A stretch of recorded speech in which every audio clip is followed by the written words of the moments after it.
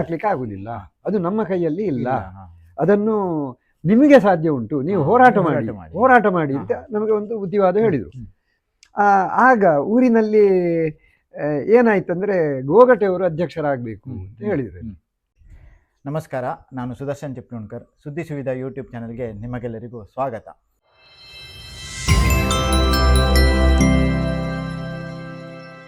ಇವತ್ತಿನ ನಮ್ಮ ಅತಿಥಿಗಳು ಎನ್ ಕರುಣಾಕರ ಗೋಗಟೆ ಅಂಥೇಳಿ. ಅವರು ಆರ್ಯಭಟ ಪ್ರಶಸ್ತಿ ಪುರಸ್ಕೃತರು ಮತ್ತು ಸಮಾಜ ಸೇವೆಯಲ್ಲಿ ಬಹಳ ಹೆಸರುವಾಸಿಯಾಗಿದ್ದಾರೆ. ಒಂದು ಪ್ರತಿ ಮನುಷ್ಯನಿಗೆ ಸಮಾಜದವರು ಅಂದರೆ ನಾವು ಬೆಳೆಯೋದ್ರ ಜೊತೆಗೆ ನಮ್ಮ ಸಮಾಜದವರು ಅಂದರೆ ಜನರು ಕೂಡ ನಮ್ಮೊಟ್ಟಿಗೆ ಬೆಳೆದ್ರೆ ಅದೇ ನಿಜವಾದ ಒಂದು ಸಮಾಜದ ಬೆಳವಣಿಗೆ ಅಂತ ಹೇಳಿ ಒಂದು ಸತ್ಯವನ್ನು ಅರಿತುಕೊಂಡಿರುವಂಥ ಕೆಲವು ಮಂದಿಯಲ್ಲಿ ಕರುಣಾಕರ್ ಗೋಗಟೆಯವರು ಕೂಡ ಒಬ್ಬರು. ಸೊ ಹಾಗೆ ನಮ್ಮ ಯೂಟ್ಯೂಬ್ ಚಾನಲ್ಗೆ ಅವರನ್ನು ನಾನು ಸ್ವಾಗತಿಸ್ತಾ ಇದ್ದೇನೆ. ಸ್ವಾಗತ ಕರುಣಾಕರ್ ಗೋಗಟೆಯವರೇ. ನಿಮ್ಮದೊಂದು ಕಿರು ಪರಿಚಯ ಹೇಳಿ. ನೋಡಿ, ನಾನು ಕರುಣಾಕರ್ ಗೋಗಟೆ, ಈಗಲೇ ಹೇಳಿದ್ದೀರಿ ನೀವು. ನಾನು 1953ನೇ ಇಸ್ವಿಯಲ್ಲಿ ಇದೇ ಸ್ಥಳದಲ್ಲಿ ಹುಟ್ಟಿದ್ದು. ನಮ್ಮ ತಂದೆಯವರು ಕಾಶಿನಾಥ ಭಟ್ ಗೋಗಟೆಯವರು, ಅಮ್ಮ ಗಂಗಾಬಾಯಿ ಗೋಗಟೆ. ಇವರ ಎರಡನೇ ಪುತ್ರನಾಗಿ ನಾನು ಇಲ್ಲಿ ಜನಿಸಿದ್ದು. ನಾನು ನಮ್ಮ ಸಂದರ್ಶನ ಆಗಬೇಕು ಹೇಳುವಾಗ ನಾನು ಇಲ್ಲಿಗೆ ಕರ್ಕೊಂಡು ಬಂದದ್ದು ಯಾಕೆಂದರೆ ಇದು ಒಂದು ನಮ್ಮ ಮನೆ ದೇವರು, ಇದು ಸಿದ್ಧಿವಿನಾಯಕ ದೇವರು. ಮತ್ತೆ ಇದಕ್ಕೊಂದು ಇತಿಹಾಸ ಉಂಟು. ನಿಮ್ಮ ಅಜ್ಜ ಇಲ್ಲಿ ನಮ್ಮ ದೇವರಿಗೆ ಒಂದು ಬೆಳ್ಳಿಯ ಕವಚವನ್ನು 63ನೇ ಇಸ್ವಿಯಲ್ಲಿ ಮಾಡಿಕೊಟ್ಟದ್ದು ಅಂತ ಇವತ್ತು ಅಣ್ಣ ಹೇಳಿದರು. ನಾನು ಹುಟ್ಟುವುದಕ್ಕಿಂತ 10 ವರ್ಷ 65ರಲ್ಲಿ ಮಾಡಿಕೊಟ್ಟರು. ಹಾಗೆ ಅದನ್ನು ಮತ್ತು ಎದುರಿನ ಒಂದು ಮಂಟಪ, ಅದಕ್ಕೆ ಒಂದು ಹಿತ್ತಾಳೆಯ ಇದನ್ನೆಲ್ಲ ತುಡಿಸಿದ್ದೆಲ್ಲ ಅವರು ಮಾಡಿದ ಕೆಲಸ. ಹಾಗೆ ನಮಗೂ ನಿಮಗೂ ಬಹಳಷ್ಟು ಹಿಂದಿನಿಂದಲೇ ನಮ್ಮ ತಂದೆಯವರಿಗೂ ಮತ್ತೆ ನಿಮ್ಮ ಅಜ್ಜನಿಗೆ ಎಲ್ಲ ಒಳ್ಳೆಯ ಬಾಂಧವ್ಯ ಇತ್ತು, ಅಥವಾ ನಿಮ್ಮ ತಂದೆಯವರದ್ದು ಕೂಡ ನಮಗೆ ಒಳ್ಳೆಯ ಪರಿಚಯ. ಹಾಗೆ ನನ್ನ ಸಂದರ್ಶನದ ಆರಂಭದಲ್ಲಿ ನೀವು ಎಲ್ಲಿ ಹುಟ್ಟಿ ಬೆಳೆದದ್ದು ಅಂತ, ನಾನು ಹುಟ್ಟಿ ಬೆಳೆದ ಊರು ಇದು. ಆದ್ರಿಂದ ನಾನು ನಾಡೋಳಿ ಅಂತ ಹೇಳುವಂಥದ್ದು ಹೊಸಮಠದಲ್ಲಿ ಇರುವಂಥದ್ದು. ಇಲ್ಲಿಂದ ಒಂದು 30 ಕಿಲೋಮೀಟರ್ ದೂರದಲ್ಲಿ ಹೊಸಮಠ ಇದೆ. ಈ ಪ್ಲೇಸಿಗೆ ಹತ್ಯಡ್ಕ ಗ್ರಾಮದ ಹೊಸತೋಟ ಅಂತ, ನವೇದರ ಅಂತ ನಮ್ಮ ಭಾಷೆಯಲ್ಲಿ ಹೇಳ್ತಾರೆ. ನವೇದರ ವಟಾರು ಇದು, ನಮ್ಮದು ಹೊಸಮಠ ವಟಾರು ಅದು. ಆದ್ರೆ ಈ ಶಿಶಿಲ ಸೀಮಾ ಚಿತ್ಪಾವನ ಸಮಾಜದ ಒಳಗೆ ನಮ್ಮ ಹೊಸಮಠ ಕೂಡ ಬಂದಿದೆ. ಈಗ 4 ವಠಾರಗಳು ಅಂತ ನಾವು ಏನು ಶಿಶಿಲ ಸೀಮಾ ಚಿತ್ಪಾವನ ಸಮಾಜವನ್ನು ಹೇಳ್ತೇವೋ ಅದರಲ್ಲಿ ಹೊಸಮಠ ಕೂಡ ಬಂದಿದೆ. ಆದ್ರಿಂದ ಹೊಸಮಠದವರಿಗೆ ಕೂಡ ಈ ಶಿಶಿಲ ಸೀಮಾ ಚಿತ್ಪಾವನ ಸಮಾಜದ ಸದಸ್ಯರಾಗ್ಲಿಕ್ಕೆ, ಅದರಲ್ಲಿ ಅಧ್ಯಕ್ಷರಾಗ್ಲಿಕ್ಕೆ, ಎಲ್ಲ ಆಗ್ಲಿಕ್ಕೂ ಅರ್ಹತೆ ಇದೆ. ಹಾಗೆ ಇದು ನನ್ನ ಒಂದು ಪ್ರಾರಂಭದ ನಿಮಗೆ ಪರಿಚಯವನ್ನ ಹೇಳಿದ್ದು. ಹಾಗೆ ನಾನು ಈಗ ನಮ್ಗೆ ಒಂದು ಅನ್ನಿಸಿದೆ ಏನಂತ ಹೇಳಿದ್ರೆ, ನಮ್ದು ಕೂಡ ಭಾರಿ ಯೋಗ. ಯಾಕಂತ ಹೇಳಿದ್ರೆ, ನೀವು ಮೊದಲು ಹೇಳಿರ್ಲಿಲ್ಲ ನಾವು ಇಲ್ಲಿ ಮಾಡುವಂಥದ್ದು ಅಥವಾ ಇಲ್ಲಿ ಬರುದು ಅಂತ ಹೇಳಿ ನಾವು ಯಾರು ಎಣಿಸಿರ್ಲಿಲ್ಲ. ನಾವು ಅವರ ಮನೆಗೆ ಹೋಗುದು ಅಂತ ಹೇಳಿ ಇತ್ತು, 1ನೇ ಪಾಯಿಂಟ್. 2ನೇದು ಏನು ಅಂತ ಹೇಳಿದ್ರೆ, ಈ ದೇವಸ್ಥಾನಕ್ಕೂ ನಮ್ಮ ಅಜ್ಜನಿಗೂ ಕನೆಕ್ಷನ್ ಉಂಟು ಅಂತ ಹೇಳಿ ನನಗೆ ಇಲ್ಲಿ ಬಂದ ಮೇಲೆ ಗೊತ್ತಾದದ್ದು ಒಂದು. ಮತ್ತೊಂದು, ಇವತ್ತು ಇಲ್ಲಿ ಪ್ರತಿಷ್ಠಾವರ್ಧಂತಿ ಅಂತ ಹೇಳಿ ಕೂಡ ನಾನು ಕೇಳಿ ತಿಳ್ಕೊಂಡೆ. ಹಾಗಾಗಿ ಇದು ಭಾರಿ ಒಂದು ಸೂಕ್ತ, ಅಂದ್ರೆ ಅನ್ಪ್ಲಾನ್ಡ್, ನಮ್ದು ಪ್ಲಾನ್ ಯಾವ್ದು ನಡೆಯುವುದಿಲ್ಲ ಹೇಳುವುದಕ್ಕೆ ಇದೊಂದು ಸೂಕ್ತವಾದಂತಹ ಉದಾಹರಣೆ. ಭಗವಂತನ ಇಚ್ಛೆಯೇ ಅಂತಿಮ ಅನ್ನೋದಕ್ಕೆ ಇದೊಂದು ಲೈವ್ ಎಕ್ಸಾಂಪಲ್. ಸೊ ಹಾಗಾಗಿ ಇವತ್ತು ನಮ್ಗೆ ಕೂಡ ಬಹಳ ಖುಷಿ ಆಗ್ತಾ ಉಂಟು. ನಾವು ಕೂಡ ಸಿದ್ಧಿವಿನಾಯಕ ದೇವರೇ ನಮ್ದು ಇಷ್ಟ ದೇವರು. ಹಾಗಿರುವಾಗ ನಾವು ಇಲ್ಲಿ ಬಂದು ಇವತ್ತು ನಾವು ನಿಮ್ಮ ಸಂದರ್ಶನವನ್ನು ದೇವರ ಎದುರಿಗೆ ಮಾಡುವಂಥದ್ದಂತೂ ಬಹಳ ನನಗೆ ಸಂತೋಷ ಆಗಿದೆ. ಅಂದ್ರೆ ಅವನದ್ದು ಏನೋ ಒಂದು ಇದರಲ್ಲಿ ಒಂದು ಪ್ಲಾನ್ ಇರಬೇಕು ಮುಂದೆ, ನಮ್ಗೆ ಗೊತ್ತಿಲ್ಲ ಅದು. ಸೊ ಹಾಗಾಗಿ ಇದು ಒಂದು ನಮಗೆ ಅತಿ ಉತ್ಕೃಷ್ಟವಾದಂತಹ ಒಂದು ವಿಷಯ. ಓಕೆ, ನಿಮ್ಮ ಇದು ಶಿಕ್ಷಣ ಎಲ್ಲ ಎಲ್ಲಿ ಆಯಿತು? ಬಾಲ್ಯ ಶಿಕ್ಷಣ ಮತ್ತೆ ಎಲ್ಲಿವರೆಗೆ ನೀವು ಕಲ್ತಿದ್ದೀರಿ? ಹೇಗೆ? 1953ನೇ ಇಸ್ವಿಯಲ್ಲಿ ನಾನು ಹುಟ್ಟಿದ್ದು ಇದೇ ಊರಲ್ಲಿ. ಇಲ್ಲಿಂದ ಒಂದು ಫರ್ಲಾಂಗ್ ದೂರದಲ್ಲಿ ನಮ್ಮ ಹೊಸತೋಟ ಸರಕಾರಿ ಕಿರಿಯ ಪ್ರಾಥಮಿಕ ಶಾಲೆ ಇದೆ. ಇಲ್ಲಿ ನಾನು 4ನೇ ಕ್ಲಾಸ್ನವರೆಗೆ 5ನೇ ಕ್ಲಾಸ್ನವರೆಗೆ ಇಲ್ಲಿ ಕಲ್ತದ್ದು. ಆಮೇಲೆ ಇಲ್ಲಿಂದ ಮುಂದೆ ಒಂದು 4 ಕಿಲೋಮೀಟರ್ ದೂರದಲ್ಲಿ ಅರಸಿನಮಕ್ಕಿ ಅಂತ ಹೇಳುವ ಒಂದು ಊರಿದೆ. ಒಂದು 5 ಕಿಲೋಮೀಟರ್ ಆಗ್ಬೋದು ಮಾರ್ಗದಲ್ಲಿ ಹೋದ್ರೆ. ಆದ್ರೆ ನಾವು ಎಲ್ಲ ನಡ್ಕೊಂಡು ಹೋಗ್ತಾ ಇದ್ದದ್ದು. ಅಲ್ಲಿ ಗೋಪಾಲಕೃಷ್ಣ ಐಡೆಡ್ ಹೈಯರ್ ಪ್ರೈಮರಿ ಶಾಲೆ ಅಂತ 7ನೇ ತರಗತಿವರೆಗೆ ಅಲ್ಲಿ ಇತ್ತು. ಆದರೆ ನಾನು ಅಲ್ಲಿಯ ಹಳೆ ವಿದ್ಯಾರ್ಥಿ. ಒಂದೇ ವರ್ಷ 6ನೇ ಕ್ಲಾಸಿನಿಗೆ ಮಾತ್ರ ಹೋದೆ. ಯಾಕೆ ಹೋದೆ ಅಂದ್ರೆ 7ನೇಗೂ ಕೂಡ ಅಲ್ಲಿ ಹೋಗ್ಬೋದಿತ್ತು ನನಗೆ. ಆದರೆ ಅಣ್ಣನನ್ನು ಪುತ್ತೂರು ಬೋರ್ಡ್ ಹೈಸ್ಕೂಲಿಗೆ ಅಪ್ಪ ಸೇರಿಸಿದರು. ಆಗ ಏನಾಯ್ತು ಅಂದ್ರೆ ನನ್ನನ್ನು ಕೂಡ ಹೈಯರ್ ಎಲಿಮೆಂಟ್ರಿಗೆ 7ನೇ ಕ್ಲಾಸಿಗೆ ಪುತ್ತೂರಿಗೆ ಕಳಿಸಿದ್ರು. ಹಾಗೆ ಪುತ್ತೂರಿನಲ್ಲಿ ನಾನು ಬೇರೆ ಬೇರೆ ಶಾಲೆಗಳಲ್ಲಿ, ಇಲ್ಲಿ ಹೊಸತೋಟ ಕಿರಿಯ ಪ್ರಾಥಮಿಕ ಶಾಲೆ, ಗೋಪಾಲಕೃಷ್ಣ ಹೈಯರ್ ಪ್ರೈಮರಿ, ಆಮೇಲೆ ಸರಕಾರಿ ಹೈಯರ್ ಪ್ರೈಮರಿ ಅಲ್ಲಿತ್ತು ಪುತ್ತೂರಲ್ಲಿ, ಅಲ್ಲಿ 1 ವರ್ಷ, ಆಮೇಲೆ Puttur board high school. Board high school ಅಂದರೆ ಅದು ಜೂನಿಯರ್ ಕಾಲೇಜ್ ಈಗ. ಅಂತೂ ಆ ಬೋರ್ಡ್ ಹೈಸ್ಕೂಲಲ್ಲಿ PUC ವರೆಗೆ ವಿದ್ಯಾಭ್ಯಾಸವನ್ನು ಮಾಡಿದೆ. ವಿದ್ಯಾಭ್ಯಾಸವನ್ನು ಮಾಡಿದ ಮೇಲೆ ನಾನು ಇದರಲ್ಲಿ SLC ವರೆಗೆ ನಾನು ಗಣಿತದ ಹುಡುಗ, PCM ಹಾಗೆಲ್ಲ PCM ಅಂತಲೇ ಇತ್ತು. PUCಯಲ್ಲಿ ನನಗೆ ಅದು ಸ್ವಲ್ಪ ಕಷ್ಟ ಅಂತ ಕಂಡಿತು. SLCಯಲ್ಲಿ ನಾನು ಗೆ ಹೆಚ್ಚು ಗಮನವೇ ಕೊಡ್ತಿರ್ಲಿಲ್ಲ. ಹಾಗೆ ನಾನು ಹೇಳಿದೆ ಹೆಡ್ ಮಾಸ್ಟರಲ್ಲಿ, ಏನಂದರೆ ನನಗೆ PUCಯಲ್ಲಿ ಇದು ಬೇಡ. ಇಲ್ಲ ಮರ, ನೀನು PCM ಎಲ್ಲ ತಗೊಂಡು ಇದನ್ನು ಯಾವುದನ್ನು ನೀನು ಇಂಜಿನಿಯರಿಂಗ್ ಮಾಡು, ನಿನಗೆ ಸಾಧ್ಯ ಉಂಟು, ನೀನು ಯಾಕೆ ಅದನ್ನೆಲ್ಲ. ಇಲ್ಲ ನಾನು ಖಂಡಿತ ಮಾಡೋದಿಲ್ಲ, ನನಗೆ ಆರ್ಟ್ಸ್ ಕೊಡಿ ಅಂತ ಹೇಳಿದೆ. ಆರ್ಟ್ಸ್ ಕೊಡಿ ಅಂತ ಹೇಳಿದ್ದಕ್ಕೆ ಅವರು ಏನು ಹೇಳಿದರು, ಇಲ್ಲ ನಿನಗೆ ಆರ್ಟ್ಸ್ ಕೊಡೋದೇ ಇಲ್ಲ, ನೀನು PCB ಅನ್ನು ಮಾಡು ಅಂತ. ಹಾಗೆ PUCಯಲ್ಲಿ ಬಯಾಲಜಿಯನ್ನು ತಗೊಂಡು PCBಯನ್ನು ಇದನ್ನು PUC ಒಂದು ಕಂಪ್ಲೀಟ್ ಮಾಡಿದೆ. PUC ಕಂಪ್ಲೀಟ್ ಮಾಡಿ ಆಗಲೂ ಅವರು ಅಂದರೆ ಹೆಡ್ ಮಾಸ್ಟ್ರು ನಮ್ಮೊಟ್ಟಿಗೆ ಎಲ್ಲ ಬ್ಯಾಡ್ಮಿಂಟನ್ ಆಡ್ತಿದ್ರು. ಹಾಗೆ ನಮಗೆ ಮತ್ತೆ ಅವರಿಗೆ ತುಂಬಾ ಹತ್ತಿರದ ಒಂದು ಕ್ಲೋಸ್ನೆಸ್ ಇತ್ತು. ಹಾಗೆ ಅವರು ನನ್ನಲ್ಲಿ ಆ ಮಾತನ್ನು ಹೇಳಿದ್ದು, ನಿನ್ನಲ್ಲಿ ನಾನು ಆರ್ಟ್ಸ್ ಅನ್ನು ಕೊಡೋದೇ ಇಲ್ಲ. ಅಂತೂ PCB ತಗೊಂಡು ನಾನು ಅಲ್ಲಿಂದ ಹೊರಟು ಗೌರ್ಮೆಂಟ್ ಕಾಲೇಜಿಗೆ ಹೋದೆ. ಗೌರ್ಮೆಂಟ್ ಕಾಲೇಜಿಗೆ ಹೋಗಿ ಮಂಗಳೂರಲ್ಲಿ ನಾನು ಅಲ್ಲಿ ವಿವೇಕಾನಂದ ಕಾಲೇಜ್ ಇತ್ತು. ಆದ್ರೂ ನಾನೇನೋ ಏನು ಅಂತ ಗೊತ್ತಿಲ್ಲ, ನಮಗೆ ನಿಜವಾಗಿ ಆಗ ಸರಿಯಾಗಿ ಈ ಮಾರ್ಗದರ್ಶನ ಮಾಡುವವರು ಕೂಡ ನಮ್ಮಲ್ಲಿ ಅಷ್ಟು ಇರಲಿಲ್ಲ. ಯಾಕಂದ್ರೆ ತಂದೆ ಮತ್ತೆ ತಾಯಿಯವರು, ತಂದೆಯವರು 67ನೇ ಇಸ್ವಿಯಲ್ಲಿ ತೀರಿ ಹೋದ್ರು, ತಾಯಿಯವರು 72ನೇ ಇಸ್ವಿಯಲ್ಲಿ ತೀರಿ ಹೋದ್ರು. ಹಾಗೆ ಈ ಮಧ್ಯೆಯಲ್ಲಿ ಈ 68 ಅಂತ ಕಾಣ್ತದೆ. ನಾನು ಕಾಲೇಜಿಗೆ ಸೇರುವ ಸಂದರ್ಭದಲ್ಲಿ ತಾಯಿಯವರು ಅಂದರೆ ಅವರು ಅನಕ್ಷರಸ್ಥರು, ಅವರೇನು ದೊಡ್ಡ ಇದ್ದ ಅವರಲ್ಲ ಈ ವಿದ್ಯಾಭ್ಯಾಸದ ಬಗ್ಗೆ. ಅಂತೂ ನಮಗೆ ಸರಿಯಾದ ಮಾರ್ಗದರ್ಶನ ಮಾಡುವವರು ಇರಲಿಲ್ವೋ. ಮತ್ತೊಂದು ನಮಗೆ ಮತ್ತೊಂದಿತ್ತು. ಇದಕ್ಕೆ ಎಲ್ಲ ಮೂಲ ಕಾರಣ ಏನಂದರೆ, ನಮ್ಮ ತಂದೆಯವರೆಲ್ಲ ಹುಟ್ಟಿ ಬೆಳೆದವರು ಹೊಸಮಠ. ನಮಗೆ ಪಿತ್ರಾರ್ಜಿತ ಆಸ್ತಿ ಇದ್ದದ್ದು ಹೊಸಮಠದಲ್ಲಿ, ದೊಡ್ಡ ಆಸ್ತಿ ನಮ್ಮಲ್ಲಿ ಇದ್ದದ್ದು ಹೊಸಮಠದಲ್ಲಿ. ಈ ಹೊಸಮಠದಲ್ಲಿ ಈ ಆಸ್ತಿ ನಮ್ಮ ತಂದೆಯವರ ಪಾಲಿಗೆ ಬಂತು. ಅದು ಶುರುವಿಗೆ ಅವರ ಅಣ್ಣನ ಪಾಲಿಗೆ ಇದ್ರೂ ಕೂಡ ಅದನ್ನು ಅವರ ಅಣ್ಣ ಎಲ್ಲ ಕಳ್ಕೊಂಡ ಮೇಲೆ ತಂದೆಯವರು ಅದನ್ನು ಇದರಲ್ಲಿ ಏಲಮಲ್ಲಿ ಪಡ್ಕೊಂಡ್ರು. ಹಾಗೆ ತಂದೆಯವರ ಪಾಲಿಗೆ ಬಂದ ಆಸ್ತಿಯನ್ನು ನೋಡಿಕೊಳ್ಳಿಕ್ಕೆ ನಾವು ಹೋಗಲೇಬೇಕಾದ ಅನಿವಾರ್ಯತೆ ಇತ್ತು. ಆದ್ರಿಂದ ನಮಗೆ ಒಂದು ಮೊದಲಿನಿಂದಲೇ ಆ ಒಂದು ಮಾನಸಿಕತೆ ಇತ್ತು, ಏನಂದ್ರೆ ನಾನು ಏನು ಕಲಿತು ಕೂಡ ಉದ್ಯೋಗಕ್ಕೆ ಹೋಗುವ ಅವಶ್ಯಕತೆ ಇಲ್ಲ, ಬರಬೇಕಿಲ್ಲಿಗೆ, ನಾವು ಹೊಸಮಠದಲ್ಲಿ ಆ ತೋಟವನ್ನು ನೋಡಿಕೊಳ್ಬೇಕಾಗ್ತದೆ, ಕೃಷಿಯನ್ನು ನೋಡಿಕೊಳ್ಬೇಕಾಗ್ತದೆ. ಹಾಗೆ ನಾನೇನು ಮಾಡಿದೆ, ಗೌರ್ಮೆಂಟ್ ಕಾಲೇಜಲ್ಲಿ ಆರ್ಟ್ಸ್ ಅನ್ನು ತಗೊಂಡೆ, ಸಿಲೆಕ್ಟ್ ಮಾಡಿದೆ. 3 ವರ್ಷ ಗೌರ್ಮೆಂಟ್ ಕಾಲೇಜಿಗೆ BA ಮಾಡಿ ಅದು ಕೂಡ ನಾವು ಹೆಚ್ಚು ಗಮನ ಕೊಡ್ತಿರ್ಲಿಲ್ಲ. ಯಾರು ಕ್ಲಾಸಿನಲ್ಲಿ ಮನಸ್ಸಿಲ್ಲ ಅವರು ದಯವಿಟ್ಟು ಹೊರಗೆ ಹೋಗಿ ಅಂತ ಹೇಳ್ತಿದ್ರು ನಮ್ಮ ಕೆಲವು ಲೆಕ್ಚರರ್ಸ್. ನಾವೆಲ್ಲ ಹೊರಗೆ ಹೋಗುವ ಕೆಲವು ವಿದ್ಯಾರ್ಥಿಗಳಲ್ಲಿ ನಾವೆಲ್ಲ ಇದ್ದೆವು. ಆದರೂ ಏನೋ ಪುಣ್ಯದಲ್ಲಿ ನನ್ನ ಈ ವಿದ್ಯಾಭ್ಯಾಸ ಮತ್ತು ನಮಗೆ ಅಂಕ ತೆಗೆಯುವ ಒಂದು ಇದೊಂದು ಇತ್ತು, ಅಂತೂ ಟ್ಯಾಲೆಂಟ್ ಇತ್ತು. ಅಂತೂ ನಾನು BA ಅನ್ನು ಫಸ್ಟ್ ಅಟೆಂಪ್ಟ್ ಅಲ್ಲಿ ಅದನ್ನು ಸೆಕೆಂಡ್ ಕ್ಲಾಸಲ್ಲಿ ಪಾಸ್ ಮಾಡಿದೆ. ಪಾಸ್ ಮಾಡಿ ಹೊರಗೆ ಬಂದು 72ರಲ್ಲಿ ನಾನು ವಿದ್ಯಾಭ್ಯಾಸವನ್ನು ನಮ್ಮ ಪದವಿಯನ್ನು ಪಡೆದ ನಂತರ ಒಂದು 3-4 ವರ್ಷ ಇಲ್ಲಿದ್ದೆ, ಇದೇ ಊರಲ್ಲಿದ್ದೆ. ಆ ಊರಲ್ಲಿ ಇರುವ ಸಂದರ್ಭ ನಮ್ಮ ಈ ಊರಿನಲ್ಲಿರುವ ನನ್ನ ಎಲ್ಲ ಸಹೋದ್ಯೋಗಿಗಳು ಅಂದ್ರೆ ನನ್ನ ಪ್ರಾಯದ ಮಕ್ಕಳೊಟ್ಟಿಗೆ ಬಹಳಷ್ಟು ನಾನು ಇದಾಗ್ತಿದ್ದೆ ಎಲ್ಲ ವಿಷಯದಲ್ಲಿ. ಯಾಕಂದ್ರೆ ನಮ್ಮ ಗೋಪಾಲಕೃಷ್ಣ ಹೈಯರ್ ಪ್ರೈಮರಿ ಶಾಲೆಯಲ್ಲಿ ಪ್ರತಿ ವರ್ಷ ವಾರ್ಷಿಕೋತ್ಸವ, 2-3 ದಿವಸದ ವಾರ್ಷಿಕೋತ್ಸವ, 2 ದಿವಸ ಅಂತ ಇದ್ದೇ ಇರ್ತದೆ. ಒಂದು ದಿವಸ ಅವರಿಗೆ, ಮತ್ತೊಂದು ದಿವಸ ಹಳೆ ವಿದ್ಯಾರ್ಥಿಗಳಿಗೆ ಅಂತ.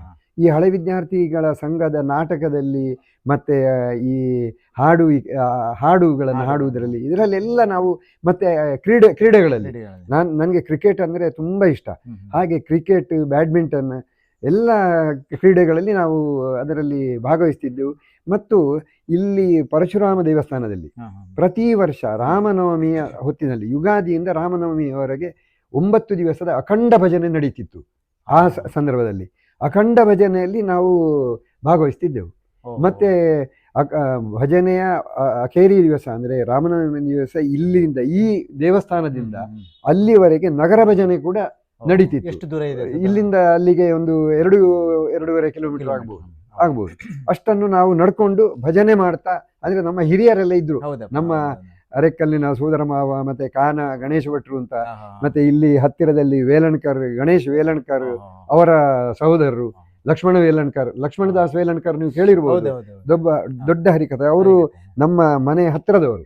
ಅವರದ್ದೆಲ್ಲ ನಮ್ಮ ಮೇಲೆ ಭಜನೆಯ ಬಗ್ಗೆ ಸ್ವಲ್ಪ ಪ್ರಭಾವ ಇದೆ. ಹಾಗೆ ಆ ಹೊತ್ತಿನಲ್ಲಿ ನಾವು, ಮತ್ತೆ ಕೃಷ್ಣ ಗಣೇಶ್ ಬೆಡೆಯವರು ಅಂತ, ಅವರು ಹಾರ್ಮೋನಿಯಂ, ಪಿಟೀಲು ಎಲ್ಲ ವಾದಕರು. ಅಂಥವರ ಒಟ್ಟಿಗೆ ನಾವು ಕೂಡ ಇಲ್ಲಿ ಭಜನೆಯಲ್ಲಿ ಎಲ್ಲ ತೊಡಗಿಸಿಕೊಳ್ತಿದ್ದೆವು. ಹಾಗೆ ನನ್ನ 72ರಿಂದ 76ರವರೆಗೆ ನಾನು ಇಲ್ಲಿ ನಿಂತಿದ್ದೆ. ಇಲ್ಲಿ ಈ ಊರಲ್ಲಿ ಇರುವಾಗ ಎಲ್ಲಾ ಚಟುವಟಿಕೆಗಳಲ್ಲಿ ನಾನು ಸಕ್ರಿಯವಾಗಿ ಭಾಗವಹಿಸಿದ ಕಾರಣ ಎಲ್ರಿಗೂ ಕರುಣು ಅಂದ್ರೆ ಒಂದು ಬಹಳ ಕ್ಲೋಸ್. ಹೌದು, ಎಲ್ಲರೂ ನನ್ನನ್ನು ಯಾರು ಕೂಡ ಕರುಣಾಕರ ಅಂತ ಕರೆದದ್ದು ಇಲ್ಲ. ಇಲ್ಲಿ ಅವರು ಎಲ್ಲರೂ ಕರೆಯೋದು ಕರುಣು ಅಣ್ಣ, ಕರುಣು ಮಮ್ಮ, ಅಥವಾ ಕರುಣು ಅಂತಲೇ ನಿಕ್ ನೇಮ್ ಕರುಣು ಅಂತಲೇ. ಹಾಗೆ ಇಲ್ಲಿ ನಾನು ಹುಟ್ಟಿ ಬೆಳೆದ ಈ ಊರಿನಲ್ಲಿ ಇದ್ದು 76ರ ನಂತರ ನಾನು ಹೊಸಮಠಕ್ಕೆ ಹೋದೆ. 76. ಆಗ ನಮ್ಮ ಇಲ್ಲಿ ಒಬ್ರು ಅದೇ ಲಕ್ಷ್ಮಣದಾಸ್ ವೇಲಣ್ಕರ ತಾಯಿ ಗೌರಿ ಅಕ್ಕ ಅಂತ, ತುಂಬಾ ಅಜ್ಜಿ, ಅವರು ಕೇಳ್ತಿದ್ರು, ಹೌದಾ ಕರುಣು, ನೀನು ಇಷ್ಟು ಇಲ್ಲಿಯ ಹುಡುಗರೊಟ್ಟಿಗೆ ಎಲ್ಲ ಸಕ್ರಿಯವಾಗಿ ಭಾಗವಹಿಸಿದವ, ನಿನ್ನ ನಾಡೋಳಿ ಅಂತ ಹೇಳೋದು ಕಾಡಿನಲ್ಲಿ ಇರುವುದು ಮಾರಾಯ, ಅಲ್ಲಿಗೆ ನೀನು ಹೋಗ್ಲಿಕ್ಕೆ ಮನಸ್ಸು ಮಾಡಿದ್ದೆ ಹೇಗೆ ಅಂತ ಕೇಳ್ತಿದ್ರು. ಆದ್ರೆ ಅದು ಏನಂದ್ರೆ ನಮ್ಗೆ ಹೋಗ್ಲೇಬೇಕು, ನಮ್ಮ ಕರ್ತವ್ಯವೇ ಅದು. ಯಾಕಂದ್ರೆ ನಮ್ಗೆ ಮತ್ತೆ ಅಣ್ಣನಿಗೆ ಸಾಧಾರಣ ಅದೇ 73-74ರಲ್ಲಿ ಪಾಲೆಲ್ಲ ಸರಿಯಾದ ಪಾಲಾಗುವಾಗ ನನಗೆ ಹೊಸಮಠ ಅಂತ ಅವರು ನಿರ್ದೇಶನ ಕೊಟ್ಟರು. ಆದ್ರಿಂದ ನಾನು ಹೋಗ್ಲೇಬೇಕಾದ ಸಂದರ್ಭ ಬಂತು. ಆಮೇಲೆ ಇದಿಷ್ಟಾಗಿ ನಿಮ್ಗೆ ಆಸ್ತಿಯಲ್ಲಿ ಪಾಲು ಸಿಕ್ಕಿತ್ತು, ನೀವು ಆಸ್ತಿ ನೋಡಿಕೊಳ್ಳಿಕ್ಕೆ ಒಂದು ವ್ಯವಸ್ಥೆ ಆಯಿತು. ಮತ್ತೆ ನಿಮ್ಗೆ ಈ ಸಮಾಜಮುಖಿ ಕಾರ್ಯಕ್ರಮಗಳ ಬಗ್ಗೆ ಆ ಒಲವು ನಿಮ್ಗೆ ಯಾವಾಗ ಬಂತು? ಅದು ನಿಮ್ಗೆ ಸಣ್ಣದಿರುವಾಗಲಿಂದ, ಅಂದ್ರೆ ಕಾಲೇಜಿಗೆ ಹೋಗುವಾಗಲೇ ಅಂತಹ ಒಂದು ತುಡಿತ ಇತ್ತ, ಅಥವಾ ಏನಾದ್ರೂ ಅದಕ್ಕೆ ಕಾರಣಗಳು ಉಂಟಾ? ಏನಾದ್ರೂ ಒಂದು ಆದಂಥ ಘಟನೆಗಳಿರಲಿ ಜೀವನದಲ್ಲಿ ಆದದ್ದು, ಅಥವಾ ಹೇಗೆ ಅದು ಟರ್ನ್ ಆಯ್ತು? ಸಮಾಜ ಸೇವೆಯಲ್ಲಿ ಇಷ್ಟೊಂದು ದೊಡ್ಡ ನೀವು ಸಾಧನೆಯನ್ನು ಮಾಡಲಿಕ್ಕೆ ಕಾರಣ ಏನು ಅಂತ ಹೇಳಿ? ನಿಜವಾಗಿ ನಾನು ಅದೇ ಕಾಲೇಜಿಗೆ ಹೋಗಿ ನಂತರ ಇಲ್ಲಿ ಬಂದು ಇಲ್ಲಿ ಕೆಲವು ವರ್ಷ ಇದ್ದೆ. ಮತ್ತೆ ಈ ಸಮಾಜದೊಟ್ಟಿಗೆ ಜೀವನ ಮಾಡೋದೇ ಒಂದು ಅಭ್ಯಾಸ ಆಯಿತು. ಯಾಕಂದ್ರೆ ನಾನು ಹೇಳಿದೆ ನೋಡಿ ಆಗ್ಲೇ, ಏನಂದ್ರೆ ನನ್ನ ಪ್ರಾಯದ ಸ್ನೇಹಿತರೊಟ್ಟಿಗೆ ಎಲ್ಲ ಕಲಿಯುವುದು, ಅದರಲ್ಲಿ ಒಂದು ತುಂಬಾ ಜೀವನದಲ್ಲಿ ಒಂದು ಉತ್ಸಾಹ ಇರ್ತದೆ. ಮತ್ತೆ ಹಾಗಿರುವಾಗ ಇದನ್ನೆಲ್ಲ ನಾವು ಸಮಾಜದಿಂದಲೇ ಪಡ್ಕೊಳ್ಳುದು. ಹಾಗಿದ್ರೆ ನಾವು ಸಮಾಜಕ್ಕೆ ಏನಾದ್ರು ಕೊಡಬೇಕಲ್ಲ. ನಾನೇನೋ 76ರಲ್ಲಿ ಹೋದೆ, ಹೊಸಮಠಕ್ಕೆ ಹೋದೆ. ಹೊಸಮಠದಲ್ಲಿ ನನ್ನ ಜೀವನವನ್ನು ಆರಂಭಿಸಿದೆ. ಆ ಸಮಯದಲ್ಲಿ ಏನಾಯ್ತಂದ್ರೆ 76ರಲ್ಲಿ ನಾನು ಹೋಗುವಾಗ ಅಲ್ಲಿ ಮನೆಯಲ್ಲಿ ಒಬ್ಬನೇ. ಆಗ ನನ್ನೊಟ್ಟಿಗೆ ಒಬ್ರು ಅಜ್ಜಿ ಎಲ್ಲ ಇದ್ರು ಸ್ವಲ್ಪ ಸಮಯ. ಆದ್ರೆ ಇದೆಲ್ಲ ಶಾಶ್ವತ ಅಲ್ಲ.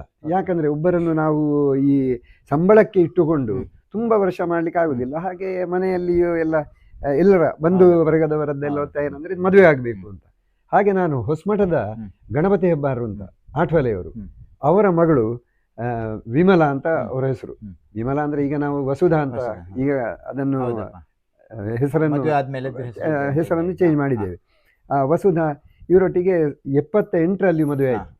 ಈ 78ರಲ್ಲಿ ಎಲ್ಲ ಮದುವೆ ಆಗುವ ಹೊತ್ತಿಗೆ ಸಮಾಜ ಸೇವೆಯದ್ದು ಅಷ್ಟು ಹೆಚ್ಚು ಒಲವು ಇರಲಿಲ್ಲ. ಅಂತೂ ಬರ್ಬರ್ತಾ 78ರಲ್ಲಿ ಮದುವೆ ಆಯಿತು. 81ರಲ್ಲಿ ನಮ್ಮ ಪ್ರಥಮ ಪುತ್ರನ ಜನನ ಆಯಿತು. 84ರಲ್ಲಿ ಎರಡನೇ ಮಗ. ಪ್ರಥಮ ಮಗನಿಗೆ ನಾವು ಸುಹಾಸ್ ಅಂತ ಹೆಸರಿಟ್ಟೆವು. ಎರಡನೇ ಮಗನ ವಿಷಯದಲ್ಲಿ ಸ್ವಲ್ಪ ವಿಶೇಷತೆ ಉಂಟು. ಏನಂದ್ರೆ ಎರಡನೇ ಮಗನ ಇದೆಲ್ಲ ನಾಮಕರಣ ನಮ್ಮ ಅಣ್ಣನ ಮನೆಯಲ್ಲಿ, ಈ ಮನೆಯಲ್ಲಿ ಆದ್ದು. ಈ ಮನೆಯಲ್ಲಿ ಆಗಿರುವಾಗ ನಮಗೆ ಒಬ್ಬರು ದೊಡ್ಡ ಅಪ್ಪನ ಮಗಳು ಒಬ್ಬರು ಇದ್ರು. ಅವರು ಚಿಕ್ಕಮಗಳೂರಿನಲ್ಲಿ ಇರ್ತಿದ್ರು. ಅವರು ಆ ಸಂದರ್ಭದಲ್ಲಿ ಬದರಿ ಕೇದಾರಕ್ಕೆಲ್ಲ ಹೋಗಿ ನಮ್ಮ ಅಣ್ಣನ ಮನೆಗೆ ಬಂದಿದ್ರು. ಅವರು ಇಲ್ಲಿ ಇರುವ ಸಮಯದಲ್ಲಿ ನಮ್ಮ ಮಗನ ನಾಮಕರಣ ಆಯ್ತು. ಆಗ ಅವ್ರು ಏನು ಹೇಳಿದ್ರಂದ್ರೆ, ಇವನಿಗೆ ಬದರಿನಾಥ್ ಅಂತ ಹೆಸರು ಇಡಬೇಕು ಅಂತ ಹೇಳಿದ್ರು. ನನ್ನ ಒಂದು ಆಸೆ ಉಂಟು, ಇಡು ಮಾರಾಯ ಅಂತ. ಅದಕ್ಕೆ ನಾನು ಹೇಳಿದೆ, ಬದರಿನಾಥ್ ಅಂದ್ರೆ ತುಂಬಾ ಉದ್ದ ಆಯ್ತು ಹೆಸರು. ಅದಕ್ಕೆ ನಾವು ಒಂದು ಮಾಡ್ತೇವೆ ಅಕ್ಕ, ಏನಂದ್ರೆ ನಿಮ್ಮ ಒಂದು ಆಸೆ ಉಂಟಲ್ವ, ಕೇದಾರಿಗೂ ಹೋಗಿ ಬಂದಿದ್ದೀರಿ, ಹಾ. ನಾವು ಕೇದಾರ್ ಅಂತ ಇಡುವ ಹಾ. ಅಂತ ಹೇಳಿ ಅವನಿಗೆ ಕೇದಾರ್ ಅಂತ ಹೆಸರು Okay. ನಾವು ಇಟ್ಟೆವು. ಹಾ, ಹಾ. 86ರಲ್ಲಿ ತಂದೆಯವರು ಅವರು ತೀರಿ ಹೋದ್ದು 67ರಲ್ಲಿ. ಹಾ, ಹಾ. ಪ್ರತಿ 19 ವರ್ಷಕ್ಕೊಮ್ಮೆ ನೀವು ನೋಡಿ ತಿಥಿ ಮತ್ತು ಡೇಟ್, ಹ್ಮ್. ತಿಥಿ ಮತ್ತು ದಿನಾಂಕ ಹಾ. ಒಂದೇ ಬರ್ತದೆ. ಪ್ರತಿ 19 ವರ್ಷಕ್ಕೆ ಇದಾಗುವಂತಹ ಹಾ. ಪುನರಾವರ್ತನೆ ಆಗುವ Okay. ಸಂದರ್ಭಗಳು. ಹಾ. ಆಗ ನಮ್ಮ ತಂದೆಯವರ ಶ್ರಾದ್ದ ಇದ್ದ ದಿವಸ ಹಾ. ಬೆಳಿಗ್ಗೆ 5ವರೆಗೆ ನಮ್ಮ ಚಿಕ್ಕ ಮಗ ಮಗ. ಮೂರನೇವ ಮೂರನೇವ. ಅವನ ಜನನ ಆಯಿತು. ಹಾ. ಆಗ ಅಣ್ಣ ಏನು ಹೇಳಿದ್ರಂದ್ರೆ, ತಂದೆಯವರ ಶ್ರಾದ್ದವನ್ನು ಕೂಡ ಇವ ನಿಲ್ಲಿಸಿ ಬಿಟ್ಟಿದ್ದಾನೆ, ಆದ್ರಿಂದ ಅಡಚಣೆ ಆಗಿದೆ. ಅಡಚಣೆ ಆದ್ರೂ ಅದು ತೊಂದರೆ ಇಲ್ಲ, ನಮಗೆ ಒಳ್ಳೆಯದು. ಆದ್ರೂ ಅದು ಏನು ಹೊತ್ತಿಗೆ ಏನು ಬಂದದ್ದಲ್ಲ, ಬೆಳಿಗ್ಗೆ ನಮ್ಗೆ ಗೊತ್ತಾಗಿದೆ, ಅದನ್ನು ನಿಲ್ಲಿಸಬಹುದು, ತೊಂದರೆ ಇಲ್ಲ. ಆದ್ರಿಂದ ಅವನಿಗೆ ಕಾಶಿನಾಥ್ ಅಂತಲೇ ಹೆಸರಿಡಬೇಕು ಅಂತ ಹೇಳಿದ್ದಕ್ಕೆ ಅಣ್ಣ ಹಾಗೆ ನಾವು 2 ಹೆಸರನ್ನು ನಮ್ಮ ಹಿರಿಯರ ಒಂದು ಅಪೇಕ್ಷೆ ಮೇರೆಗೆ ನಾವು ಇಟ್ಟದ್ದು. ಹಾಗೆ 3ನೇವನಿಗೆ ಕಾಶಿನಾಥ್. ಇದೆಲ್ಲ ಆಯ್ತು. 86ರಲ್ಲಿ ನಾನು JC ಸೇರಿದೆ.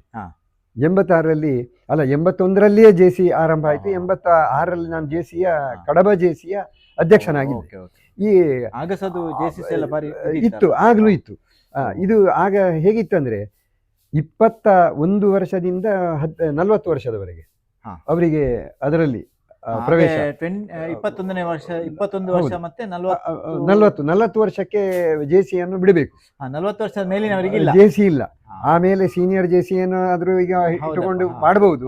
ಅಂತೂ 40 ವರ್ಷ ಅಂದ್ರೆ ಯುವಕರ ಒಂದು ಅದು ಕೂಟ. ನಿಮ್ದು ಮೊದಲ ಸಮಾಜ ಸೇವೆಯತ್ತ ಒಂದು ಹೆಜ್ಜೆ ಅಂತ ಹೇಳಿದ್ರೆ JCCಗೆ ಸೇರಿದ್ದು. ಹೌದು, JCಗೆ ಸೇರಿದ ಕಾರಣ ಏನಾಗ್ತದೆ ಅಂದ್ರೆ, JCಯಲ್ಲಿ ವ್ಯಕ್ತಿತ್ವ ವಿಕಸನ ತರಬೇತಿ ಅಂತ, ಅದು ಸಂಸ್ಥೆಯೇ ವ್ಯಕ್ತಿತ್ವ ವಿಕಸನ ತರಬೇತಿ. ಅದು ನಿಜವಾಗಿ ನೋಡಿದ್ರೆ ಸಮಾಜ ಸೇವೆ ಅಲ್ಲ, ಅದರಲ್ಲಿ ಇರುವಂತದ್ದೇನಂದ್ರೆ ವ್ಯಕ್ತಿತ್ವ ವಿಕಸನ ಆಗುವಾಗ ಈ ಸಮಾಜ ಸೇವೆ ಇದೆಲ್ಲ ಬರ್ತದೆ. ಮತ್ತೆ ಯಾವುದೇ ಸಂಸ್ಥೆ ಕೂಡ ಅದು ಅಸ್ತಿತ್ವದಲ್ಲಿ ಇರಬೇಕಾದ್ರೆ ನೀವು ಸಮಾಜ ಸೇವೆಯನ್ನು ಮಾಡದಿದ್ರೆ ಆಗುದಿಲ್ಲ.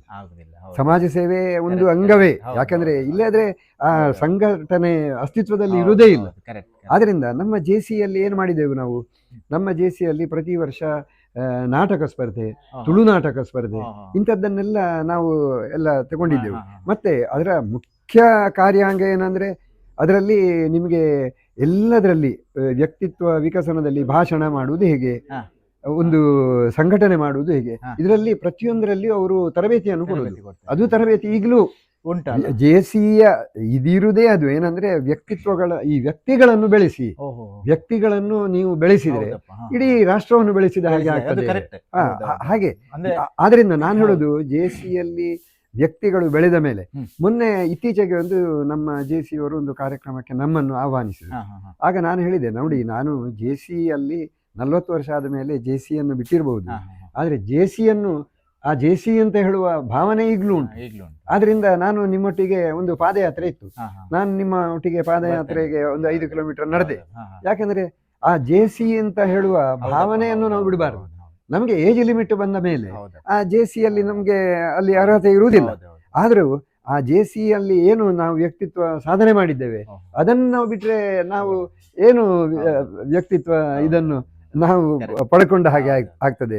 ನಾವು ತರಬೇತಿ ಪಡ್ಕೊಂಡಕ್ಕೆ ನಾವು ಸಮಾಜಕ್ಕೆ ಏನಾದರೂ ಕೊಡಬೇಕು.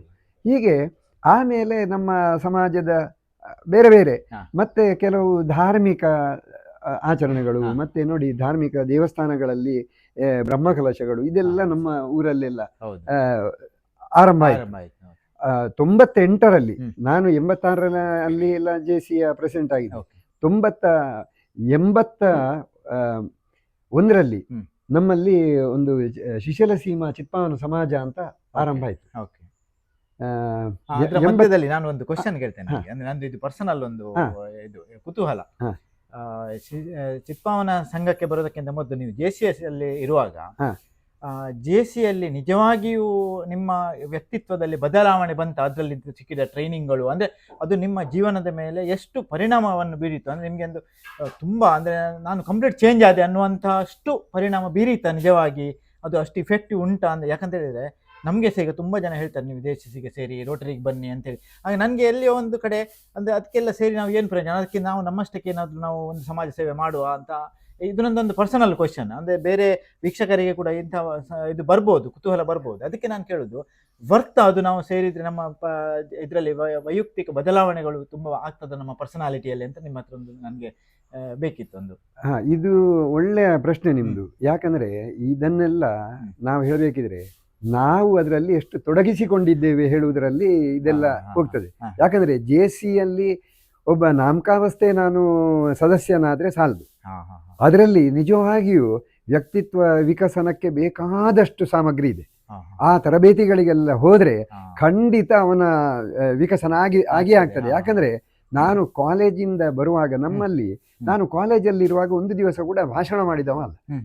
ನಮಗೆ 10 ಜನರ ಎದುರಿಗೆ ಹೋಗಿ ನಿಲ್ಲುದು ಅಂತ ಹೇಳಿದ್ರೆ ಹೆದರಿಕೆ ಆಗ್ತಿತ್ತು, ಬಾಯಿ ಖಂಡಿತ ಇತ್ತು, ನಮ್ಮಿಂದ ಮಾತಾಡ್ಲಿಕ್ಕೆ ಆಗ್ತಿರ್ಲಿಲ್ಲ.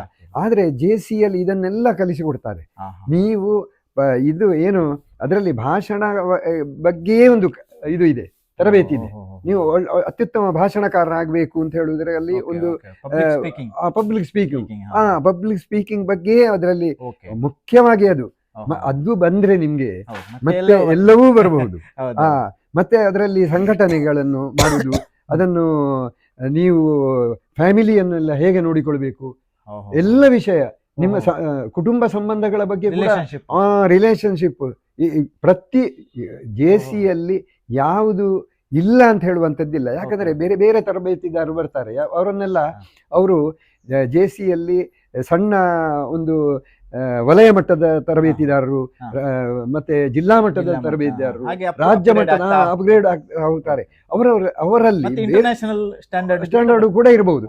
ಅವರಲ್ಲಿ ಬೇರೆ ಬೇರೆ, ಯಾಕಂದ್ರೆ ಒಂದೇ ಸಬ್ಜೆಕ್ಟ್ ಅವರು ತಗೊಳ್ಳೋದಿಲ್ಲ, ಒಬ್ಬೊಬ್ರು ಒಂದೊಂದು ಸಬ್ಜೆಕ್ಟ್ ಅಲ್ಲಿ ಅದರಲ್ಲಿ ಮಾಸ್ಟರ್ ಆಗಿರ್ತಾರೆ. ಆದ್ರಿಂದ ಅವರ ಒಂದು ಏನಿರ್ತದೆ ಆ ತರಬೇತಿಯಲ್ಲಿ ನಿಮಗೆ ಭಾಗವಹಿಸಿದ್ರೆ JC-ಯಲ್ಲಿ 40 ವರ್ಷದವರೆಗೆ ಅವನ ತರಬೇತಿ ಪಡ್ಕೊಂಡ್ರೆ ಅವ ಮತ್ತೆ ಈ ರೋಟರಿ ಮತ್ತೆ ಲಯನಿಗೆ ಸೇರ್ಲಿಕ್ಕೆ ಅರ್ಹತೆ ಪಡಿತಾನೆ.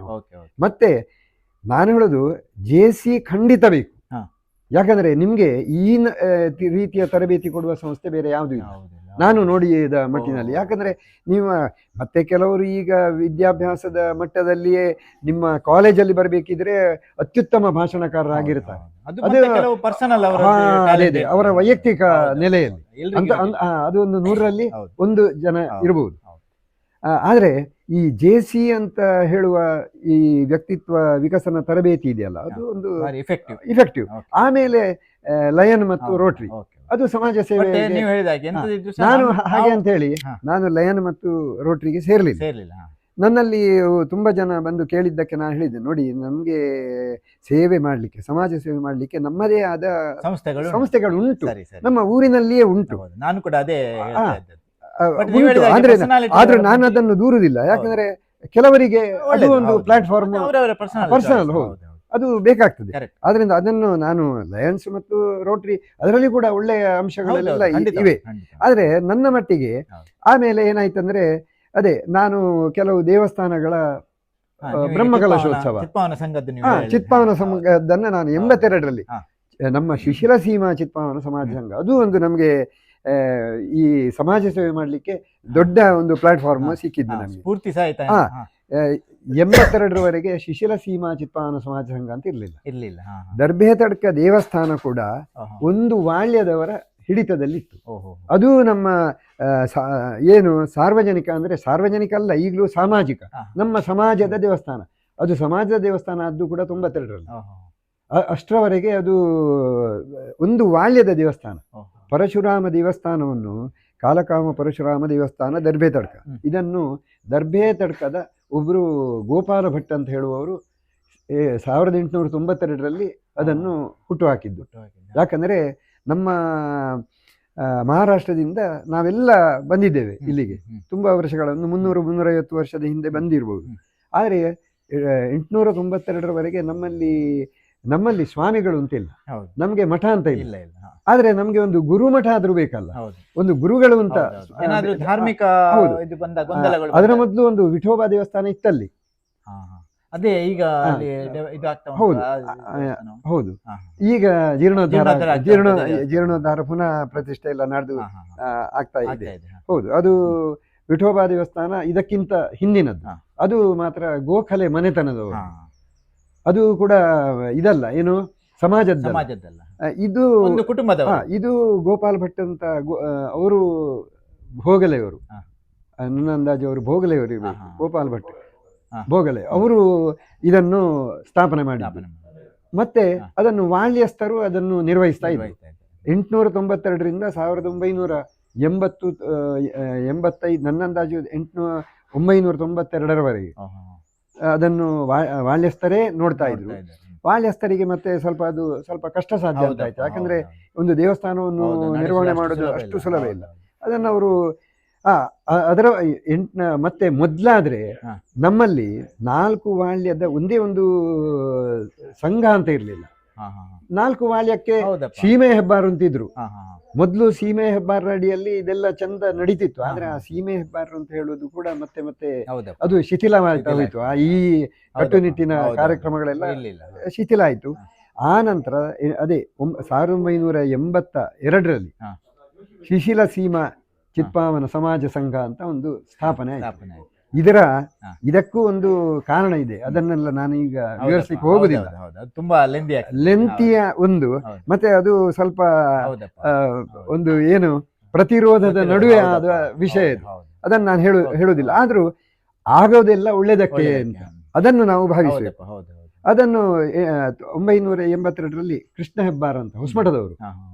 ಶಿಶಿಲ ಸೀಮಾ ಚಿತ್ಪಾವನ ಸಮಾಜ ಸಂಘದ ಹಾ. ಶುರುವಿನ ಸ್ಥಾಪಕಾಧ್ಯಕ್ಷರಾದ್ದು ಕೃಷ್ಣ ಹೆಬ್ಬಾರ್ ಹೊಸಮಠದವರು. ಓಹೋ. ಕೃಷ್ಣ ಹೆಬ್ಬಾರ್ ಆಠ್ವಲೆ ಅಂತ. Okay, okay. ಅವರು ದೊಡ್ಡ ಹೌದಪ್ಪ. ಒಂದು ಸಮಾಜ ಸೇವಕ. ಸೇವಕ. ಹಾ. ತುಂಬಾ ಅವರ ಆ ಊರಿನಲ್ಲಿ ಹ್ಮ್. ಹೊಸಮಠದಲ್ಲಿ ತುಂಬಾ ಕೆಲಸ ಮಾಡಿದವರು. ಅವರಿಗೆ ಒಂದು ವರ್ಚಸ್ವಿ ನಾಯಕನ ಹಾ. ಇದಿತ್ತು, ಹಾ. ಗುಣ ಹೌದಪ್ಪ, ಲಕ್ಷಣಗಳು. ಹೌದೌದು. ಈ ಶಿಶಿಲದವರು ಕೂಡ ಅವರನ್ನು ಅಧ್ಯಕ್ಷರನ್ನಾಗಿ ಮಾಡಲಿಕ್ಕೆ ಒಪ್ಪಿಕೊಂಡು ಹಾ. 82ರಲ್ಲಿ ಅವರ ಇದರಲ್ಲಿ ಹ್ಮ್. ನಮ್ಮ ಶಿಶಿಲ ಸೀಮಾ ಚಿತ್ಪಾವನ ಚಿತ್ಪಾವನ ಸಮಾಜ ಸಂಘ ಸಂಘ ಆಯ್ತು. ಸ್ಥಾಪನೆ ಆಯ್ತು. ಅದರಲ್ಲಿ ನಾನು ಒಬ್ಬ ಸದಸ್ಯ ಹಾ, ಹಾ. ಅಷ್ಟೇ. ಹಾ. ಅಲ್ಲಿಂದ ನಮ್ಮ ಶಿಶಿಲದ ಬಗ್ಗೆ ಹಾ. ಮೊದಲೇ ನಾನು ಶಿಶಿಲದವ. ಹ್ಮ್. ನಾನು ಹೊಸಮಠದಲ್ಲಿ 25-30 ಕಿಲೋಮೀಟರ್ ದೂರದಲ್ಲಿ ಇದ್ರು ಕೂಡ ಹ್ಮ್. ನನಗೆ ಇಲ್ಲಿ ಒಡನಾಟ ಇತ್ತು. ಹೌದಪ್ಪ. ಹಾಗೆ ನಾನು ಪ್ರತಿ ವರ್ಷ ನಮ್ಮ ವಾರ್ಷಿಕೋತ್ಸವ, ಪ್ರತಿ ವರ್ಷ ವಾರ್ಷಿಕೋತ್ಸವ ಮತ್ತೆ ಇಲ್ಲಿ ವೇದ ಶಿಬಿರ ನಡೀತಿತ್ತು. ಹಾ, ಹಾ. ಈ ನಾವೇನು ಮಾಡಿದ್ದೇವೆ ಅಂದ್ರೆ ಶುರುವಿನ ಕೆಲವು ವರ್ಷ ಹ್ಮ್. ನಮ್ಮ ದರ್ಭೆ ತಡ್ಕದಲ್ಲಿ ನಾವು ಇದರ ಯಾವ ಕಾರ್ಯಕ್ರಮವನ್ನು ಮಾಡಲಿಲ್ಲ. ಮಾಡ್ಲಿಲ್ಲ. ಹಾ. ನಾವು ಬೂಡುಮುಗೇರು ದುರ್ಗಾ ಪರಮೇಶ್ವರಿ ದೇವಸ್ಥಾನ, ದೇವಸ್ಥಾನ, ಹಾ. ಶಿಶಲೇಶ್ವರ ದೇವಸ್ಥಾನ, ಹಾ, ಹಾ. ಶಿವಾಜಿ ದೇವಸ್ಥಾನ, ಈ ದೇವಸ್ಥಾನಗಳಲ್ಲಿ ನಮ್ಮ ವಾರ್ಷಿಕೋತ್ಸವವನ್ನು ಮಾಡಿದೆವು. ಅದು ಚಿತ್ಪಾವನ ದೇವಸ್ಥಾನ ಅಲ್ಲ. ಅಲ್ಲ, ಅದು ಊರಿದ್ದು ಊರಿನ ದೇವಸ್ಥಾನ. ಓಕೆ. ಅಲ್ಲಿ ಮಾಡಿದೆವು. ಸರಿ. ಆ ನಂತರ 1982ರ ನಂತರ ನಾನು ಹೇಳಿದೆ ಅಲ್ಲ, ಅದು ಸಮಾಜಕ್ಕೆ ನಾವು ಕೊಡ್ತೇವೆ, ಎಲ್ಲ ಸಮಾಜದವರು ಅದನ್ನು ನಿರ್ವಹಿಸಬೇಕು ಅಂತ. ಈಗ ಅದು ಶಿಶಿಲ ಸೀಮಾ ಚಿತ್ಪಾವನ ಸಮಾಜ ಸಂಘದ ಅಡಿಯಲ್ಲಿ ಇಲ್ಲ. ಇಲ್ಲ. ಹಾ. ಇಲ್ಲ, ಆದ್ರೆ separate ಒಂದು ಕಮಿಟಿ ಉಂಟು. ಕಮಿಟಿ, ಅದು ದೇವಸ್ಥಾನದ ಕಮಿಟಿಯೇ ಉಂಟು. ಹಾ. ಆದ್ರೆ ಹಾ. ಶಿಶಿಲ ಸೀಮಾ ಚಿತ್ಪಾವನ ಸಮಾಜ ಸಂಘಕ್ಕೆ ಯಾರೆಲ್ಲ ಸದಸ್ಯರಿದ್ದಾರೆ, ಹಾ.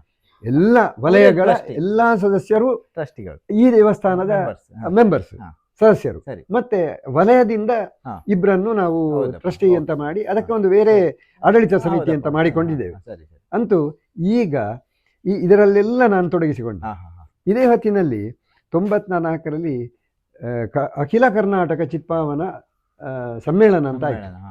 94ರಲ್ಲಿ ಅದು ಹುಬ್ಬಳ್ಳಿಯಲ್ಲಿ ಪ್ರಥಮ Okay. ಸಮ್ಮೇಳನ ಆಯ್ತು. ಹಾ, ಹಾ, ಹಾ. ಪ್ರಥಮ ಸಮ್ಮೇಳನ ಆಗಿ ಅಲ್ಲಿ ಒಂದು ನಿರ್ಣಯ ಆಯ್ತು. ಹಾ. ಆಗಲೇ ನಾವು ಒಂದು ಏನು ಮಾಡಿದ್ದೇವೆ, ನಾನು ಮತ್ತೆ ಯೋಗೀಶ್ ದಾಮ್ಲೆ ಅವರು. ಹ್ಮ್. ನೀವು ಅಡ್ಡಹಳ್ಳ ಯೋಗೀಶ್ ದಾಮ್ಲೆ ಅವರು ಅಂತ ಹೌದು. ಕೇಳಿರ್ಬೋದು. ಹೌದೌದು. ಒಳ್ಳೆಯ ಒಬ್ಬ ಹೌದು, ಕಾರ್ಯಕರ್ತ ಹೌದು, ಹೌದು. ನಮ್ಮ ಅವರನ್ನು ಕೂಡ ಸಂದರ್ಶಿಸ್ಬೇಕು ನಾವು.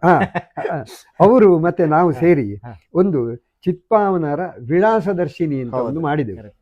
94ರಲ್ಲಿ ಹೌದು. ಹುಬ್ಬಳ್ಳಿಯಲ್ಲಿ ಆದ ಪ್ರಥಮ ಸಮ್ಮೇಳನದಲ್ಲಿ ಇದರ ಬಿಡುಗಡೆ ಆಯ್ತು. ಬಿಡುಗಡೆ ಆಯ್ತು. ಹಾ, ಹಾ. ಅದಕ್ಕೆ ನಮ್ಮ ಒಮ್ಮೆ ಮಾತಾಡುವಾಗ ನಮ್ಮ ಗೋಕರ್ಣದ ಜೋಗಳೇಕರ್ ಅವರು ಅದಕ್ಕೆ ಒಂದು ಹೆಸರಿಟ್ರು. ಹ್ಮ್. ನೀವು ಗೋಗಟೆಯವರು ಅಂದ್ರೆ ಗೊತ್ತಾಯ್ತು, ಕಂಕುಳಲ್ಲಿ ಕರ್ನಾಟಕ ಅಲ್ವೋ ಅಂತ. ಹಾ, ಹಾ, ಹಾ. ಅಂದ್ರೆ ಅಷ್ಟು ಅದು ಹೌದಪ್ಪ, ಪ್ರಸಿದ್ಧಿ ಪ್ರಸಿದ್ಧಿ ಪಡೆದಿತ್ತು. ಪಡೀತು. ಯಾಕಂದ್ರೆ ಆ ಹೊತ್ತಿನಲ್ಲಿ ಒಂದು ಕೈಪಿಡಿಯನ್ನು ಮಾಡಿದವರು ಯಾರು ಇಲ್ಲ. ಯಾರು ಇಲ್ಲ. ನಮ್ಮ ಇಡೀ ರಾಜ್ಯದ ವಿಳಾಸಗಳು ಹೌದು. ಒಂದೇ ಪುಸ್ತಕದಲ್ಲಿ ನಿಮಗೆ ಬರುವುದು. ವಿಳಾಸಗಳು. ಹೌದು.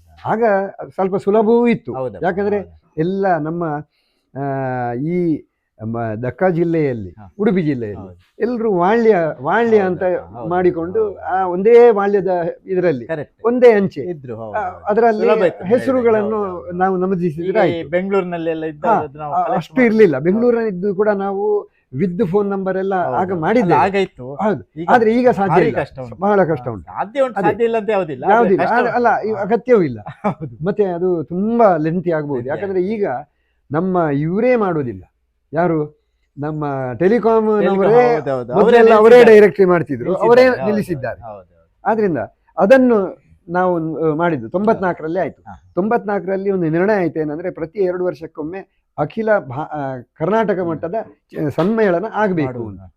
94ರಲ್ಲಿ ಆದ ಸಮ್ಮೇಳನ 95, 96 ಆಗಬೇಕಿತ್ತು, ಆಗಲಿಲ್ಲ. 97ರಲ್ಲಿ ಸಮ್ಮೇಳನಕ್ಕೆ ಪುನಃ ಒಂದು ಹುಟ್ಟಾಯಿತು. ಹಾ. ಅಂದ್ರೆ ಎಲ್ರಿಗೂ ಒಂದು ಮನಸ್ಸು ಬಂತು. ಹೌದಪ್ಪ. 97ರಲ್ಲಿ ಇನ್ನು ಬರುವ ವರ್ಷ ಆದರೂ ಮಾಡಬೇಕು ಅಂತ.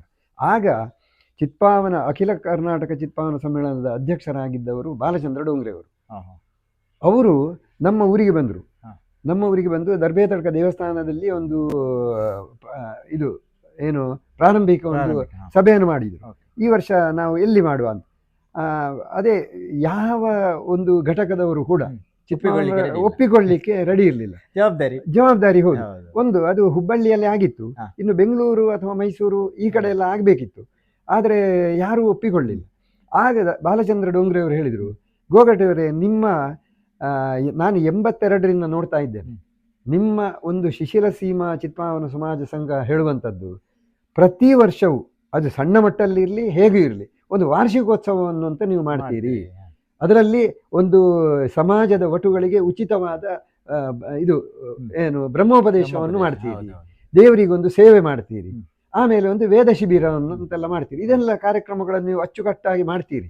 ಅದರಿಂದ ನಿಮಗೆ ಪ್ರತಿ ವರ್ಷ ವಾರ್ಷಿಕೋತ್ಸವ ಮಾಡುವವರಿಗೆ ಈ ಸಮ್ಮೇಳನ ಮಾಡುವುದು ಕೂಡ ದೊಡ್ಡ, ಆದರೂ ನೀವು ದೊಡ್ಡ ಜವಾಬ್ದಾರಿ ಆದರೂ ನೀವು ವಹಿಸಿಕೊಂಡು ಮಾಡಬಹುದು ಅಂತ ಅವರು ಹೇಳಿದರು. ನಿಜವಾಗಿಯೂ ನಮ್ಮ ಈ ಒಂದು ಮೂಲೆಯ ದೇವಸ್ಥಾನಕ್ಕೆ ನಮ್ಮ ಅದು ಆಗ ಏನಾಗಿತ್ತಂದ್ರೆ 98ಕ್ಕೆ 97ರ ಹೊತ್ತಿಗೆ ನಮ್ಮ ಎಲ್ಲ ಕಾರ್ಯಕ್ರಮಗಳನ್ನು ನಾವು ದರ್ಬೇತಡ್ಕ ದೇವಸ್ಥಾನದಲ್ಲಿ ಮಾಡುವುದು ಅಂತ ತೀರ್ಮಾನ ಮಾಡಿದ್ದೆವು. ಈ ನಮ್ಮ ಕಾರ್ಯಕ್ರಮ ಆಗುವುದಿದ್ರೆ ದರ್ಬೇತಡ್ಕದಲ್ಲಿ ಆಗಬೇಕು. ಆಗ ಶಿಶಿಲ ಸೀಮಾ ಚಿತ್ಪಾವನ ಸಮಾಜದ ಸಂಘದ ಅಧ್ಯಕ್ಷರಾಗಿದ್ದವರು ಶ್ರೀಕರ ಬಿಡೆಯವರು. ಶ್ರೀಕರ ಬಿಡೆಯವರು ಸ್ವಲ್ಪ ಅದರಲ್ಲಿ ಮನಸ್ಸು ತಗೊಂಡ್ರು, ಇದನ್ನು ನಾವು ಮಾಡಬಹುದು, ಮುಂದಾಳತ್ವವನ್ನು ನಾವು ರೆಡಿ ಆದ್ರು. ಆದರೆ ಆಗ ಬಾಲಚಂದ್ರ ಡೋಂಗರೆ ಅವರು ಏನು ಹೇಳಿದ್ರಂದ್ರೆ, ನಾನು ದೇವಸ್ಥಾನದ ಅಧ್ಯಕ್ಷ ಆಗಿದ್ದೆ. ನಿಜವಾಗಿ ದೇವಸ್ಥಾನದ ಅಧ್ಯಕ್ಷರು ಆ ಹೊತ್ತಿಗೆ ಇದ್ದದ್ದು ಗಜಾನಂದ ದಾಮ್ಲೆಯವರು. ಅವರು ಅನಿರೀಕ್ಷಿತವಾಗಿ ಒಂದು ತೀರಿ ಹೋದರು. ಆಗ ಉಪಾಧ್ಯಕ್ಷನಾಗಿದ್ದ ನನ್ನ ತಲೆ ಮೇಲೆ ಈ ದೇವಸ್ಥಾನದ ಅಧ್ಯಕ್ಷತೆ ಬಂತು. ಆಡಳಿತ ಮುಕ್ತೇಸರರಾಗಿ ಮಹಾದೇವ್ ಕೇಶವ ಬಿಡೆಯವರು, ತುಂಬ ಹಿರಿಯರು, ಒಳ್ಳೆಯ ಅನುಭವಿ ಅವರಿದ್ದರು. ಆ ಹೊತ್ತಿನಲ್ಲಿ ಶ್ರೀಕರ ಬಿಡೆಯವರು ಅವರ ಮನೆಯಲ್ಲಿ ಒಂದು ಮೀಟಿಂಗ್ ಅನ್ನು ಕರೆದು ಇದನ್ನು ಪಕ್ಕಾ ಮಾಡಿಬಿಟ್ರು, ದರ್ಬೇತಡ್ಕದಲ್ಲಿ ಮುಂದಿನ ಸಮ್ಮೇಳನ ಅಂತ. ಆ ಸಮ್ಮೇಳನದಲ್ಲಿ ಬಾಲಚಂದ್ರ ಡೋಂಗ್ರೆಯವರು ಈ ನಮ್ಮ ಚಿತ್ಪಾವನ ಸಮಾಜದ ಅಧ್ಯಕ್ಷರಿರುವಾಗ ಅವರು ಹೇಳಿದರು, ಕಾರ್ಯಾಧ್ಯಕ್ಷರಾಗಿ ಗೋಗಟೆಯವರನ್ನು ನಾವು ಇದು ಮಾಡುವ, ನೇಮಿಸುವ, ಅವರು ಅದನ್ನು ಇದು ಮಾಡ್ತಾರೆ, ಮುಂದುವರಿಸ್ತಾರೆ, ಅದನ್ನು ಅಚ್ಚುಕಟ್ಟಾಗಿ ನಿರ್ವಹಿಸ್ತಾರೆ. ಏನೋ ನಮಗೆ ಒಂದು ಇದು ಧೈರ್ಯ ಇತ್ತು, ಏನಂದರೆ ವಾರ್ಷಿಕೋತ್ಸವವನ್ನು ನಾವು ಮಾಡಿದ್ದೇವೆ ಅಂತ ಅಷ್ಟೇ. ಆಗ ಆ ಚಿತ್ಪಾವನ ಸಮ್ಮೇಳನವನ್ನು ಮುಂದಿನ ವರ್ಷ 98ರಲ್ಲಿ ಮಾಡುವ ಜವಾಬ್ದಾರಿ ನಮಗೆ ಬಂತು. ಈ ಜವಾಬ್ದಾರಿ ಬಂದಿರುವ ಸಂದರ್ಭದಲ್ಲಿ ನಾವು ಆರಂಭಿಕ ಸಭೆಗಳನ್ನು ಇದೇ ದೇವಸ್ಥಾನದ ಇದೇ ಇದರಲ್ಲಿ ಇಲ್ಲಿಯೇ ಮಾಡಿದ್ದೇವೆ. ನಮ್ಮ ಅತ್ತಿಗೆಯವರದ್ದು ಅದಕ್ಕೆ ಒಳ್ಳೆಯ ನಮಗೆ ಪ್ರೋತ್ಸಾಹ, ಸಹಕಾರ. ಕಾಫಿ ತಿಂಡಿ ಎಲ್ಲ ಅವರು ನಮ್ಮ ಅತ್ತಿಗೆಯವರು, ನನ್ನ ಅಣ್ಣನ ಹೆಂಡತಿ, ಅವರು ಮಾಡಿಕೊಡ್ತಿದ್ರು. ಇಲ್ಲಿಯೇ ಕೆಲವು ಮೀಟಿಂಗ್ಗಳನ್ನು ಮಾಡಿದ್ದೇವೆ. ಈ ಮೀಟಿಂಗ್ಗಳಾಗುವಾಗ ನಾವು ಖರ್ಚು ವೆಚ್ಚಗಳ ಬಗ್ಗೆ ನೋಡುವಾಗ ನಮಗೆ ಒಂದು ಇದನ್ನು ಯಾರು ಮುಂಡಾಜೆಯ ಚಿತ್ಪಾವನ ಬಂಧುಗಳು ನಮಗೆ ಒಂದು ಸಲಹೆ ಕೊಟ್ಟರು. ನೋಡಿ, ನೀವು ಈ ಯಾವುದಂದರೆ ಶಾಮಿಯಾನ ಅಂತ ಹೇಳುವುದಕ್ಕೆ ಚಪ್ಪರ ವ್ಯವಸ್ಥೆಗೆ ಒಂದು 75,000 ಬಜೆಟನ್ನು ಹಾಕಿದ್ದೀರಿ. ನೀವು 75,000 ಬಜೆಟನ್ನು ಹಾಕಿ ಆ ಚಪ್ಪರವನ್ನು ತೆಗೆಯುವಾಗ ನಿಮ್ಗೆ ಏನು ಉಳಿತದೆ? ಏನಿಲ್ಲ. 75,000 ನೀರಿನಲ್ಲಿ ಹೋಮ ಆಗ್ತದೆ. ಅದರ ಬದಲಿಗೆ ನೀವು ಒಂದು ಸಣ್ಣ ಬಜೆಟ್ ಅನ್ನು ಮಾಡಿ. ನಾವು ಮುಂಡಾಜೆ ದೇವಸ್ಥಾನದಲ್ಲಿ ಸನ್ಯಾಸಿಕಟ್ಟೆ ಪರಶುರಾಮ ದೇವಸ್ಥಾನ ಎದುರಿಗೆ ಒಂದು ಸಭಾಭವನವನ್ನು ಮಾಡಿದ್ದೇವೆ. ಅದು ಇನ್ನೂ ಕಂಪ್ಲೀಟ್ ಆಗಿದೆ ಅಂತಲ್ಲ, ಪೂರ್ತಿ ಆಗಲಿಲ್ಲ ಅಂತೂ ಒಂದು ಮಾಡನ್ನೆಲ್ಲ ಮಾಡಿದ್ದೇವೆ. ಹಾಗೆ ನೀವು ಆರಂಭಿಕವಾಗಿ ಅದನ್ನು ಸ್ಟಾರ್ಟ್ ಮಾಡಿ ಒಂದು ಸಭಾಭವನದ ಇದನ್ನು ಮಾಡಿ ಖರ್ಚನ್ನು, ಅಥವಾ ಆ 75,000 ಆದ್ರೂ ನಿಮ್ಮ ಸಭಾಭವನಕ್ಕೆ ಬೀಳ್ತದೆ ಅಂತ ಹೇಳಿ ಅದಕ್ಕೆ ನಾವು ಹೌದದು ಅಂತ ನಮ್ಗೆ ಅನ್ನಿಸಿತು. ನಾವು 2.5 ಲಕ್ಷದಲ್ಲಿ ಒಂದು ಸಭಾಭವನದ ನಿರ್ಮಾಣ ಮಾಡುದು ಅಂತ ತೀರ್ಮಾನ ಮಾಡಿದೆವು. ಸಭಾಭವನ ಮತ್ತು ಸಮ್ಮೇಳನಕ್ಕೆ ಒಂದು 2-3 ಲಕ್ಷ, ಒಂದು ಹೆಚ್ಚು ಕಮ್ಮಿ ಒಂದು 5-6 ಲಕ್ಷದ ಬಜೆಟ್ ನಾವು ತೀರ್ಮಾನ ಮಾಡಿದೆವು. ನಾವು ಇದಕ್ಕೋಸ್ಕರ ಎಲ್ಲ ತಯಾರಿಯನ್ನು ಮಾಡಿ ನಾವು ಬೆಂಗಳೂರಿಗೆಲ್ಲ ಹೋಗುವಾಗ ನಮ್ಮಲ್ಲಿ ಕೇಳಿದವರು ಇದ್ದಾರೆ ಕೆಲವರು, ನೀವು ಸಭಾಭವನವನ್ನು ಮತ್ತು ಸಮ್ಮೇಳನವನ್ನು ಎರಡನ್ನೂ ಮಾಡ್ಲಿಕ್ಕೆ ಹೊರಟದ್ದು ದೊಡ್ಡ ವಿಷಯ, ಮತ್ತೆ ಇದು ಸ್ವಲ್ಪ ನಿಮ್ಮದು ಜಾಸ್ತಿ ಆಗ್ಲಿಲ್ವ ಅಂತ. ಅದಕ್ಕೆ ನಾನು ಅವರಲ್ಲಿ ಹೇಳಿದೆ, ನೋಡಿ ಒಂದು ನಮ್ಮಲ್ಲಿ ಒಂದು ಗಾದೆ ಉಂಟು, ಭೂತ ಪತ್ತಿನಾಗನೇ ಕಟ್ತೋ ನೋಡು ಅಂತ. ಭೂತ ಪತ್ತಿನಾಗನೇ ಕಟ್ತೋ ನೋಡು. ಆದ್ರಿಂದ ಈಗ ನಮ್ಗೆ ಭೂತ ಹಿಡಿದಿದೆ, ಅವಕಾಶ ಉಂಟು. ಆದ್ರಿಂದ ನಾವು ಮಾಡುವುದಾದ ಒಟ್ಟಿಗೆ ಅದಕ್ಕೆ ಅವರು ಕೇಳಿದ್ರು, ನಿಮ್ಮಲ್ಲಿ ಎಷ್ಟು ಬಂಡವಾಳ ಉಂಟು, ಎಷ್ಟು ಬಂಡವಾಳದಿಂದ ಶುರು ಮಾಡಿದ್ದೀರಿ ಅಂತ. ನಾವು ಹೇಳಿದ್ದೆ, ನಾವು ಶೂನ್ಯದಿಂದ ಶುರು ಮಾಡಿದ್ದು. ಆದರೆ ನಮಗೆ ಒಂದು ಧೈರ್ಯ ಉಂಟು, ಆತ್ಮವಿಶ್ವಾಸ ಉಂಟು, ನಾವು ಇದನ್ನು ಪೂರೈಸ್ತೇವೆ ಅಂತ. ಹಾಗೆ ಸಮ್ಮೇಳನ ಮತ್ತು ಸಭಾಭವನ ಎರಡನ್ನೂ ನಾವು ಆಗ ಯಶಸ್ವಿಯಾಗಿ ಮಾಡಿದ್ದು. ಅದಕ್ಕೆ ನಾವು ಹೇಳ್ತೇವೆ, ಒಂದು ಮಹಾಗಣಪತಿ ಮತ್ತೆ ಪರಶುರಾಮನ ಖಂಡಿತ ಆಶೀರ್ವಾದವೇ. ಓಕೆ, ನೀವು ಈಗ ನಾವು ತಿಳ್ಕೊಂಡ ಪ್ರಕಾರ ಒಂದು ಇಲ್ಲಿ ಹತ್ರ ಒಂದು ಸೇತುವೆಗೆ, ನೀವು ಸೇತುವೆ ನಿರ್ಮಾಣಕ್ಕೆ ಬಹಳ ಶ್ರಮಪಟ್ಟು ನಿಮ್ಮ ಒಂದು ಮುಂದಾಳತ್ವದಲ್ಲಿ ಒಂದು ಸೇತುವೆ ನಿರ್ಮಾಣ ಆಗಿದೆ. ಸೊ ಆ ಸೇತುವೆಯ ಕಥೆ ಏನು ಮೇನ್, ಅಂದ್ರೆ ನಮ್ಗೆ ಎಂಥದ್ದು ಗೊತ್ತಿಲ್ಲ ಅದರ ಬಗ್ಗೆ. 82ರ ನಂತರ ನಮ್ಮ ಶಿಶಿಲ ಸೀಮಾ ಚಿತ್ಪಾವನ ಸಮಾಜ ಸಂಘ ಬೆಳೀತಾ ಬಂತು. ಅದಕ್ಕೆ 25 ವರ್ಷ ಆಯ್ತು. ಯಾವಾಗ 2007ಕ್ಕೆ ಅದಕ್ಕೆ 25 ವರ್ಷ. ಈ ಮಧ್ಯದಲ್ಲಿ 98ರಲ್ಲಿ ನಮ್ಮ ದೇವಸ್ಥಾನದ ಬ್ರಹ್ಮಕಲಶ ಆಯ್ತು, ಎಲ್ಲ ಕಾರ್ಯಕ್ರಮಗಳು ಬೇರೆ ಬೇರೆ, ನಮ್ಮ ಚಿತ್ಪಾವನ ಸಮ್ಮೇಳನ ಆಯ್ತು, ಆಮೇಲೆ ಬ್ರಹ್ಮಕಲಶ, ನಮ್ಮ ಸಮಾಜಕ್ಕೆ ಬೇಕಾದ ಎಲ್ಲ ಕಾರ್ಯಕ್ರಮಗಳಲ್ಲಿಯೂ ನಾವೆಲ್ಲ ತೊಡಗಿಸಿಕೊಂಡು ಯಾವಾಗ್ಲೂ ಹೋಗ್ತಾ ಇದ್ರೆ ನಮ್ಮ ಒಂದು ಅನ್ಯೋನ್ಯತೆ ಒಡನಾಟ ಉಳಿತದೆ. ಅಂತೂ ನಮ್ಮ ಪರಶುರಾಮ ದೇವಸ್ಥಾನದಲ್ಲಿ ಮತ್ತೆ ನಮ್ಮ ಇದರಲ್ಲಿ ಆ ಒಡನಾಟ ಉಳಿಯಿತು. ಈ ಸಭಾಭವನ ಕೂಡ ಮುಂದುವರಿತ. ಆಗ ನಮ್ದು ಏನೇ ಇದ್ದದ್ದು ಸಮ್ಮೇಳನದ ಹೊತ್ತಿಗೆ ಅದು ಸಣ್ಣ ಒಂದು ಮಾಡು ಮಾತ್ರ ಇದ್ದದ್ದು, ಅದು ಕಂಪ್ಲೀಷನ್ ಆಯ್ತು. ಎಲ್ಲರ ಸಹಕಾರದಿಂದ ಅದು ಕಂಪ್ಲೀಷನ್ ಆಯ್ತು. 2006ಕ್ಕೆ ನಮ್ಮ ಮೀಟಿಂಗು. ಆಗ ನಾನು ಅಧ್ಯಕ್ಷನಾಗಿದ್ದೆ, ಶಿಶಿಲ ಸೀಮಾ ಚಿತ್ಪಾವನ ಸಮಾಜದ ಅಧ್ಯಕ್ಷನಾಗಿರುವಾಗ. ಒಂದು ದಿವಸ ನಾನು ಅಣ್ಣನ ಮನೆಯಿಂದ ಪ್ರತಿ ಏನಾದರೂ ಕಾರ್ಯಕ್ರಮಕ್ಕೆ, ಪಿತೃ ಕಾರ್ಯಕ್ರಮಗಳಿಗೆಲ್ಲ ನಾನು ಬಂದೇ ಹೋಗುವಂಥದ್ದು. ಅದೇ ನಮ್ಮ ತಂದೆಯವರ ಮಹಾಲಯಕ್ಕೆ ಬಂದು ನಾನು ಹೋಗುವಾಗ ಆ ನದಿ ಹತ್ರ ಹೋದೆ. ಆಗ ನನ್ನ ಒಂದು ಕನಸಿತ್ತು, ಈ ಸೇತುವೆಗೆ ಒಂದು ನದಿಗೆ ಒಂದು ಸೇತುವೆ ಆಗಬೇಕು. ಆ ನದಿ ಹತ್ರ ಹೋಗಿ ನಾನು ನೋಡುವಾಗ ನನಗೆ ಆ ನದಿಯ ಒಂದು ಆ ದೃಶ್ಯ ಕಂಡಿತು. ಅಲ್ಲಿಂದ ಒಬ್ರು ನಡ್ಕೊಂಡು ಬರುವವರು ಸಿಕ್ಕಿದ್ರು ನನಗೆ. ನಾನು ಸ್ಕೂಟರ್ ನಿಲ್ಲಿಸಿ ಅಲ್ಲಿ ಅದನ್ನು ನೋಡ್ತಾ ಇದ್ದ ಹಾಗೆ ಅವರು ದಾಟಿ ಬಂದರು. ಅವರೊಬ್ರು ರಾಣ್ಯದವರು, ಅವರು ಎಲ್ಲೋ ಘಟ್ಟದಿಂದ ಬಂದಿದ್ರು. ಅವರು ದಾಟಿ ಬರುವಾಗ ನಾನು ಅವರಲ್ಲಿ ಹೇಳಿದೆ, ಏನಂದ್ರೆ ನಾನೀಗ ನೋಡ್ತಾ ಇದ್ದದ್ದೇನೆಂದ್ರೆ, ಇಲ್ಲಿ ಒಂದು ಸೇತುವೆ ಆಗಬೇಕು ಅಂತ ಒಂದು ಕನಸು ಉಂಟು ನನಗೆ. ನೀವು ನಮ್ಮದು ಬರುವ ವರ್ಷ ನಮ್ಮ ಒಂದು ವಾರ್ಷಿಕೋತ್ಸವ ಉಂಟು, ಅದು ಬೆಳ್ಳಿ ಹಬ್ಬ. ಆ ಹೊತ್ತಿಗೆ ಸ್ವಾಮಿ ನೀವು ಇದರ ದಾಟಿ ಬರುವ ವಿಷಯ ನೀವು ಸೇತುವೆ ಮೇಲೆ ಬರಬೇಕು ನೀವು ಬರುವ ವರ್ಷ ಅಂತ ಅವರಲ್ಲಿ ಹೇಳಿದೆ. ಅವರು ಅದನ್ನೆಷ್ಟು ಮನಸ್ಸಿಗೆ ಹಚ್ಚಿಕೊಂಡ್ರು ಗೊತ್ತಿಲ್ಲ. ಅವರನ್ನು ನಾನು ಕೊಕ್ಕಡದವರೆಗೆ ಬಿಟ್ಟೆ ಸ್ಕೂಟರಲ್ಲಿ. ಅವರಲ್ಲಿ ಈ ಮಾತು ಹೇಳಿದೆ. ಆ ನಂತರ ನಮ್ಮ ಚಿತ್ಪಾವನ ಸಮಾಜದ ಸಭೆಗಳಾಗಬೇಕು, ಯಾಕಂದರೆ ಬೆಳ್ಳಿ ಹಬ್ಬಕ್ಕೆ ನಾವು ತಯಾರಾಗಬೇಕು. ಬೆಳ್ಳಿ ಹಬ್ಬದ ತಯಾರಿಯಲ್ಲಿ ಬೇರೆ ಬೇರೆ ಪ್ರಸ್ತಾಪಗಳು ಬಂತು. ನಾವು ಕಟ್ಟಡಗಳನ್ನು ಮಾಡುವುದು ಅಥವಾ ಬೆಳ್ಳಿ ಹಬ್ಬವನ್ನು ಯಾವ ರೀತಿಯೆಲ್ಲ ಆಚರಣೆ ಮಾಡುವುದು. ಆಗ ನಾನು ಅದು ಸುರುವಿನ ಮೀಟಿಂಗು ಪೋರ್ಕಳದಲ್ಲಿ ಆಗಿತ್ತು.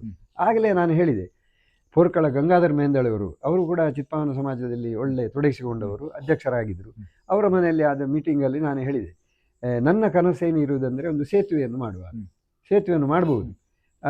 ಅದು ಕೂಡ ಹೇಗೆ ಅಂದರೆ, ಒಂದು 4 ಫೀಟು ಅಗಲ ಕಿರಿದಾದ ಸೇತುವೆ, ಕಾರಲ್ಲ, ಅಗಲ ಕಿರಿ. ನಮ್ಮ ಆಗಿನ ಯೋಜನೆ ಇದ್ದದ್ದು ನಡ್ಕೊಂಡು ಹೋಗುದು. ಪಾದಚಾರಿಗಳಿಗೆ ಮಾತ್ರ. ಅದು ಯಾಕೆ ಅಂದ್ರೆ ನೋಡಿ 2005 ಮೊದಲು ತುಂಬಾ ಹಿಂದೆ ಇಲ್ಲಿ ಬೊಳ್ಳೋಡಿ ಅಂತ ದೇವಸ್ಥಾನದ ಸುಮಾರು ಎದುರಿಗೆ ಒಂದು ಬೊಳ್ಳೋಡಿ ಹೇಳುವ ಜಾಗ ಇದೆ. ಅಲ್ಲಿ ಒಂದು ಮರದ ಸೇತುವೆಯನ್ನು ಗವರ್ಮೆಂಟಿನವರು ಮಾಡಿದ್ರು, ಸರ್ಕಾರಿ ಮರದ ಸೇತುವೆಯನ್ನು ಮಾಡಿದ್ರು. ಬಹಳ ಚಂದ ಇತ್ತು. ನಮ್ಗೆ ನೆನಪು ಮಾತ್ರ, ಒಂದೆರಡು ಸಲ ಹೋಗಿದ್ದೇವೆ ಅಂತ. 1 ವರ್ಷವೋ 2 ವರ್ಷವೋ ಆಗುವಾಗ ದೀಪಾವಳಿಯ ಹೊತ್ತಿನಲ್ಲಿ ಒಂದು ದೊಡ್ಡ ಪ್ರವಾಹ ಬಂತು, ಆ ಮರ ಕೊಚ್ಚಿ ಹೋಯ್ತು. ಅದರ ನಂತರ ಒಬ್ಬ ರಾಣ್ಯದವ, ಒಬ್ಬ ಬೈರ ಅಂತ ನಾವು ಅವರನ್ನು ಕರಿತೇವೆ, ಇಂಗ್ಲಿಷ್ ಮಂಜ ಅಂತ ಅವನನ್ನು ಹೆಸರು ಹೇಳ್ತಿದ್ರು. ಅವನು ಸ್ವಲ್ಪ ಇಂಗ್ಲಿಷ್ ಮಾತಾಡ್ತಿದ್ದ ಏನೋ ಅಂತೂ. ಆ ಇಂಗ್ಲಿಷ್ ಮಂಜ ನಮ್ಮ ತಂದೆಯವರೆಲ್ಲ ಬಂದು ಅವ ಕೇಳ್ತಿದ್ದ, ಸ್ವಾಮಿ ಆ ಸೇತುವೆಯನ್ನು ಸ್ವಲ್ಪ ಮರ ಎಲ್ಲ ಹಾಕಿ ನಾವು ರಿಪೇರಿ ಮಾಡ್ತೇವೆ, ಅದರಲ್ಲಿ ನಮಗೂ ಸ್ವಲ್ಪ ದುಡ್ಡು ಕೊಡಿ ಅಂತ. ಹಾಗೆ ಅವ ಎಲ್ಲರಿಂದ ಹಣ ಸಂಗ್ರಹಣ ಮಾಡಿ ಆ ಸೇತುವೆಯನ್ನು ರಿಪೇರಿ ಅಂದ್ರೆ ಅದು ಎಲ್ರಿಗೂ ಹೋಗ್ಲಿಕ್ಕೆ ಸಾಧ್ಯ ಇಲ್ಲ, ಧೈರ್ಯ ಇದ್ದವರಿಗೆ ಹೋಗ್ಬಹುದು. ಅಂದ್ರೆ ಅದಕ್ಕೆ ಕೈ ಸಂಕ ಅದೆಲ್ಲ ಮಾಡ್ತಿದ್ದವ, ಆದ್ರೂ ಅದು ಅಷ್ಟು ಅಚ್ಚುಕಟ್ಟಾದ ಸಂಕ ಅಲ್ಲ. ಅಂತೂ ಮಕ್ಕಳು ಹೋಗಬಹುದು, ದೊಡ್ಡವರ ಮಾರ್ಗದರ್ಶನದಲ್ಲಿ ಅವರ ಕಂಟ್ರೋಲ್ ಅಲ್ಲಿ ಹೋಗ್ಬಹುದು ಅಷ್ಟೇ. ಆ ರೀತಿ ಅದನ್ನು ನಿರ್ವಹಿಸ್ತಿದ್ರು. ಅದು 1-2 ವರ್ಷ ಎಲ್ಲ ಆಯ್ತು. ಆದ ಮೇಲೆ ಅಲ್ಲಿ ಸಂಕ ಇಲ್ಲ. ಮತ್ತೆ ಒಬ್ರು ಮುಸ್ಲಿಮರೊಬ್ರು ಶೇಖ್ ಅಲಿ ಅಂತ ನಾವು ಕರೀದು, ಅವರು ದೋಣಿಯನ್ನು ಬಿಡ್ತಿದ್ರು. ಆ ದೋಣಿಯೂ ಹಾಗೆ, ಅಲ್ಲಿಯ ದೋಣಿಯ ವ್ಯವಹಾರ ಸ್ವಲ್ಪ ಕಷ್ಟದ್ದು. ಯಾಕಂದ್ರೆ ದೊಡ್ಡ ಪ್ರವಾಹಕ್ಕೆ ಅದು ಅಂತಹ ತಾಣವೇ ಅಲ್ಲ ಅಂತ. ಅದು ಸ್ವಲ್ಪ ಹೌದು. ಇದೆಲ್ಲ ಸಾಧಾರಣ 2000 ಇಸ್ವಿಯ ಆಸುಪಾಸು, 90ರ ನಂತರದ ವಿಷಯ ಇದು. 90ರಲ್ಲಿ ಸೇತುವೆ ಸಂಕ ಇರಲಿಲ್ಲ. ಇದು ಅಂತೂ 2005-6 ಆಗುವಾಗ ಅಲ್ಲಿ ಏನೂ ಇಲ್ಲ. ಮತ್ತೆ ದೋಣಿ ನಿಂತು ಹೋಯ್ತು.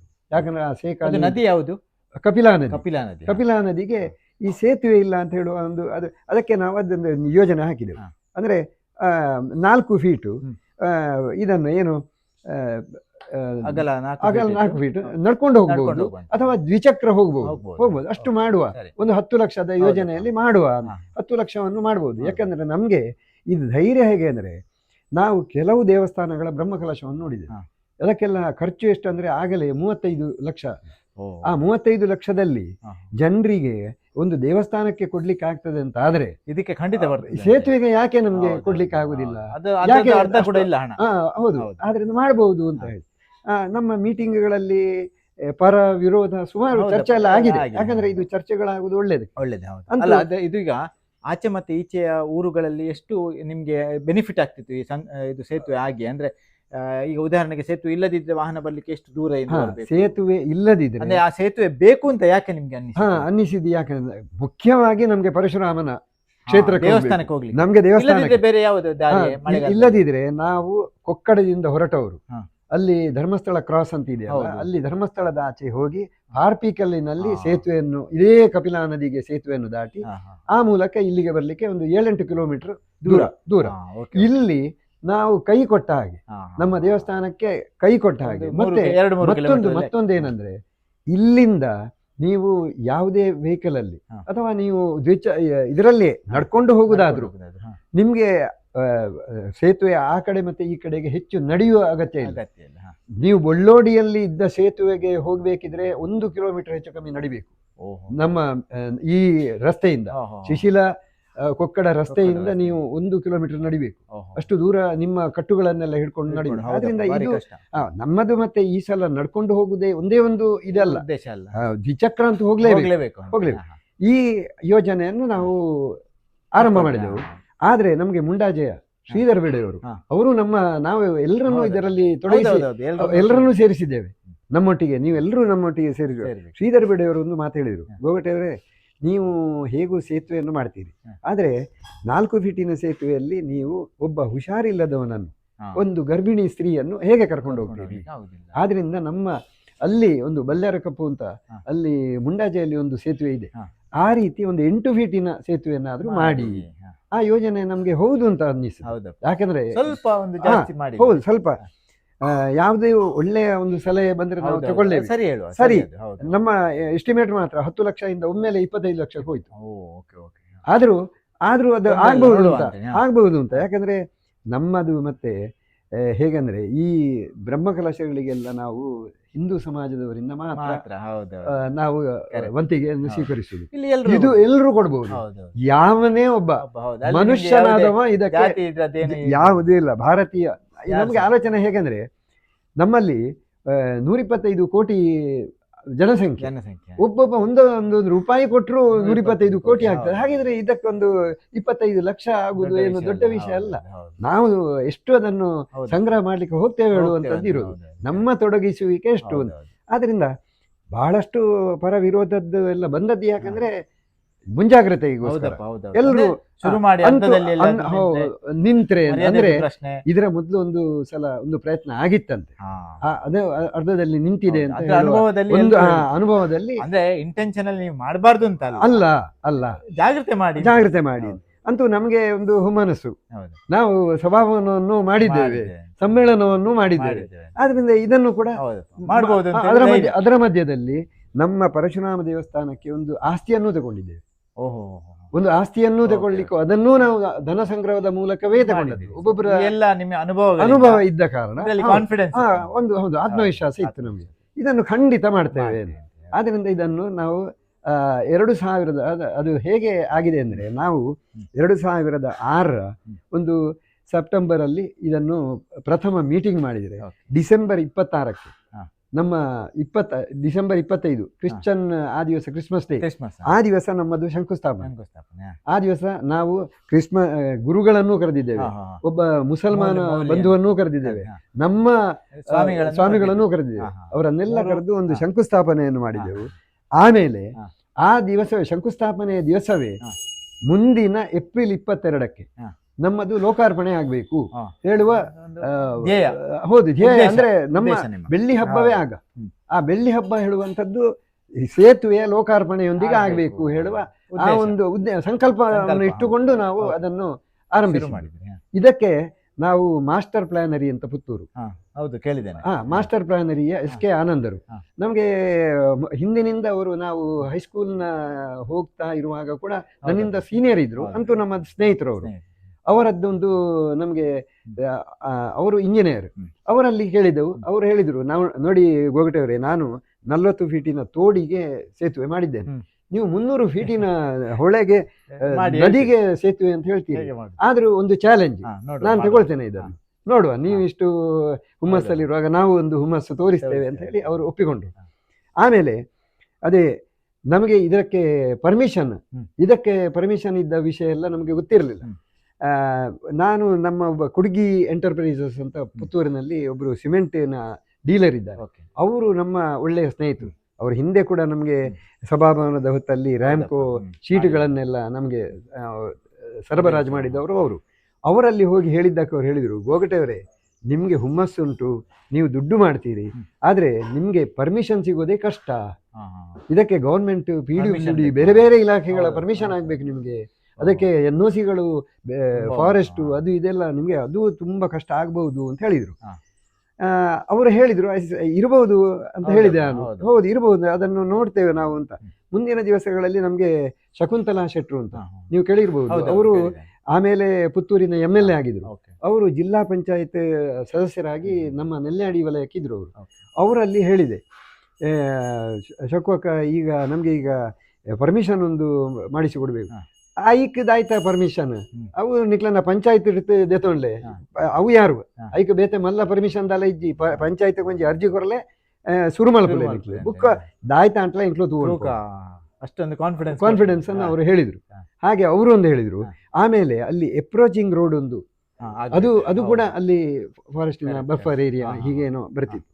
ಆಗ ಎಲ್ಲಿಯ ಜಿಲ್ಲಾ ಪಂಚಾಯತ್ ಉಜಿರೆಯ ಅಂದ್ರೆ ಧರ್ಮಸ್ಥಳದ ಜಿಲ್ಲಾ ಪಂಚಾಯತ್ ಸದಸ್ಯರಿದ್ದದ್ದು ಒಬ್ರು ಗೌಡ್ರು, ಇಲ್ಲಿಯ ಉಜಿರೆಯವರು.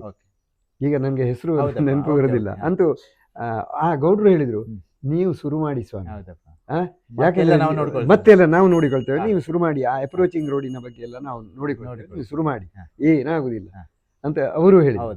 ಹಾಗೆ ಇವರೆಲ್ಲರ ಮತ್ತೆ ಪ್ರಭಾಕರ ಬಂಗೇರ, ಆಗ ನಮ್ಮ MLA ಬೆಳ್ತಂಗಡಿ MLA ಇದ್ದದವರು, ನಾವು ಅವರಲ್ಲಿಯೂ ಹೇಳಿದ್ದೆವು. ಹೀಗೆ ಎಲ್ಲರ ಒಂದು ಅವರ ಸಹಕಾರ. ನಾವು ಧರ್ಮಸ್ಥಳದ ವೀರೇಂದ್ರ ಹೆಗ್ಡೆ ಅವರ ಹತ್ರವೂ ಹೋಗಿದ್ದೆವು. ಅವರು ಕೂಡ ನಮಗೆ ಹೌದಪ್ಪ. ಅವರ Positive ಹೌದು response. ರೆಸ್ಪಾನ್ಸ್ ಅನ್ನು ಕೊಟ್ಟಿದ್ದಾರೆ. ಅವರು ಕೂಡ ನಮಗೆ ಸಹಾಯಹಸ್ತವನ್ನು ಕೊಟ್ಟಿದ್ದಾರೆ.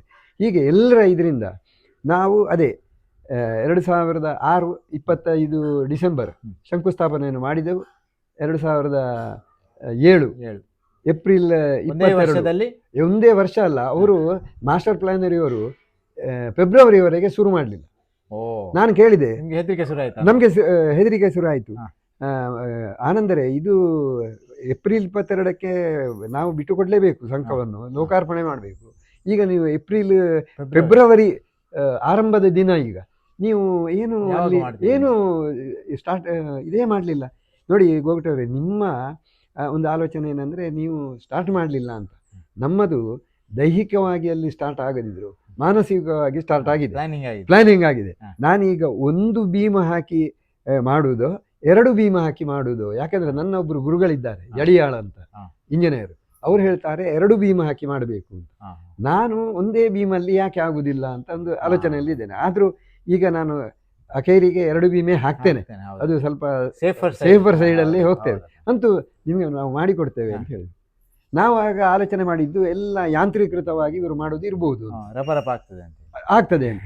ಇಲ್ಲ, ಇವರು ಕಂಪ್ಲೀಟ್ ಪ್ರತಿಯೊಂದನ್ನು ಕೂಡ ಮಾಡಿದ್ದು ಮ್ಯಾನ್ಯುವಲ್. ಆದ್ರೆ ಅವರು ಫೆಬ್ರವರಿ 10ಕ್ಕೆ ಏನೋ ಬಂದ್ರು, ಅಂತೂ ಏಪ್ರಿಲ್ 22ಕ್ಕೆ ಬಿಟ್ಟುಕೊಟ್ರು. ಸೇತುವೆಯ ಇದೆಲ್ಲ ತೆಗೆದಿಲ್ಲ ಅವರು. ಯಾವುದು ಅದರ ನಾವು ಏನು ಸೆಂಟ್ರಿಂಗ್ ಗುಜ್ಜಿಗಳು ಅಂತ ಹೇಳ್ತೇವೆ, ಅದನ್ನು ತೆಗೆದಿರ್ಲಿಲ್ಲ. ಆದ್ರೆ ಸೇತುವೆ ಮೇಲೆ ನಡಿಲಿಕ್ಕೆ ಅವರು ಮಾಡಿಕೊಟ್ರು. ಆ ಕಡೆ ಈ ಕಡೆ ಅಪ್ರೋಚ್ ಆಗಿರ್ಲಿಲ್ಲ. ಅದಕ್ಕೆಲ್ಲ ತುಂಬಾ, ಅಂತೂ ಸೇತುವೆಯ ಲೋಕಾರ್ಪಣೆಯನ್ನು ಮಾಡುವಲ್ಲಿ ಅವರು ಮಾಡಿಕೊಟ್ರು. ಹೀಗೆ ನಮ್ಮ ಸೇತುವೆಯ ಕತೆ ಅದೇ. ಯಾಕೆ ಅಂದ್ರೆ ನಮ್ಮ ನೋಡಿ, ಅಲ್ಲಿ ಧರ್ಮೀಯ ತಡ್ಕ ಒಂದು ನಮ್ಮ ವಾಳ್ಯ, ಮತ್ತೆ ಮುದ್ದಿಗೆ ಅಂತ ಹೇಳೋದು ಒಂದು ವಾಳ್ಯ, ಮತ್ತೆ ಒಂದು ಕಳೆಂಜ ಅಂತ ಹೇಳುವುದು ದೊಡ್ಡ ಒಂದು ಆ ಗ್ರಾಮ, ಕಳೆಂಜ, ಕಾಯರಡ್ಕ, ಇಂಥ ತುಂಬಾ, ಅದು ಧರ್ಮಸ್ಥಳಕ್ಕೆ ಒಂದು ಹೋಗುವಂತ ರಸ್ತೆ ಅದು. ಅಲ್ಲಿ ತುಂಬಾ ಜನರಿಗೆ ಅದು ಉಪಯೋಗ ಆಗ್ತದೆ ಅಂತ ನಮ್ಗೆ ಗೊತ್ತಿತ್ತು. ಅದಕ್ಕೋಸ್ಕರ ನಾನು ಇದನ್ನೊಂದು ನಾನು ಹೇಳಬೇಕು, ನನ್ನೊಟ್ಟಿಗೆ ಸೇರಿದವರೆಲ್ಲ ಯಾರು ಅಂತ. ಒಂದು ವಾಮನ್ ತಾಮನ್ಕರ್ ಅಂತ, ಅವರು ತಾಲೂಕ್ ಪಂಚಾಯತಿಯ ಸದಸ್ಯರಾಗಿದ್ದರು. ನರಸಿಂಹ ಪಾಳಂದೆಯವರು ಅಂತ, ಅವರು ನಿಮ್ಗೆ ಗೊತ್ತಿದೆ, ಅವರು ದೊಡ್ಡ ಸಮಾಜ ಸೇವಕ. ಆಮೇಲೆ ವರದಶಂಕರ ದಾಮ್ಲೆಯವರು, ನಮ್ಮ ಈಗಿನ ಶಿಶಲ ಸೀಮಾ ಚಿತ್ಪಾವನ ಸಮಾಜ ಸಂಘದ ಅಧ್ಯಕ್ಷ.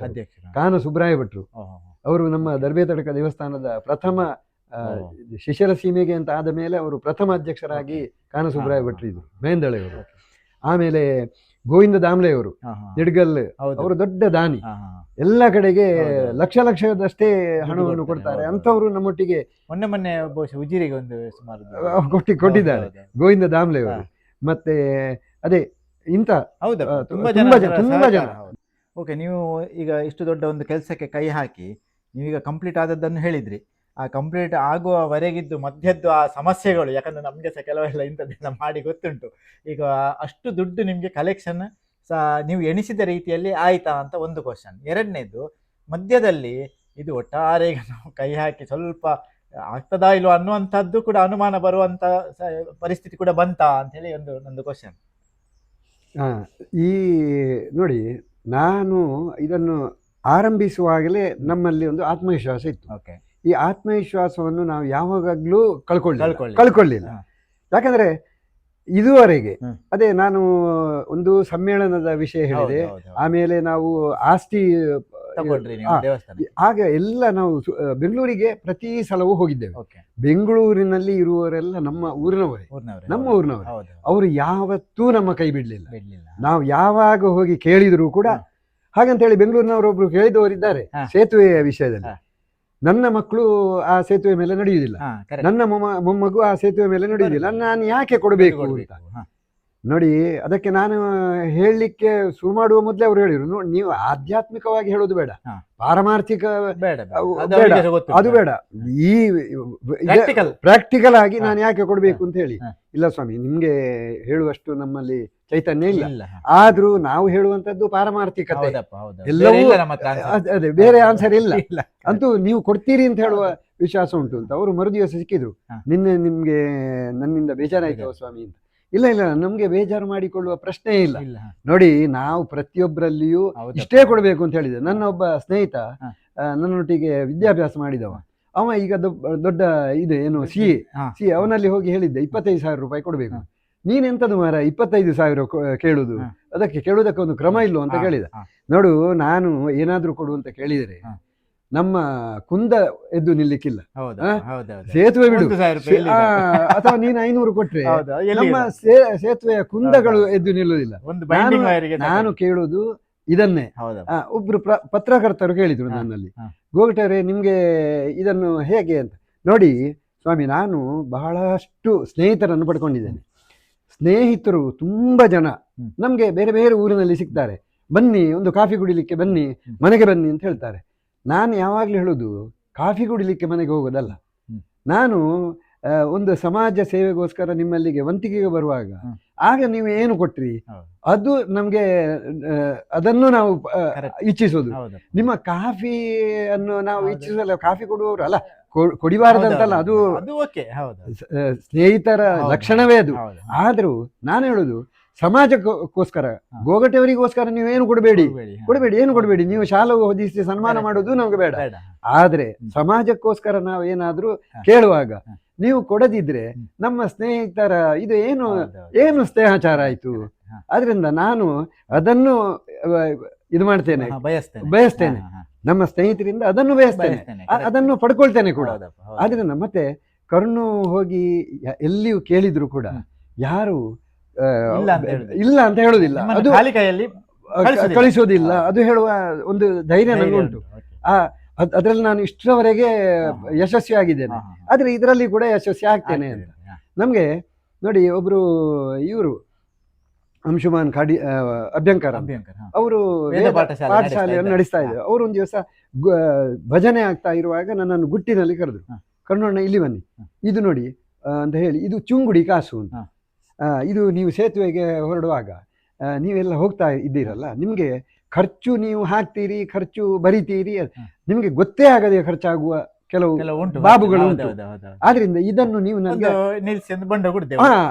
ಆದ್ರಿಂದ ಇದು ಚುಂಗುಡಿ ಕಾಸು, ಇದು ನನ್ಗೆ ರಸೀದಿ ಕೊಡೋದು ಬೇಡ, ನೀವು ಇದು ನಿಮ್ಗೆ ಚುಂಗುಡಿ ಕಾಸು ಇಟ್ಟುಕೊಳ್ಳಿ.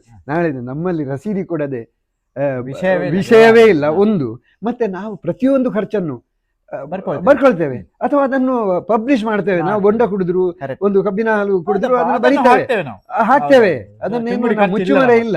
ಆದ್ರಿಂದ ಹಾಗೆ ಕೊಟ್ಟವರು ಇದ್ದಾರೆ ನಮ್ಮಲ್ಲಿ. ಮತ್ತೆ ಕೆಲವರು ಮುಸ್ಲಿಮರೊಬ್ರು ನಮ್ಗೆ ಹಿಂದಕ್ಕೆ 10,000 ರೂಪಾಯಿ ಕೊರ್ಜಿಂಟ ಬುಕ್ ಒಯ್ಕು ಕೊರ್ಪಣ ಅಂತ ಹೇಳಿ ಕೊಟ್ಟವರಿದ್ದಾರೆ.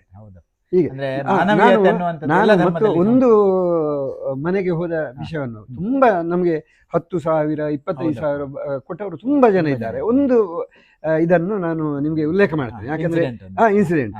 ನಾವು ಮೈಸೂರಲ್ಲಿ, ನಾನು ಬಾಲಚಂದ್ರ ಡೋಂಗ್ರೆಯವರು, ಅವರು ನಮ್ಗೆ ಯಾವಾಗ್ಲೂ ಒಂದು, ಬಾಲಚಂದ್ರ ಡೋಂಗ್ರೆಯವರಂದ್ರೆ ನಮ್ಗೆ ಒಂದು ಬೆನ್ನೆಲು ಬಿದ್ದ ಹಾಗೆ. ಅವರು ನಮ್ಮೊಟ್ಟಿಗೆ ಇದರಲ್ಲೆಲ್ಲ ಸೇರಿಕೊಂಡಿದ್ದಾರೆ. ಅವರು ನಾವು ರಾಮನಾಥ್ ಗೋರೆ ಅಂತ, ಶ್ರೀಧರ್ ಗೋರೆ ಅವರ ಅಣ್ಣ, ಅವರ ಮನೆಗೆ ಹೋಗಿದ್ದೆವು. ಅವರು ನಿವೃತ್ತ PWD ಇಂಜಿನಿಯರ್. ಅವನ ಮನೆಗೆ ಹೋಗಿ ಅವರ 3 ಮಕ್ಕಳು ಕೂಡ ಇಂಜಿನಿಯರ್ಸ್, ಎಲ್ಲ ದೊಡ್ಡ ದೊಡ್ಡ ಹುದ್ದೆಯಲ್ಲಿ ಎಲ್ಲ ಇದ್ದಾರೆ, ಉದ್ಯೋಗದಲ್ಲಿದ್ದಾರೆ. ಅವರ ಮನೆಗೆ ಹೋಗಿ ನಾನು ಮತ್ತೆ ಬಾಲಚಂದ್ರ ಡೋಂಗ್ರೆ ಈ ವಿಷಯನ್ನೆಲ್ಲ ಹೇಳಿದೆವು. ಮತ್ತೆ ನನ್ನ ಒಂದು ಮನಸ್ಸಲ್ಲಿತ್ತು, ಇವರಿಂದ 25,000 ಕೇಳಬೇಕು, ಆದ್ರೂ ನಾವು ಕೇಳಲಿಲ್ಲ.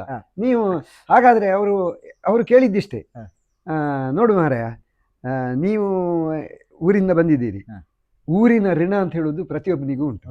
ನಾನೀಗ ಮೈಸೂರಲ್ಲಿದ್ರೂ ಕೂಡ, ನಿವೃತ್ತನಾಗಿದ್ರು ಕೂಡ, ಊರಿನ ಋಣ ನನಗೆ ಉಂಟು. ಊರಿನ ಋಣವನ್ನು ತೀರಿಸಬೇಕು ಅಂತ ಹೇಳುವ ಒಂದು ಇದು ಉದ್ದೇಶ ಇತ್ತು ನನಗೆ. ಆದ್ರಿಂದ ನಾನು ನಿನ್ಗೆ ಚೆಕ್ ಕೊಟ್ರೆ ಆಗ್ಬಹುದು ಅಂತ ಕೇಳಿದ್ರು. ಆಯ್ತು ಅಂತ ಹೇಳಿದೆವು, ಚೆಕ್ ಕೊಟ್ರೆ ಆಗ್ಬಹುದು ಅಂತ ಹೇಳಿದೆವು. ಅವರು ಒಳಗೆ ಹೋದ್ರು, ಒಂದು ಸಣ್ಣ ಅಮೌಂಟ್ ಅನ್ನು ಕೊಡ್ತೇನೆ ಅಂತ ಹೇಳಿದ್ರು. ಆಯ್ತು ಹೇಳಿದೆವು. ಮತ್ತೆ ಅವರಲ್ಲಿ ಪುನಃ ನಮಗೆ ಕೇಳುವ ಅವಕಾಶವೇ ಇಲ್ಲ. ಅವರೇ ಹೇಳಿದ್ರು ಏನಂದ್ರೆ, ನಾನು ಕೊಡ್ತೇನೆ. ನಾವು ಹೇಳುವುದನ್ನೆಲ್ಲ ಹೇಳಿ ಆಗಿದೆ, ಅವರನ್ನು ಹೊಗಳಿ ಎಲ್ಲ ಮಾಡುವ ನಿಮ್ಮ ಟೆಕ್ನಿಕ್ಸ್ ಅನ್ನೆಲ್ಲ ಯೂಸ್ ಮಾಡಿ ಆಗಿದೆ. ಅವರು ಒಳಗೆ ಹೋದ್ರು, ತಂದು ಇದನ್ನು ಚೆಕ್ಕನ್ನು ಕೊಡುವಾಗ ವಾಮನ್ ತಾಮನ್ಕರ್ ಹೇಳುದು, ಕರ್ಣನ್ನ ಸರಿಯಾಗಿ ನೋಡಿಕೊಳ್ಳಿ, ಎಷ್ಟು ಅಮೌಂಟ್ ಉಂಟು. ಯಾಕಂದ್ರೆ ಅದು 7,500 ಅಲ್ಲ, 75,000. ನಾವು ನಿರೀಕ್ಷೆ ಮಾಡಿದ್ದು 25,000 ಬರ್ದಿದಾರ ಅಂತ. ಅಲ್ಲಲ್ಲ, ತಪ್ಪಿ ಬರ್ದಿದಾರ ಅಂತಲ್ಲ. ನೀವು ರಸೀದಿ ಬರೆಯುವಾಗ ಎಲ್ಲಿಯಾದ್ರೂ 7,500 ಬರೆಯಬೇಡಿ. ರಸೀದಿಯನ್ನು 75,000ಕ್ಕೆ ಅಂದ್ರೆ ಅವರು ಅದನ್ನೆಲ್ಲ ಬಾಯಿ ಬಿಟ್ಟು ಹೇಳಲಿಲ್ಲ, ಸರಿ ನೋಡಿಕೊಳ್ಳಿ ಅಂತ ಹೇಳಿದ್ರು ಅಷ್ಟೇ. ಅದು 75,000. ಅದು ನಮ್ಗೆ ಬಹಳಷ್ಟು ಒಂದು ಅನಿರೀಕ್ಷಿತ. ಯಾಕಂದ್ರೆ ಒಂದು ಊರಿನ ಋಣವನ್ನು ಈ ರೀತಿ ಕೂಡ ಸಂದಾಯ ಮಾಡುವವರು ಇದ್ದಾರೆ, ಮನಸ್ಥಿತಿ ಉಂಟು. ಹಾಗಿದ್ರೆ ನಾವು ಹೊರಡುದು ಸಣ್ಣ ವಿಷಯ ಅಲ್ಲ, ಆ ಸಣ್ಣ ವಿಷಯಕ್ಕೆ ಅಷ್ಟೊಂದು ಮಹತ್ವವನ್ನು ಕೊಡುವ ದಾನಿಗಳು ಇರುವಾಗ ನಾವು ಯಾಕೆ ಹೆದರ್ಬೇಕು? ಅದೇ ಆದ್ರಿಂದ ನಾವು ಹೇಳೋದು ಹೊರಡಬೇಕು. ಅದು ನೋಡಿ, ನಿಮ್ಗೆ ನಿಮ್ಮದ್ರಲ್ಲಿ 2 ಉದಾಹರಣೆಗಳು ಸಿಕ್ಕಿತು. ನಾನು ಯಾಕೆ ಕೊಡ್ಬೇಕು, ನನ್ನ ಮಕ್ಕಳೇನು ಅದ್ರಲ್ಲಿ ಹೋಗುದಿಲ್ಲ ಇದ್ದಾರೆ. ಇಲ್ಲ ಅವರು ಮರು ದಿವಸ ಕೇಳಿದ್ರು, ನಾನು ನಿಮ್ಗೆ ಹೇಳಿದ್ದು ಬೇಜಾರಾಯ್ತು. ಇಲ್ಲ ನಮ್ಗೆ ಬೇಜಾರೇ ಆಗ್ಲಿಲ್ಲ, ದುಡ್ಡು ಕೊಟ್ಟಿದ್ದಾರೆ ಅವರು 5,000 ರೂಪಾಯಿ ಕೊಟ್ಟಿದ್ದಾರೆ ಆ ದಿವಸ. ಆಮೇಲೆ ನಾನು ಹೇಳಿದೆ, ಇಲ್ಲ ನೀವು ಹೇಳಿದ್ರಲ್ಲಿ ನಾವು ಬೇಜಾರು ಮಾಡಿಕೊಳ್ಳಿಲ್ಲ ಸ್ವಾಮಿ, ನಮ್ಗೆ ಸಂತೋಷ ಆಗಿದೆ. ನಾವು ಏನ್ ಮಾಡ್ತಿದ್ದೇವೆ ಅಂದ್ರೆ, ಒಂದು ವೇಳೆ ನಮ್ಗೆ ಡೆಫಿಸಿಟ್ ಆಯಿತು, ನಮ್ಮ ಸೇತುವೆಗೆ ಹಣ ಕಮ್ಮಿ ಆದ್ರೆ ನಿಮ್ಮಲ್ಲಿ ಕೇಳಲಿಕ್ಕೆ ಬರ್ತಿದ್ದೇವೆ, ನಾನು ಕೊಡ್ತಿದ್ದೆ ಅಂತ ಹೇಳಿದ್ರು. ಅಷ್ಟು ನಮ್ಗೆ ಆತ್ಮವಿಶ್ವಾಸ ಉಂಟು. ನೀವು ಏನೇ ಹೇಳಿದ್ರು ನಮ್ಮನ್ನು ನೀವು ಎಲ್ಲ ಬೇರೆ ಬೇರೆ ರೀತಿಯಲ್ಲಿ ಪರೀಕ್ಷೆ ಅಷ್ಟೇ ಅಲ್ಲದೆ ನೀವು ಏನು ನಮ್ಮನ್ನು ಕೊಡುದಿಲ್ಲ ಅಂತ ನೀವು ಹೇಳಲೇ ಇಲ್ಲ. ಯಾಕೆ ಕೊಡಬೇಕು ಅಂತ ಕೇಳಿದ್ದಷ್ಟೇ. ಆದ್ರೆ ಹೀಗೂ ಇರ್ಬೋದು, ಅಂದ್ರೆ ಇನ್ನೊಬ್ರು ಯಾರಾದ್ರೂ ಹೀಗೆ ಹೇಳಿದ್ರೆ ನೀವು ಎಂತ ಆನ್ಸರ್ ಕೊಡ್ತೀರಿ ನೋಡುವ. ಮತ್ತೊಬ್ಬನ ಮನೆಗೆ ಬೆಂಗಳೂರಲ್ಲಿ ಹೋಗುವಾಗ ನನ್ನ ಒಟ್ಟಿಗಿದ್ದವರು ಅಲ್ಲಿಗೆ ಹೋಗುದೇ ಬೇಡ ಹೇಳಿದ್ರು. ಅವರು ನಮ್ಮ ಮನೆ ಹತ್ರದವರೇ, ಅವರ ಮನೆಗೆ ಹೋಗುದೆ. ನಾನು ಹೇಳಿದೆ ಹೋಗುವ, ನಾನು 5,000 ಕೇಳ್ತೇನೆ, 5,000 ಕೊಟ್ಟರೆ ಕೊಡ್ತಾರೆ, ಅಥವಾ ಕೊಡದಿದ್ರು ನಾನು ಬೇಜಾರು ಮಾಡಿಕೊಳ್ಳುದಿಲ್ಲ, ಅದರಲ್ಲಿ ಏನು ಇದಿಲ್ಲ ಅಂದ್ರೆ ಇಲ್ವೇ ಇಲ್ಲ. ನಾವು ಅವರ ಮನೆಗೆ ಹೋಗುದು ಬೇಡ, ಅವ್ರು ಹೇಳಿದ್ದಾರೆ ಕಣ್ಣು ಅಣ್ಣ ಬಂದ್ರೆ ನಾನು ಜಗಳ ಆಡ್ತೇನೆ, ಆದ್ರಿಂದ ಹೋಗೋದು ಬೇಡ ಅಂತ ಹೇಳಿದ್ರು. ಅದಕ್ಕೆ ಮತ್ತೆ ಅವರ ಒತ್ತಾಯಕ್ಕೆ ನಾನು ಹೋಗದೆ ಬಂದೆವು. ಆದ್ರೆ ಆ ನಂತರ ಅವರೇ ನಮ್ಮ ಸೇತುವೆಗೆ ಹಣವನ್ನು ಕೊಟ್ಟಿದ್ದಾರೆ ನೋಡಿ. ಅಂತ ತುಂಬಾ ಕೆಲಸಕ್ಕೆ ಎಲ್ಲರ ಸಹಕಾರ, ಯಾರು ಕೊಡೋದಿಲ್ಲ ಅಂತ ಹೇಳಿಲ್ಲ. ಇಲ್ಲಿ ಒಬ್ರು ಗೌಡ್ರು ಒಂದು ಸಭೆಯಲ್ಲಿ, ನಾವು ಒಂದು ಸಭೆಯನ್ನು ಮಾಡಿದ್ದೆವು. ಆಗ ಅವರು ಹೇಳಿದ ಮಾತೇನಂದ್ರೆ, ಕೋಗಟೆ ತಾರೆ ನೆತ್ತೆರು ಜಪುಡಾವಂತುಳ್ಳೇರಿ ಎಂಕ್ಲೋ ಬೆಗರ ಅಂಟ್ಲ ಜಪುಡ. ನೋಡಿ ಎಂತ ಮಾತು ಕೇಳುವಾಗ ನಮಗೆ ಮನಸ್ಸು ತುಂಬಿ ಬರ್ತದೆ, ನಮ್ಗೆ ಸಾಕು ನಾವು ಮಾಡಿದ್ದಕ್ಕೆ. ಮತ್ತೆ ಎಷ್ಟೋ ಜನ ಹೇಳಿದ್ದಾರೆ ಇದರಲ್ಲಿ ಇದೆಲ್ಲ ಆಗು ಹೋಗುವ ವಿಷಯ ಅಂತ ಹೇಳಿದವರು ಇದ್ದಾರೆ. ಹಾಗೆ ಅನ್ನಿಸ್ತದೆ ಯಾರಿಗೆ ಸಹ, ಈಗ ಹೇಳುದೊಂದು ದೊಡ್ಡ ಇದಲ್ಲ. ಹೌದು, 300 ಫೀಟಿನ ಒಂದು ಸೇತುವೆ, ಅದು ಕೆಲವರಿಗೆ ಅನ್ನಿಸಿರ್ಬೋದು. ಸರ್ಕಾರವೇ 1 ವರ್ಷದಲ್ಲಿ ಮಾಡ್ಲಿಕ್ಕೆ ಆಗದಿದ್ದಂತಹ ಸೇತುವೆಯನ್ನು 1 ವರ್ಷದಲ್ಲಿ ಮಾಡಿ ಮುಗಿಸಿದ್ದೀರಿ. ಮಾಡಿದ್ದೇವೆ ಅಂದ್ರೆ ಅದು ಮಾಸ್ಟರ್ ಪ್ಲಾನರ್ ಇವರದು, ಮತ್ತೆ ನಮ್ಮ ಸ್ನೇಹಿತರ ಎಲ್ಲರ ಅದರಲ್ಲಿ ಬೇರೆ ಬೇರೆ. ಹೌದು, ಅದು ಟೀಮ್ ವರ್ಕ್ ಅದು. ಯಾಕಂದ್ರೆ ಅದರಲ್ಲಿ ಬೇರೆ ಬೇರೆ ತರದ ಕೆಲಸಗಳೆಲ್ಲ ಆಗಿದ್ದಾವೆ. ಇಲ್ಲಿ ಒಬ್ರು ಗುಂಡಣ್ಣ ಅಂತ ಇದ್ದಾರೆ, ಅವರು ಬೇರೆ ನಮ್ಮೊಟ್ಟಿಗೆ ಕಲೆಕ್ಷನ್ಗೆ ಅಂತ ನಮ್ಮೊಟ್ಟಿಗೆ ಬರ್ಲಿಲ್ಲ, ಅವರಷ್ಟಕ್ಕೆ ಅವರು ಹೋಗಿದ್ದಾರೆ. ಅವರು ಮತ್ತೆ ಹೇಗಂದ್ರೆ ಅವ್ರದ್ದು ಮಿತ, ಅವರಿಗೆ ಅವರು ಹೀಗೆ ಹೇಳುದ್ರಲ್ಲಿಲ್ಲ. ಏನಂದ್ರೆ ನೀವು 25,000 ಕೊಡಿ ಅಂತ, ಅವರು ಬಹಳ ಸಾಫ್ಟ್, ಕೊಟ್ಟದ್ದನ್ನು ತಗೊಳ್ಳುವ ಜಾಯಮಾನ. ಆದ್ರೆ ಅವರು ಅಲ್ಲಿಯ ಎಲ್ಲ ವ್ಯವಸ್ಥೆ, ಆ ಸೇತುವೆಯ ಹತ್ತಿರದಲ್ಲಿ ಏನು ನಿಮ್ಮ JCB ವರ್ಕ್ ಗಳಾಗಬೇಕು, ಮಣ್ಣಿನ ಕೆಲಸಗಳೇನ, ಅದನ್ನೆಲ್ಲ ಅವರು ನೋಡಿಕೊಂಡಿದ್ದಾರೆ. ಹೀಗೆ ನಮ್ಮಲ್ಲಿಯೂ ಬೇರೆ ಬೇರೆ ಇದ್ದಿದ್ರು, ಟ್ಯಾಲೆಂಟ್ ಇದ್ದವರು. ಹೌದು, ಎಲ್ಲ ನಮ್ಮ ಶಿಶಿಲ ಸೀಮೆಯ ಎಲ್ಲ ಆ ದಿವಸಗಳಲ್ಲಿ ನಮ್ಮೊಟ್ಟಿಗೆ ಏನು ಸೇರಿದ್ದಾರೆ, ಅವರಲ್ಲಿ ಬೇರೆ ಬೇರೆ ಪ್ರತಿಭೆಗಳಿದ್ದ ಕಾರಣ ಇದು ಅಷ್ಟು ಸುಲಭದಲ್ಲಿ ಆಯ್ತು. ಈಗ ಗುಂಡಣ್ಣನ ಹೇಳ್ತಾರೆ, ಆ ಕಾಲದಲ್ಲಿ ನಾವು ಸ್ವಭಾವವನ್ನು ಮಾಡಿದೆವು, ಸೇತುವೆಯನ್ನು ಮಾಡಿದೆವು ಅಂತ ಹೇಳಿದ್ರೆ ಇವತ್ತು ಸ್ವಲ್ಪ ಕಷ್ಟ ಉಂಟು ಅಂತ. ಆದ್ರೆ ಮೊನ್ನೆ ಗುಂಡಣ್ಣನ ನೇತೃತ್ವದಲ್ಲಿ ಒಂದು ಶತಚಂಡಿಕಾ ಯಾಗ ಶಿವಾಜಿಯಲ್ಲಿ ಅದ್ಭುತವಾಗಿ ಆಯ್ತು. ಅದಕ್ಕೂ ನಾನು ಕೇಳಿದ್ದವರಲ್ಲಿ ಅದೇ, ಗುಂಡಣ್ಣ ನಾನೇನು ಕೊಡಬೇಕು ಅಂತ, ನೀವು ಕೊಡೋದು ಎಷ್ಟು ಅಂತ ನಾನು ಹೇಳೋದಿಲ್ಲ ಹೇಳಿದ್ರು. ನಾನು ಯಾರಲ್ಲೂ ಹೇಳಿಲ್ಲ, ನಿನ್ನಲ್ಲಿ ಯಾಕೆ ಹೇಳ್ತೇನೆ, ನಾನು ನೀವು ಕೊಟ್ಟದ್ದಂತೆ ಕೊಡೋದು. ದೇವಿ ನಿಮ್ಗೆ ಏನು ಮನಸ್ಸು ಕೊಡ್ತಾಳೆ ಅದನ್ನು ಕೊಡಿ, ಅವರ ಜಾಯಮಾನ ಹಾಗೇ ಇದೆ. ಇನ್ನು ನಿಮ್ಗೆ ಆರ್ಯಭಟ ಪ್ರಶಸ್ತಿ ಬಂದಿದೆ, ಅದಕ್ಕೆ ಮೊದಲು ಅಭಿನಂದನೆಗಳು ನಿಮ್ಗೆ. ಇದು ನಿಮ್ಗೆ ಯಾವ ಇಸವೆಯಲ್ಲಿ ಬಂತು, ಮತ್ತೆ ಅದು ಯಾವುದಕ್ಕೋಸ್ಕರ ಕೊಡುವಂತ ಪ್ರಶಸ್ತಿ? ಅದು ಆರ್ಯಭಟ ಪ್ರಶಸ್ತಿ 2011ರಲ್ಲಿ ಸಮಾಜ ಸೇವೆಗೋಸ್ಕರ, ಅಂದ್ರೆ ಅವರು ಬೇರೆ ಬೇರೆ ಕ್ಷೇತ್ರಗಳ ಸಾಧಕರನ್ನು ಗುರುತಿಸಿ ಅವರು ಸಾಧಕರಿಗೆ ಕೊಡುವಂಥದ್ದು. ಅದರಲ್ಲಿ ನೃತ್ಯದವರು ಇದ್ರು, ಮತ್ತೆ ಸಮಾಜ ಸೇವೆಗಳು ಇದ್ರು, ವೈದ್ಯರು ಇದ್ರು, ಇಂಜಿನಿಯರ್ಸ್ ಇದ್ರು, ಮತ್ತೆ ನಾಟಕಕಾರರು ಇದ್ರು, ಮತ್ತೆ ಸಂಗೀತ, ಎಲ್ಲ ಕ್ಷೇತ್ರವನ್ನು ಅವರು ಗುರುತಿಸ್ತಾರೆ. ಅದರಲ್ಲಿ ಸಮಾಜ ಸೇವೆಗೋಸ್ಕರ ಅದು ಹೇಗೆ ಸಿಕ್ಕಿತು ಅಂತ ಹೇಳುವಂಥದ್ದು ಕೂಡ, ಯಾಕಂದ್ರೆ ನಾನು ಅದಕ್ಕೆ ಅರ್ಜಿ ಹಾಕ್ಲಿಲ್ಲ. ಆದ್ರೆ ಈ ಆರ್ಯಭಟ ಫೌಂಡೇಶನ್ ಅಂತ ಬೆಂಗಳೂರಲ್ಲಿ ಒಂದು Okay. ಇದೆ. ಹ್ಮ್. ಅದೊಬ್ರು ಡಾಕ್ಟರ್ KRV ರಾವ್ ಅಂತ ಏನೋ VKRV ರಾವ್ ಏನೋ ಒಬ್ರು ಇದ್ದಾರೆ. ಅಂತೂ ಅವರ ಒಂದು ಫೌಂಡರ್ ಅವರು. ಫೌಂಡರ್ ಮತ್ತೆ ಅವರೊಂದು ಟ್ರಸ್ಟಿಗಳ ಇದು ಇರಬಹುದು ಅಂತ ಒಂದು ಟ್ರಸ್ಟ್ ಅದು. ಅದಕ್ಕೆ ನಮ್ಮ ಬೆಂಗಳೂರಿನ ಮಿತ್ರರು ಅವರು ಇದನ್ನು, ಯಾಕಂದ್ರೆ ಇಲ್ಲಿ ಒಂದು ಕುಗ್ರಾಮದಲ್ಲಿ ನಡೆದ ಒಂದು ಸಾಧನೆಗೆ ಯಾರಾದ್ರೂ ಹೇಳದಿದ್ರೆ ಅವ್ರಿಗೆ ಗೊತ್ತಾಗೋದು ಹೇಗೆ? ಅವ್ರಿಗೆ ಗೊತ್ತೇ ಇರ್ಲಿಕ್ಕಿಲ್ಲ. ಯಾಕಂದ್ರೆ ಇದು ರಾಜ್ಯವ್ಯಾಪಿ ಏನು ಪ್ರಸಾರ ಅಲ್ಲ. ನಮ್ಮ ತಾಲೂಕಿನಲ್ಲಿ ಈವನ್ ನಿಮ್ಮ ದಕ್ಕ ಜಿಲ್ಲೆಯಲ್ಲಿ ಕೂಡ ಇದು ಹೆಚ್ಚು ಪ್ರಚಾರ ಗಳಿಸಿರ್ಲಿಕ್ಕಿಲ್ಲ. ಅಂತೂ ನಮ್ಮ ತಾಲೂಕಿನಲ್ಲಿ ಪ್ರಚಾರ ಆ ದಿವಸಗಳ ದೈನಿಕಗಳಲ್ಲೆಲ್ಲ ಬಂದ ವಿಷಯ. ಆದ್ರೆ ಲಂಕೇಶ್ ಪತ್ರಿಕೆ ಅವರು ಇದನ್ನು ಇದು ಮಾಡಿದ್ದಾರೆ, ಪಬ್ಲಿಷ್ ಮಾಡಿದ್ದಾರೆ. ಯಾಕಂದ್ರೆ ನಾವು ಹೆಚ್ಚಾಗಿ ಸ್ವಲ್ಪ ಕ್ರೈಮ್ ಇದನ್ನೇ ಮಾಡುವಂತದ್ದು, ಆದ್ರೆ ಈ ಒಂದು ಘಟನೆಯನ್ನು ನಾವು ಹೈಲೈಟ್ ಮಾಡ್ತೇವೆ ಅಂತ ಹೇಳಿ ಅವರು ಲಂಕೇಶ್ ಪತ್ರಿಕೆ ಅವರು ಆ ದಿವಸಗಳಲ್ಲಿ ಅದನ್ನು ಹೈಲೈಟ್ ಮಾಡಿದ್ದಾರೆ. ಇಂತಹ ಒಂದು ಕೆಲಸ. ಈ ಸಂದರ್ಭದಲ್ಲಿ ನಾನು ಇನ್ನು ಇಬ್ಬರನ್ನು ನಾನು ನೆನಪಿಸಿಕೊಳ್ತೇನೆ. ಒಬ್ರು ಗಜಾನನ್ ಮರಾಠೆ ಅವರು ಅಂತ ಬೆಂಗಳೂರು. ಅವರು ನಮ್ಗೆ 1 ಲಕ್ಷ ರೂಪಾಯಿಯನ್ನು ವಿದೌಟ್ ಇಂಟ್ರೆಸ್ಟ್ ನಿಮ್ಗೆ ಯಾವಾಗ ವಾಪಸ್ ಕೊಡ್ಲಿಕ್ಕೆ ಆಗ್ತದೆ ಆಗ ಕೊಡಿ, ಆದ್ರೆ ಅಸಲು ನೀವು ಕೊಡಿ, ಅದಕ್ಕೆ ಬಡ್ಡಿ ಕೊಡುದು ಬೇಡ ಅಂತ 1 ಲಕ್ಷ ರೂಪಾಯಿಯನ್ನು ನಮ್ಗೆ ಗಜಾನನ್ ಮರಾಠೆ ಅವರು ಮತ್ತೆ ಬಾಲಚಂದ್ರ ಡೋಂಗ್ರೆ ಅವರು ಕೂಡ ಹಾಗೆ ಇವರಿಬ್ರು ನಮ್ಗೆ 1 ಲಕ್ಷ ರೂಪಾಯಿಯನ್ನು ಕೊಟ್ಟಿದ್ದಾರೆ. ಮತ್ತೆ ನಾವು ದೇವಸ್ಥಾನದಿಂದ ಕೂಡ ಪರಶುರಾಮ ದೇವಸ್ಥಾನದಿಂದಲೇ ಸಾಲವನ್ನು ತಗೊಂಡಿದ್ದೇವೆ. ಕೆಲವು ಸಂದರ್ಭದಲ್ಲಿ ನಮ್ಮ ಅಂದರೆ ಎಲ್ಲ ಹಣ ಸಂಗ್ರಹ ಆಗುದಿಲ್ಲ. ಹಾಗೆ ಅಂತ ಹೇಳಿ ಮಾಸ್ಟರ್ ಪ್ಲಾನರ್ ಇವರು ನಮ್ಮಲ್ಲಿ ಆಗಾಗ ಏನು ಕೇಳಲಿಲ್ಲ, ಮತ್ತೆ ಲಾಸ್ಟಿಗೆ ಕೇಳಿದ್ದು. ನಮಗೆ ಸಾಧಾರಣ 25 ಲಕ್ಷವು ಸೇತುವೆಗೆ ಮೀಲಿಲ್ಲ. ಒಂದು 16-17 ಲಕ್ಷವನ್ನು ನಾವು ಕಮ್ಮಿಯಲ್ಲಿ, ಆದ್ರೆ ನಮ್ಮ ಅಪ್ರೋಚ್ ರೋಡು ಮತ್ತೆ ಸೇತುವೆಗೆ ಯಾವುದು ನಿಮ್ಮ ಸೈಡ್ ಅದನ್ನು ಎಲ್ಲ ಆಗುವಾಗ ನಮ್ಗೆ 25 ಲಕ್ಷ ಖರ್ಚಾಗಿದೆ. ಅದೆಲ್ಲ ಖರ್ಚಾಗಿದೆ. ಬಜೆಟ್ ಕ್ರಾಸ್ ಆಗ್ಲಿಲ್ಲ. ಮಧ್ಯದಲ್ಲಿ ಅದೇ ನಮ್ಗೆ ಹಣ ಒಂದು ಕಡೆಯಿಂದ ಬರ್ತಾ ಇರ್ತಿತ್ತು, ಅವರಿಗೆ ನಾವು ಕೊಡ್ತಾ ಇದ್ದೇವೆ. ಅವರು ಒಂದು ದಿವಸವೂ ಕೂಡ ನಮ್ಮನ್ನು ಕೇಳಲಿಲ್ಲ, ದುಡ್ಡಿಗೋಸ್ಕರ ಕೇಳಲೇ ಇಲ್ಲ. ನಾವು ಕೊಡುವಾಗ ಅವರು ತಗೊಂಡಿದ್ದಾರೆ. ಅದರಿಂದ ನಮ್ಗೆ ಆರ್ಯಭಟ ಪ್ರಶಸ್ತಿ ಬೆಂಗಳೂರಲ್ಲಿ 2011ರಲ್ಲಿ ಸಿಕ್ಕಿದೆ. ಅವರದೇ ಸಮಾಜ ಸೇವೆಗೋಸ್ಕರ ನಮ್ಗೆ ಅದು ಅದೇ ನಮ್ಮ ಬೆಂಗಳೂರಿನ ಮಿತ್ರರು ಅವರಿಗೆ ನಮ್ಮ ಕಂಪ್ಲೀಟ್ ಇಲ್ಲಿಯ ಚಿತ್ರಣವನ್ನು ಅವರಿಗೆ ಕೊಟ್ಟರು. ಅವರಿಗೆ ಅದು ಹಿತ ಅಂತ ಖಂಡಿತ ಸಮಂಜಸ. ಹೌದು, ಇವರಿಗೆ ಕೊಡಬೇಕಾದ್ದು. ಬೇರೆ ಎಂತ ಫಾರ್ಮಾಲಿಟೀಸ್ ಇತ್ತು ಅಂದ್ರೆ ನಿಮ್ಮನ್ನು ಸೆಲೆಕ್ಟ್ ಮಾಡ್ಲಿಕ್ಕೆ? ಇಲ್ಲ, ಯಾವುದೂ ಇಲ್ಲ. ನಮ್ಮ ಬಗ್ಗೆ ಒಂದು ಅವರು ಇಲ್ಲಿ ಬಂದು ಇಲ್ಲ ಅವರು ಇಲ್ಲಿಗೆ ಬರಲೇ ಇಲ್ಲ. ಓನ್ಲಿ ಫಾರ್ ರೆಕಮೆಂಡೇಶನ್ ಅಂದ್ರೆ ಇವರು ರೆಕಮೆಂಡ್ ಮಾಡುವ ಒಂದು ವಿಧಾನ ಅಂದ್ರೆ ಒಂದು ನಮ್ಮ ಫಾರ್ಮ್ಯಾಟ್ ಅದರಲ್ಲಿ ನಮ್ಮ ಏನು ಕರುಣಾಕರ ಗೋಗಟೆ ಹೇಳುವ ಒಂದು ಇದನ್ನು ಕೊಟ್ಟಿದ್ದಾರೆ. ಅದನ್ನು ಅವರು ಪಡ್ಕೊಂಡು ಅದರಲ್ಲಿ ಏನೇನು ಬರ್ತದೆ ನಿಮ್ಗೆ ಆ ಪ್ರಶಸ್ತಿ ಅಂದ್ರೆ ಪ್ರಶಸ್ತಿ ಪತ್ರವೇ. ಅದರಲ್ಲಿ ಬೇರೆ ಕ್ಯಾಶ್ ಅಂತ ಏನು ಇಲ್ಲ, ಪ್ರಶಸ್ತಿ ಮಾತ್ರ.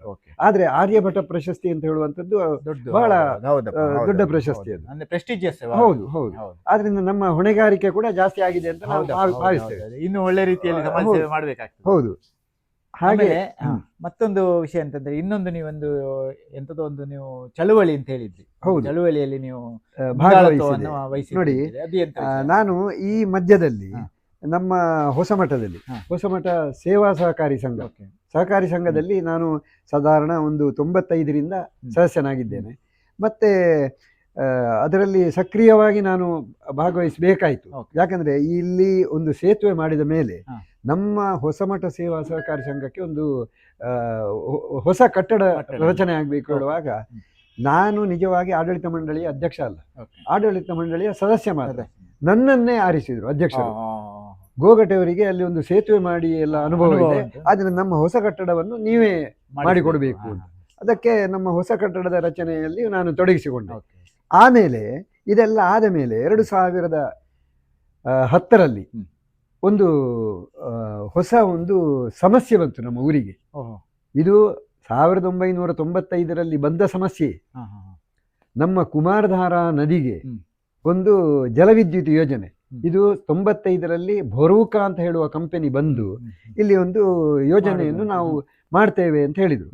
ಆಗ ನಮ್ಮ ಲಕ್ಷ್ಮೀಶ ತೋಳ್ಪಾಡಿ ಅಂತ ನೀವು ಕೇಳಿರ್ಬೋದು, ಪುತ್ತೂರಿನ ಒಳ್ಳೆ ಚಿಂತಕರು, ಅವರ ಒಂದು ನೇತೃತ್ವದಲ್ಲಿ ನಾವು ಒಂದು ಹೋರಾಟವನ್ನು ಮಾಡಿದೆವು. ಆಗ ಶೋಭಾ ಕರ್ಲಾಜೆ ಹೌದು, ನಮ್ಮ ಈಗ ಅವರು ಇದರಲ್ಲಿದ್ದಾರೆ, ಯಾವುದರಲ್ಲಿ ಕೇಂದ್ರ ಮಂತ್ರಿಮಂಡಲದಲ್ಲಿದ್ದಾರೆ. ಅವರು ಆಗ ಅವರ MSW ವಿದ್ಯಾಭ್ಯಾಸ ಮಾಡಿ ಬಂದದ್ದಷ್ಟೇ, 90-94 ಆಸುಪಾಸು. ಅವರು ಈ ಚಳವಳಿಯಲ್ಲಿ ತೊಡಗಿಸಿಕೊಂಡ್ರು. ಅಲ್ಲಿಂದಲೇ ಅವರಿಗೆ ಒಂದು ಇದಕ್ಕೆ ಯಾವುದಕ್ಕೆ ನಮ್ಮ ರಾಜಕೀಯಕ್ಕೆ ಪ್ರೇರಣೆ ಸಿಕ್ಕಿತು ಅಂತ ಹೇಳಬಹುದು. ಆಗ ನಾವು ಅದನ್ನು ಹಿಮ್ಮೆಟ್ಟಿಸಿದೆವು. ಆದರೆ ಬರೂಕಾದವರು ಒಂದೇನಂದ್ರೆ ಅವರು ಹೇಳಿದ್ದು ಮಾತ್ರ ಒಂದು ಇದರಲ್ಲಿ ಯಾವುದರಲ್ಲಿ ಪತ್ರಿಕಾ ಪ್ರಕಟಣೆ ಅಂತ ಬಂದದ್ದಷ್ಟೇ ಅಲ್ಲದೆ ಅವರು ಇಳಿರಲಿಲ್ಲ. ಆದ್ರೆ 2010ರಲ್ಲಿ ಆದ ಒಂದು ಯೋಜನೆಯ ಹಂಚಿಕೆ ಉಂಟಲ್ಲ, ಹಂಚಿಕೆ ಆಯಿತು. ಕುಕ್ಕೆ ಹೈಡಲ್ ಪವರ್ ಪ್ರಾಜೆಕ್ಟ್ ಅಂತ ಒಂದು ಆಂಧ್ರ ಪ್ರದೇಶದ ರೆಡ್ಡಿಗಳಿಗೆ ಪವರ್ ಪ್ರಾಜೆಕ್ಟ್ ಹಂಚಿಕೆ ಆಯಿತು. ಅದನ್ನು ಒಬ್ಬರು ಕೊಡಗಿನ ಪ್ರವೀಣ್ ಅಂತ ಹೇಳುವವರು ಅವರ ಮ್ಯಾನೇಜರ್ ಅವರ ಮ್ಯಾನೇಜರ್ತ್ವದಲ್ಲಿ ಅದು ಇಲ್ಲಿ ಇದಕ್ಕೆ ಬಂದು ಅಲ್ಲಿಯ ಇದಕ್ಕೆ ಕಾರ್ಯತಂತ್ರ ರೂಪಿಸಲಿಕ್ಕೆ ಶುರು ಮಾಡಿದ್ರು. ಆಗ ಯಾವಾಗ ನಮ್ಮಲ್ಲಿ 95ರಲ್ಲಿ ಒಟ್ಟಿಗಿದ್ದ ಕೆಲವು ಭಟ್ರುಗಳು ಮತ್ತು ಗೌಡ್ರುಗಳೆಲ್ಲ ನಮ್ಮೊಟ್ಟಿಗಿದ್ರು, ಅವರಿಗೆ ಕುಕ್ಕೆ ಹೈಡಲ್ ಪವರ್ ಪ್ರಾಜೆಕ್ಟಿಗೆ ತಮ್ಮ ಜಾಗಗಳನ್ನು ಮಾರಿದ್ರು. ಆದ್ರಿಂದ ಅವರಿಗೆ ಅಲ್ಲಿ ಕಾಲೂರ್ಲಿಕ್ಕೆ ಒಳ್ಳೆಯ ಒಂದು ಇದು ಅವಕಾಶ ಸಿಕ್ಕಿತು. ಆಗ ಎಲ್ಲರೂ ಹೇಳಿದ್ರು ನಾವು ಇದನ್ನು ಹೋರಾಟ ಮಾಡಬೇಕು ಅಂತ. ಆಗ ನಾವು ಕೆಲವರೆಲ್ಲ ಆಲೋಚನೆ ಮಾಡಿ ಶೋಭಾ ಕರ್ಲಾಜೆ ಅವರ ಹತ್ರ ಹೋದೆವು. ಆಗ ಅವರು ಇಂಧನ ಮಂತ್ರಿ. ಆಗ ಅವರ ಇಂಧನ ಮಂತ್ರಿ ಇರುವಾಗ ಅವರು ಹೇಳಿದ ಮಾತೇನಂದ್ರೆ, ನೋಡಿ ಗೋಗಟೆಯವರೇ, ಅದು ಏನಂದ್ರೆ ನಾವು ಮಂತ್ರಿಮಂಡಲದಲ್ಲಿ ಇದ್ರೂ ಕೂಡ ನಾವು ಕ್ಯಾಬಿನೆಟ್ನಲ್ಲಿ ಶಿಫಾರಸು ಮಾಡಿದ ಒಂದು ಯೋಜನೆಯನ್ನು ನಾವು ಏಕದಮ್, ನಾನು ಇಂಧನ ಮಂತ್ರಿ ಇರಬಹುದು, ಅದನ್ನು ತೆಗೆದುಹಾಕ್ಲಿಕ್ಕೆ ಆಗುದಿಲ್ಲ, ಅದು ನಮ್ಮ ಕೈಯಲ್ಲಿ ಇಲ್ಲ, ಅದನ್ನು ನಿಮಗೆ ಸಾಧ್ಯ ಉಂಟು, ನೀವು ಹೋರಾಟ ಮಾಡಿ ಅಂತ ನಮಗೆ ಒಂದು ಬುದ್ಧಿವಾದ ಹೇಳಿದರು. ಆಗ ಊರಿನಲ್ಲಿ ಏನಾಯ್ತಂದ್ರೆ ಗೋಗಟೆಯವರು ಅಧ್ಯಕ್ಷರಾಗಬೇಕು ಅಂತ ಹೇಳಿದ್ರು. ನನ್ನಲ್ಲಿ ಏನು ಅಂತ ಸಾಮರ್ಥ್ಯ ಉಂಟು ಅಂತ ನನಗೆ ಗೊತ್ತಿಲ್ಲ. ಆದರೆ ನಮ್ಮದು ಒಂದು ಅಭ್ಯಾಸ ಏನಂದ್ರೆ, ನಾವು ಪ್ರವಾಹದ ವಿರುದ್ಧ ಈಜುವುದು ಅಂತ, ಅದೊಂದು ನಮಗೆ ಅದೊಂದು ಹೌದು. ನಾವು ಅದು ಹಿಂದಿನಿಂದಲೂ ನಮ್ಮ ಉದ್ದೇಶ ಅದು ಏನಂದ್ರೆ, ನಾವು ಪ್ರವಾಹಕ್ಕೆ ಬೆನ್ನು ಹಾಕಬಾರ್ದು, ಆದಷ್ಟು ಈಜುವುದು, ಸಾಧ್ಯ ಇದ್ರೆ ನೋಡುವ. ಮತ್ತೆ ನಾವೊಂದು ದೇವರಲ್ಲಿ ಪ್ರಾರ್ಥನೆ ಮಾಡುದು, ನಮ್ಮ ಮುಖ್ಯವಾದ ಅಸ್ತ್ರ ಅಂದ್ರೆ ದೇವರಲ್ಲಿ ಒಂದು ಪ್ರಾರ್ಥನೆ ಮಾಡಿ ನಾವು ಹೊರಟ್ರೆ ಅವರನ್ನೇ ಎದುರಿಟ್ಟು ನಾವು ಖಂಡಿತ ಯಶಸ್ವಿ ಆಗ್ತೇವೆ ಹೇಳುವ ಒಂದು ಆತ್ಮವಿಶ್ವಾಸ. ಅದು ಏನು ಆತ್ಮವಿಶ್ವಾಸ ಅಂದ್ರೆ ಇದು ಇರ್ಬೋದು, ಏನಂದ್ರೆ ಅಂಧ ಆತ್ಮವಿಶ್ವಾಸ ಇರ್ಬೋದು, ಅಂತೂ ನಮ್ಗೆ ಒಂದು ಆತ್ಮವಿಶ್ವಾಸ ಏನಂದ್ರೆ ಧೈರ್ಯ ಬರ್ತದೆ. ನಾವು ದೇವರನ್ನು ಪ್ರಾರ್ಥನೆ ಮಾಡಿ ಹೊರಟ್ರೆ ನಾವು ಖಂಡಿತ ಯಶಸ್ವಿ ಅಂತ.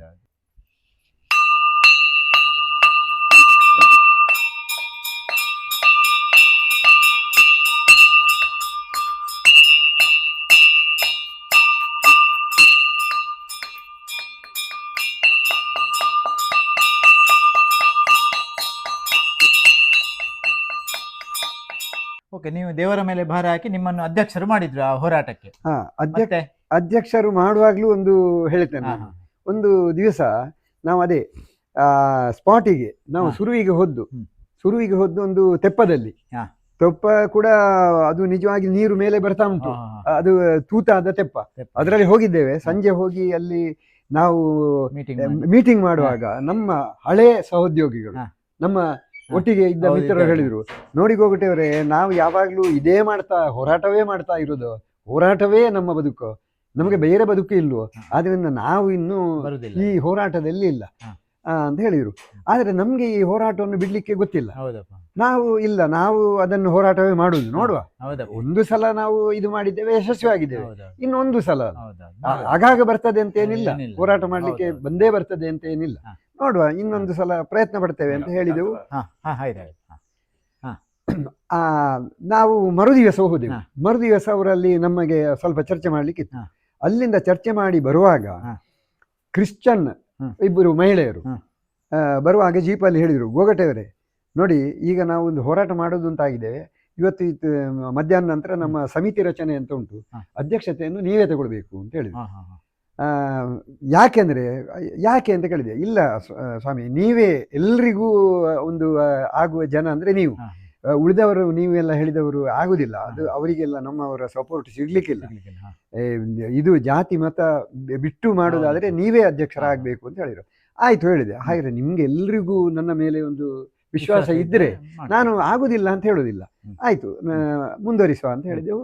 ಆ ದಿವಸವೇ ಮಧ್ಯಾಹ್ನ ನಂತರ ಒಂದು ನಮ್ಮ ಶಾಲೆಯಲ್ಲಿ ಒಂದು ಹೋರಾಟ ಸಮಿತಿ ಅಂತ ಆಯ್ತು. ಹೋರಾಟ ಸಮಿತಿಯಲ್ಲಿ ಎಲ್ಲರೂ ನನ್ನನ್ನು ಅಧ್ಯಕ್ಷರನ್ನು ಮಾಡಿದ್ರು.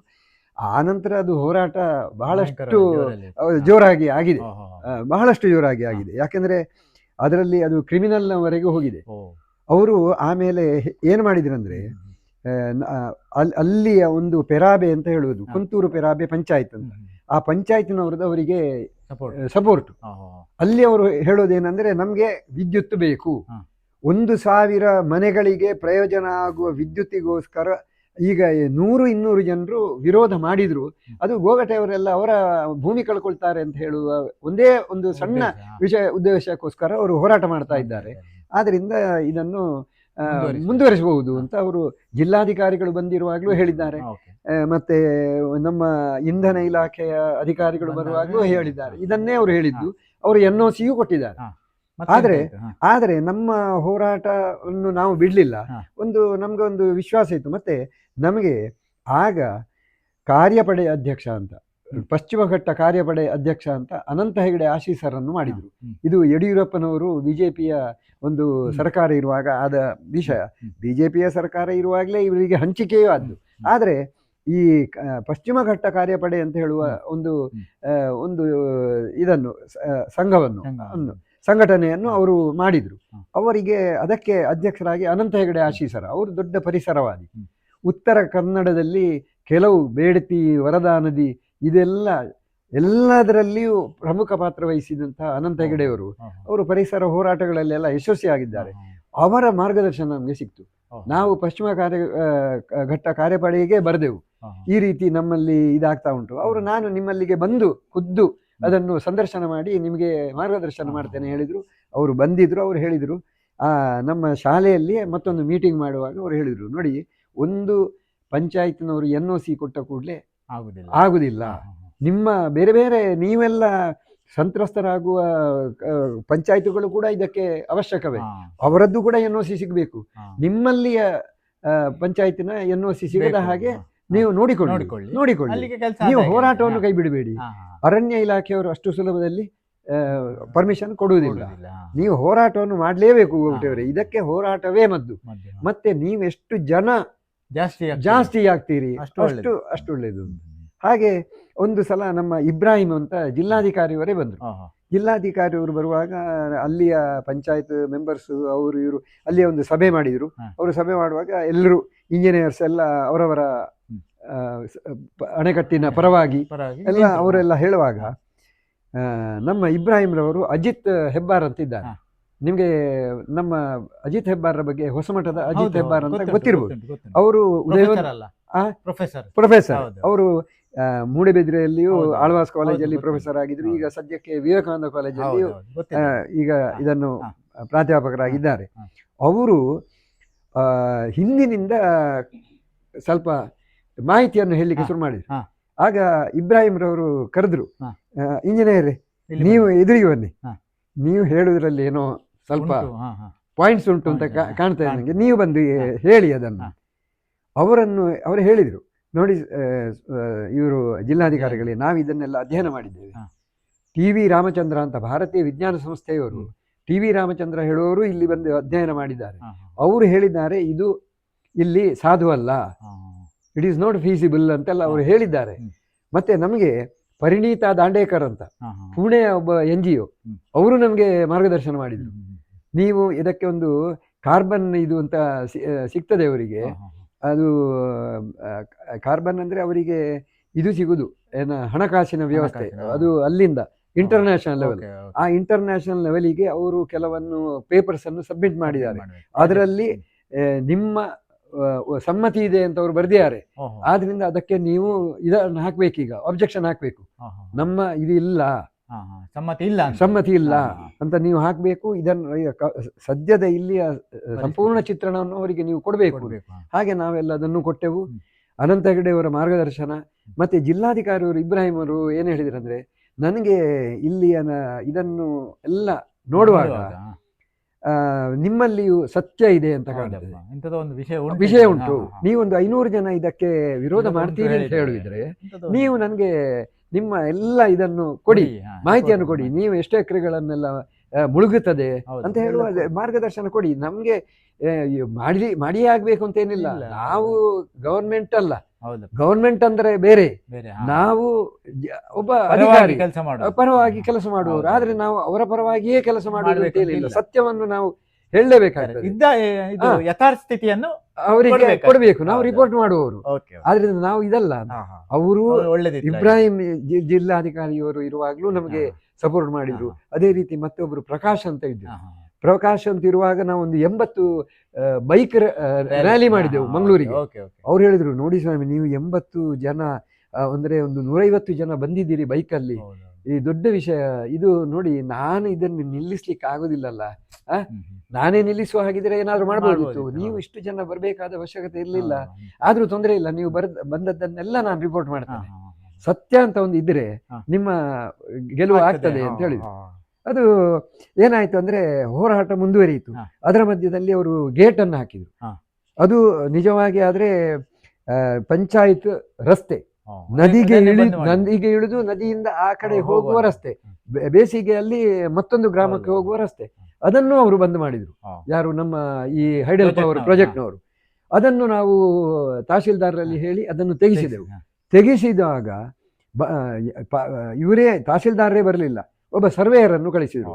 ಸರ್ವೇಯರ್ ಬಂದು ಇದನ್ನು ಸರ್ವೆ ಮಾಡುವಾಗ ಇದು ಪಂಚಾಯತ್ ರಸ್ತೆ ಹೌದು, ಆದ್ರೆ ನೀವು ತೆಗಿಲೇಬೇಕು ಅಂತ ಹೇಳಿದ್ದಕ್ಕೆ ಅವರು ತೆಗೆದಿದ್ದಕ್ಕೆ ನಮ್ಮ ಮೇಲೆ ಕೇಸ್ ಹಾಕಿದ್ರು. ಪೊಲೀಸ್ ಸ್ಟೇಷನ್ ಅವರು ಕೇಸ್ ತಗೊಂಡು ನಾವು ಇದು ಮಾಡಬೇಕಾಯ್ತು. ಕೆಲವು ದಿವಸ ಹೋರಾಟ ಅಲ್ಲ, ನಾವು ಅಡಗಬೇಕಾಯ್ತು, ಇಲ್ಲಾದ್ರೆ ನಮ್ಮ ಅರೆಸ್ಟ್ ಮಾಡ್ತಿದ್ರು. ಹಾಗೆ ನಾವು ಅಡಗಿ ಆಗ ನಮಗೆ ಸುಳ್ಯದಲ್ಲಿ ಒಬ್ರು ಶ್ರೀನಿವಾಸರಾವ್ ಅಂತ ವಕೀಲರು ಇದ್ರು. ಅವರು ಯಾಕೆ ಬಂದಿದ್ದಾರೆ ಅಂತ ನಮ್ಗೆ ಗೊತ್ತಿಲ್ಲ. ನಮ್ಮಿಂದ ದುಡ್ಡನ್ನು ಅವರು ಅಪೇಕ್ಷೆ ಪಡ್ಲೇ ಇಲ್ಲ. ಅವರೊಬ್ಬ ಸಮಾಜ ಕಾರ್ಯಕರ್ತ ಆಗಿ, ಒಬ್ಬ ವಕೀಲ ಆಗಿ, ಏನು ದೊಡ್ಡ ವಕೀಲರಲ್ಲ ಅವರು, ಆದ್ರೂ ಅವರು ಹೈಕೋರ್ಟ್ ವಕೀಲ ಅಂತ ಹೇಳ್ತಿದ್ರು. ಹೈಕೋರ್ಟ್ ವಕೀಲ ಇರಬಹುದು, ಅಂತೂ ನಮ್ಗೆ ಒಳ್ಳೆಯ ಸಹಾಯ ಮಾಡಿದ್ರು. ಅವರು ವಕಾಲತ್ತು ಮಾಡ್ಲಿಲ್ಲ, ಅವರು ಬೇರೆ ವಕಾಲತ್ತನ್ನು ಮಾಡಿಸಿ ನಮ್ಮನ್ನು ಪುತ್ತೂರು ಇದರಲ್ಲಿ ಕೋರ್ಟಿಂದ ಹಾಜರು ಮಾಡಿಸಿ ನಮ್ಗೆ ಇದನ್ನು ಬೇಲ್ ಕೊಡಿಸಿದ್ದಾರೆ. ಯಾವುದೇ ದುಡ್ಡನ್ನು ತಗೊಳ್ಳದೆ. ಈಗ ನಡೀತಾ ಉಂಟ ಕೇಸ್? ಇಲ್ಲ, ಅದು ಆಮೇಲೆ ನಾವು ಹೇಳಿದೆವು ಅವರಿಗೆ. ನಾವು ಪೊಲೀಸ್ ಸ್ಟೇಷನ್ ನಲ್ಲಿ ಅದು ಆದ ಕೂಡಲೇ ನಾವು ಒಂದು ಏನು ಕೆಲಸ ಮಾಡಿದ್ದೇವೆ ಅಂದ್ರೆ, ನಮ್ಮ ಮೇಲೆ ಪೊಲೀಸ್ ಸ್ಟೇಷನ್ ಅವರು ವಿನಾಕಾರಣ ಕೇಸ್ ಹಾಕಿದ ಕಾರಣ ನಾವು ಪೊಲೀಸ್ ಸ್ಟೇಷನ್ ಅನ್ನೇ ಮುತ್ತಿಗೆ ಹಾಕ್ತೇವೆ ಅಂತ ಒಂದು ದಿವಸ 1,000 ಜನ ಸೇರಿದೆವು ಕಡಬದಲ್ಲಿ ಸೇರುವಾಗ ಇವರೇ ಬಂದರು. ಯಾರು?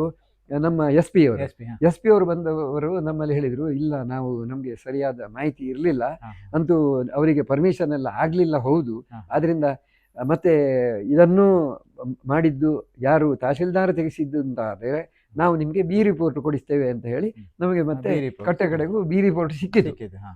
ಆಮೇಲೆ ಇದು ಕೇಸುಗಳೆಲ್ಲ ನಡೀತಾ ಇತ್ತು. ಒಂದು ಸಲ ನಾನು ಇವರ ಹತ್ರ ಕೂಡ ಹೋಗ್ಬೇಕಾಯ್ತು, ಮುತ್ತಪರೈ ಅಂತ ಬೆಂಗಳೂರಲ್ಲಿ. ಅವರು ಒಂದು ಸಲ ಕರೆದ್ರು, ಯಾಕಂದ್ರೆ ನಾನು ಅವರ ಸ್ವಲ್ಪ ಇದನ್ನು ತಗೊಂಡಿದ್ದೇನೆ. ಅಲ್ಲಲ್ಲ, ಇವರ ಈ ಇಡೀ ನಮ್ಮ ಹೈಡಲ್ ಪವರ್ ಪ್ರಾಜೆಕ್ಟಿನ ಸ್ವಲ್ಪ ಭಾಗವನ್ನು ಶೇರ್ ನಾನು ತಗೊಂಡಿದ್ದೇನೆ. ಅದರಿಂದ ನನಗೂ ಅದರಲ್ಲಿ ಈಗ ಸ್ವಲ್ಪ ಹೌದು. ಆದ್ರಿಂದ ನೀವು ಇದನ್ನು ಕೈ ಬಿಡಬೇಕು ಅಂತ ಮುತ್ತಪರೈಯವರು ಹೇಳಿದ್ರು. ಅದಕ್ಕೆ ನಾನು ಹೇಳಿದೆ, ಮುತ್ತಪರೈಗಳೇ, ನೀವು ನಮ್ಮ ಊರಿನವರು, ನೀವು ನಮ್ಮ ಪರವಾಗಿ ನಿಲ್ಬೇಕು, ಅವರ ಪರವಾಗಿ ನಿಲ್ಲುವುದಲ್ಲ. ನಾನು ನಿಮ್ಮಲ್ಲಿ ಲಾಸ್ಟಿಗೆ ಕೇಳೋದೊಂದೇ, ನೀವು ನಮ್ಮ ಪರವಾಗಿ, ರೈತರ ಪರವಾಗಿ ನಿಲ್ಬೇಕು. ಅವರು ನಮ್ಮಲ್ಲಿ ಹೇಳಿದರು, ನೋಡಿ ರೈತರೇ, ಗೋಗಟೆಯವರೇ, ಇನ್ನು ಕೆಲವು ವರ್ಷದಲ್ಲಿ ನೇತ್ರಾವತಿಯಲ್ಲಿ ನೀರಿಲ್ಲ, ನಿಮಗೆ ಕೆಲಸದವರು ಸಿಗುವುದಿಲ್ಲ, ಕಾರ್ಮಿಕರ ಸಮಸ್ಯೆ ಉಂಟು, ನಿಮ್ಮ ಮಕ್ಕಳು ನಿಮ್ಮೊಟ್ಟಿಗೆ ನಿಲ್ಲುವುದಿಲ್ಲ, ಕೃಷಿ ಮಾಡಲಿಕ್ಕೆ ಆಗುವುದಿಲ್ಲ. ಆದ್ದರಿಂದ ನೀವು ಈಗ ಕೊಟ್ಟರೆ ನಿಮ್ಮ ಪಟ್ಟಾಲ್ಯಾಂಡಿಗೂ ನಾವು ರೇಟು ಕೊಡ್ತೇವೆ, ಕುಮ್ಕಿಗೂ ಕೂಡ ಕೊಡ್ತೇವೆ ಅಂತೆಲ್ಲ ನಮಗೆಲ್ಲ ಆಮಿಷವನ್ನೆಲ್ಲ ತೋರಿಸಿದ್ರು. ನಾನು ಹೇಳಿದೆ, ನೋಡಿ, ನೀವು ನಮಗೆ ಒಂದು 4 ಜನರಿಗೆ ಪಟ್ಟಾಲ್ಯಾಂಡಿಗೂ ಕೊಡ್ತೀರಿ, ಕುಮ್ಕಿಗೂ ಕೊಡ್ತೀರಿ, ಸರಿ, ಆದರೆ ನಾವೊಂದು 500,000 ಜನ ಇದ್ದೇವೆ. ಕೆಲವರಿಗೆ ಇದೇ ಇಲ್ಲ, ಅವರದ್ದು ಅಸ್ತಿತ್ವ ಉಂಟು ಅಂತ ಹೇಳುವುದಕ್ಕೆ ರೆಕಾರ್ಡೇ ಇಲ್ಲ. ರೆಕಾರ್ಡ್ ಇಲ್ಲದವರು ಅಲ್ಲಿ ಉಳ್ಕೊಂಡಿದ್ದಾರೆ, ಮನೆ ಮಾಡಿಕೊಂಡಿದ್ದಾರೆ. ಅವರ ಅವಸ್ಥೆ ಏನು? ಅದನ್ನ ನೀವು ಒಂದು 500 ಜನರ ಇದನ್ನು ಹೇಳಿದ್ರೆ ಅವರೆಲ್ಲರೂ ಒಪ್ಪಿದರೆ ನಾನು ಒಪ್ಪುವುದು. ಮತ್ತೆ ನಾನು ಕಮಿಟಿ ಅಂತ ಇದೆ, ಇದಕ್ಕೆ ಒಂದು ಕಮಿಟಿ ಇದೆ. ಕಮಿಟಿಗೂ ದೊಡ್ಡ ಇಡೀ ಸಂತ್ರಸ್ತರಿದ್ದಾರೆ. ಸಂತ್ರಸ್ತರು ಹೇಳಿದ ಹಾಗೆ ಕಮಿಟಿ, ಕಮಿಟಿ ಇದೆ ಹೇಳಿದ ಹಾಗೆ ಅಧ್ಯಕ್ಷ. ಆದ್ರೆ ನಾನು ಒಬ್ಬ ಅಧ್ಯಕ್ಷ ಇದು ಒಪ್ಪುವ ಹಾಗೆಯೇ ಇಲ್ಲ. ಆದ್ರಿಂದ ನೀವು ಅಲ್ಲಿ ಬಂದು ಹೇಳ್ತೀರಾದ್ರೆ ಆಗ್ಬಹುದು, ಒಪ್ಪಿದ್ರೆ ಅವ್ರು ಒಪ್ಪಿದ್ರೆ ಸಾಕಾಗುದಿಲ್ಲ. ಅದಕ್ಕೆ ಅವ್ರು ಆಗ್ಬಹುದು ಹೇಳಿದ್ರು. ಆಮೇಲೆ ಅಂತೂ ಅವರು ಕೈ ಬಿಟ್ರದು, ಅವರು ಕೈ ಬಿಟ್ರು. ನಮಗೆ ಬೇರೆ ಬೇರೆ ಒಂದು ಮೂಲಗಳಿಂದ ಇದೆಲ್ಲ ಬಂತು. ಮತ್ತೊಬ್ಬರು ಇಂಗ್ಲಿಷ್ ಪತ್ರಕರ್ತರು, ನೀವು ದಕ್ಷಿಣ ಕನ್ನಡ ಜಿಲ್ಲೆಯಲ್ಲಿ ಇದನ್ನು ಪತ್ರಕರ್ತರು ಪ್ರಚಾರ ಮಾಡಿದ್ರೆ ಸಾಕಾಗುವುದಿಲ್ಲ, ಇದು ರಾಜಧಾನಿಗೆ ಹೋಗಬೇಕು, ನಾನು ಇಂಗ್ಲಿಷ್ ಪತ್ರಕರ್ತ ಅಂತ ಹೇಳಿ ಅವರು ಬಂದಿದ್ರು. ಅವರು ಲಾಸ್ಟಿಗೆ ಹೇಳಿದ್ದು, ನಾನು ನಿಮ್ಮ ಇದನ್ನು ತಗೊಂಡೆ, ನಾನು ಅವರದನ್ನು ತಗೊಳ್ಬೇಕಾಗ್ತದೆ. ಅವರು ತಗೊಳ್ಳುವಾಗ ಹೇಳ್ತಾರೆ, ನೀವು ಮಾತುಕತೆ ಮಾಡುವ ಅಂತ. ಏನಾದ್ರೂ ಉಂಟೋ ನಿಮ್ದು ಮಾತುಕತೆ? ನಾನು ಹೇಳಿದ್ದು ನಮ್ದು ಮಾತುಕತೆ ಇಲ್ಲ. ಹಾಗೆ ನಮ್ಮದು ಉಂಟು, ನಿಲ್ಲಿಸಿ ನೀವು ಅಷ್ಟೇ. ಮತ್ತೊಂದು ನಮ್ಮ RSS ಸಂಘದವರೇ ಒಬ್ರು ಮುಖ್ಯಸ್ಥರು ಹೇಳಿದ್ರು, ಮಾತುಕತೆ ಮಾಡಿ ಹೋಗ್ಬಿಟ್ಟೇವೆ ಅಂತ. ನಾವು ಹೇಳಿದ್ದು ನಮ್ಮ ಮಾತುಕತೆ ಒಂದೇ, ನಮ್ಮ ಸಿಂಗಲ್ ಪಾಯಿಂಟ್ ಅಲ್ಲಿ ಇರೋದು. ನಮ್ಗೆ ಡ್ಯಾಮ್ ಬೇಡ, ಡ್ಯಾಮ್ ಬೇಡ, ನಮ್ಗೆ ಹೈಡಲ್ ಪವರ್ ಬೇಡ ಅಷ್ಟೇ, ಬೇರೆ ನಮ್ದು ಮಾತುಕತೆ ಇಲ್ಲ. ವಿದ್ಯುತ್ ಬೇಡ ಅಂತ ಹೇಳಿದ್ರೆ ವಿದ್ಯುತ್ತಿಗೆ ಸೋಲಾರ್, ಬೇರೆ ಜಲವಿದ್ಯುತ್ ಅಲ್ಲ, ಪವನ ವಿದ್ಯುತ್ ಎಲ್ಲ ಬೇರೆ ಬೇರೆ ಇದೆ. ಈಗ ಅಂತೂ ಸೋಲಾರ್ ವಿದ್ಯುತ್ ಹೇಳುವಂತದ್ದು ಜನಪ್ರಿಯ ಆಗ್ತಾ ಇದೆ. ಅದನ್ನು ಎಲ್ಲಿಯೂ ಮಾಡಬಹುದು, ಯಾರಿಗೂ ಉಪದ್ರವಿಲ್ಲದ ಹಾಗೆ ಮಾಡಬಹುದು, ಜನರೇ ಮಾಡ್ತಾ ಇದ್ದಾರೆ. ಆದ್ರಿಂದ ಇದನ್ನು ಯಾಕೆ ನಾವು ಮಾಡಬೇಕು?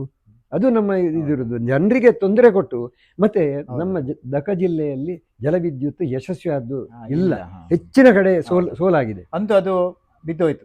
ಅದು ಈಗ ಮೊನ್ನೆ ಇಷ್ಟರವರೆಗೆ 2011ರಿಂದ 2026ರವರೆಗೂ ನಾವು ಹೋರಾಟವನ್ನು ಮಾಡ್ತಾ ಇದ್ದೆವು. ಅದಕ್ಕೆ ಹೋರಾಟಕ್ಕೆ ಅಂದ್ರೆ ನಮಗೆ ಹಿಂದೆ ಅಲ್ಲಿ ಒಮ್ಮೆ ಈ ಹೋರಾಟದ ಸಮಯದಲ್ಲಿ ನಾನು ಭರೂಕ ಅಂತ ಹೇಳಿದೆ ಅಲ್ಲ, ಆ ಸಮಯದಲ್ಲಿ ವಿದ್ಯಾಭೂಷಣರು ಬಂದಿದ್ರು ಸ್ವಾಮಿಗಳಾಗಿರುವಾಗ.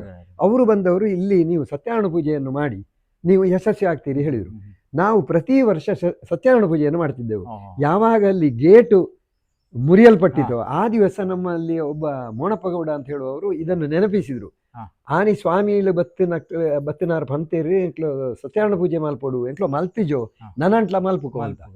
ಅಲ್ಲಿಂದ 2011 ಅಂದ್ರೆ ಒಂದು 15ರ ಅಂದಾಜು ಇರಬಹುದು. ಅಲ್ಲಿಂದ ನಾವು ಸತ್ಯನಾರಾಯಣ ಪೂಜೆಯನ್ನು ಪ್ರತಿ ವರ್ಷ ಮಾಡ್ತೇವೆ. ಈ ವರ್ಷ ಕೂಡ ಈಗ ಇನ್ನು ಕೆಲವು ದಿನಗಳಲ್ಲಿ ನಾವು ಅಲ್ಲಿ ಸತ್ಯನಾರಾಯಣ ಪೂಜೆಯನ್ನು ಮಾಡ್ತೇವೆ. ಅದೇ ಜಾಗದಲ್ಲಿ ಹೋಗಿ ಸತ್ಯನಾರಾಯಣ ಪೂಜೆಯನ್ನು ಮಾಡ್ತೇವೆ. ಈಗ ಮೊನ್ನೆ ನಮ್ಮ ಈ ಮಿತ್ರರೊಬ್ಬರು ಅಂದ್ರೆ ಇದರಲ್ಲಿ ಕಾರ್ಯದರ್ಶಿಯವರು, ನಮ್ಮ ಹೋರಾಟ ಸಮಿತಿಯ ಕಾರ್ಯದರ್ಶಿ ಕಿರಣ್ ಗೋಗೊಟೆ ಅವರು ಕ್ರೆಡೆಲಿಗೆ ಅಂದ್ರೆ ಇಂಧನ ಇಲಾಖೆಯ ಒಬ್ಬ ಆಫೀಸರ್, ಅಲ್ಲಿ ಹೋಗಿ ಕೇಳುವಾಗ ನಿಮ್ಮ ಯೋಜನೆ ರದ್ದಾಗಿದೆ ಅಂತ ಬಾಯಿಯಲ್ಲಿ ಹೇಳಿದ್ದಾರೆ. ಅದನ್ನೀಗ ನಾವು ಮಾಹಿತಿ ಹಕ್ಕಿನಲ್ಲಿ ಈಗ ನಾವು ಕೇಳಿ ಪಡ್ಕೊಳ್ಳುವವರಿದ್ದೇವೆ. ಮತ್ತೆ ನೀವೊಂದು ವಾರಕ್ಕೆ ಒಂದು ದಿನ ಮೌನ ವ್ರತ ಮಾಡ್ತಾ ಇದ್ದೀರಿ ಇಡೀ ದಿನ. ಸೊ ಅದ್ರದ್ದೊಂದು ಏನು ವಿಶೇಷತೆ ಅಂದ್ರೆ ಅದು ನೀವು ಯಾಕೆ ಶುರು ಮಾಡಿದ್ರಿ, ಅದರಿಂದ ಏನು ಬೆನಿಫಿಟ್, ಯಾರು ಹೇಳಿದ್ರು, ಇದೆಲ್ಲ ನಮ್ಗೊಂದು ಕುತೂಹಲ ಉಂಟು. ಈ ಉರುಂಬಿ ಅಂತ ಅದು ನಮ್ಮ ಜಲವಿದ್ಯುತ್ ಯೋಜನೆ, ಅದನ್ನೆಲ್ಲ ನಾವೆಲ್ಲ ಆದ ಮೇಲೆ ಅದೆಲ್ಲ ಆಯ್ತು. ಇನ್ನು ಒಮ್ಮೆ ನಮ್ಗೆ ನಾವು ಬೇರೆ ಊರುಗಳನ್ನು ಕೂಡ ನೋಡ್ಬೇಕು. ಅಂತೂ ಬೇರೆ ಊರುಗಳನ್ನು ನಾವು ಈ ಊರುಗಳನ್ನು ನೋಡ್ಲಿಕ್ಕೆ ಅಂತಲೇ ಹೋಗುದಿಲ್ಲ, ತೀರ್ಥಯಾತ್ರೆಯ ನೆಪದಲ್ಲಿ ಹೋಗುದು. ಆಗ ನಮ್ಗೆ ಒಂದು ತೀರ್ಥಯಾತ್ರೆಯ ಒಂದು ಇದು ಬಂತು 2018ರಲ್ಲಿ. ನಮ್ಮ ಒಬ್ರು ಸ್ನೇಹಿತರು ಹೀಗೆ ತೀರ್ಥಯಾತ್ರೆ, ಒಂದು ಬದರಿಗೆ ತೀರ್ಥಯಾತ್ರೆ ಇದೆ ಒಂದು ಇದರಲ್ಲಿ, ಯಾವುದ್ರಲ್ಲಿ ಗ್ರೂಪಿನಲ್ಲಿ, ಹಾಗೆ ಪ್ಯಾಕೇಜ್ ಟೂರ್. ಅದು ನಿಡ್ಲೆ ಯೋಗೀಶ್ ರಾವ್ ಅಂತ ಒಬ್ರು ಮಾಧ್ವರವರು, ಅವರ ಇದರಲ್ಲಿ ಅವರ ಸಂಚಾಲಕತ್ವದ ಅದರಲ್ಲಿ ಒಂದು ಇದೆ ಅಂತ ನಮಗೆ ಗೊತ್ತಾಯಿತು. ನಾವು ಅದಕ್ಕೆ ಹೊರಟು ನಾವು ಹರಿದ್ವಾರವನ್ನು ತಲುಪಿದ ಮೇಲೆ, ಇಲ್ಲಿಂದ ಮಂಗಳೂರಿಂದ ಹರಿದ್ವಾರಕ್ಕೆ ಟ್ರೈನು, ಹರಿದ್ವಾರವನ್ನು ತಲುಪಿದ ಮೇಲೆ ಅಲ್ಲಿ ಅವರ ಇದರಲ್ಲಿ ಹೇಗೆಂದರೆ ಧಾರ್ಮಿಕ ಕಾರ್ಯಕ್ರಮಗಳೆಲ್ಲ ಇದೆ. ಸಂಜೆ ಭಜನೆ ಮಾಡಬೇಕು.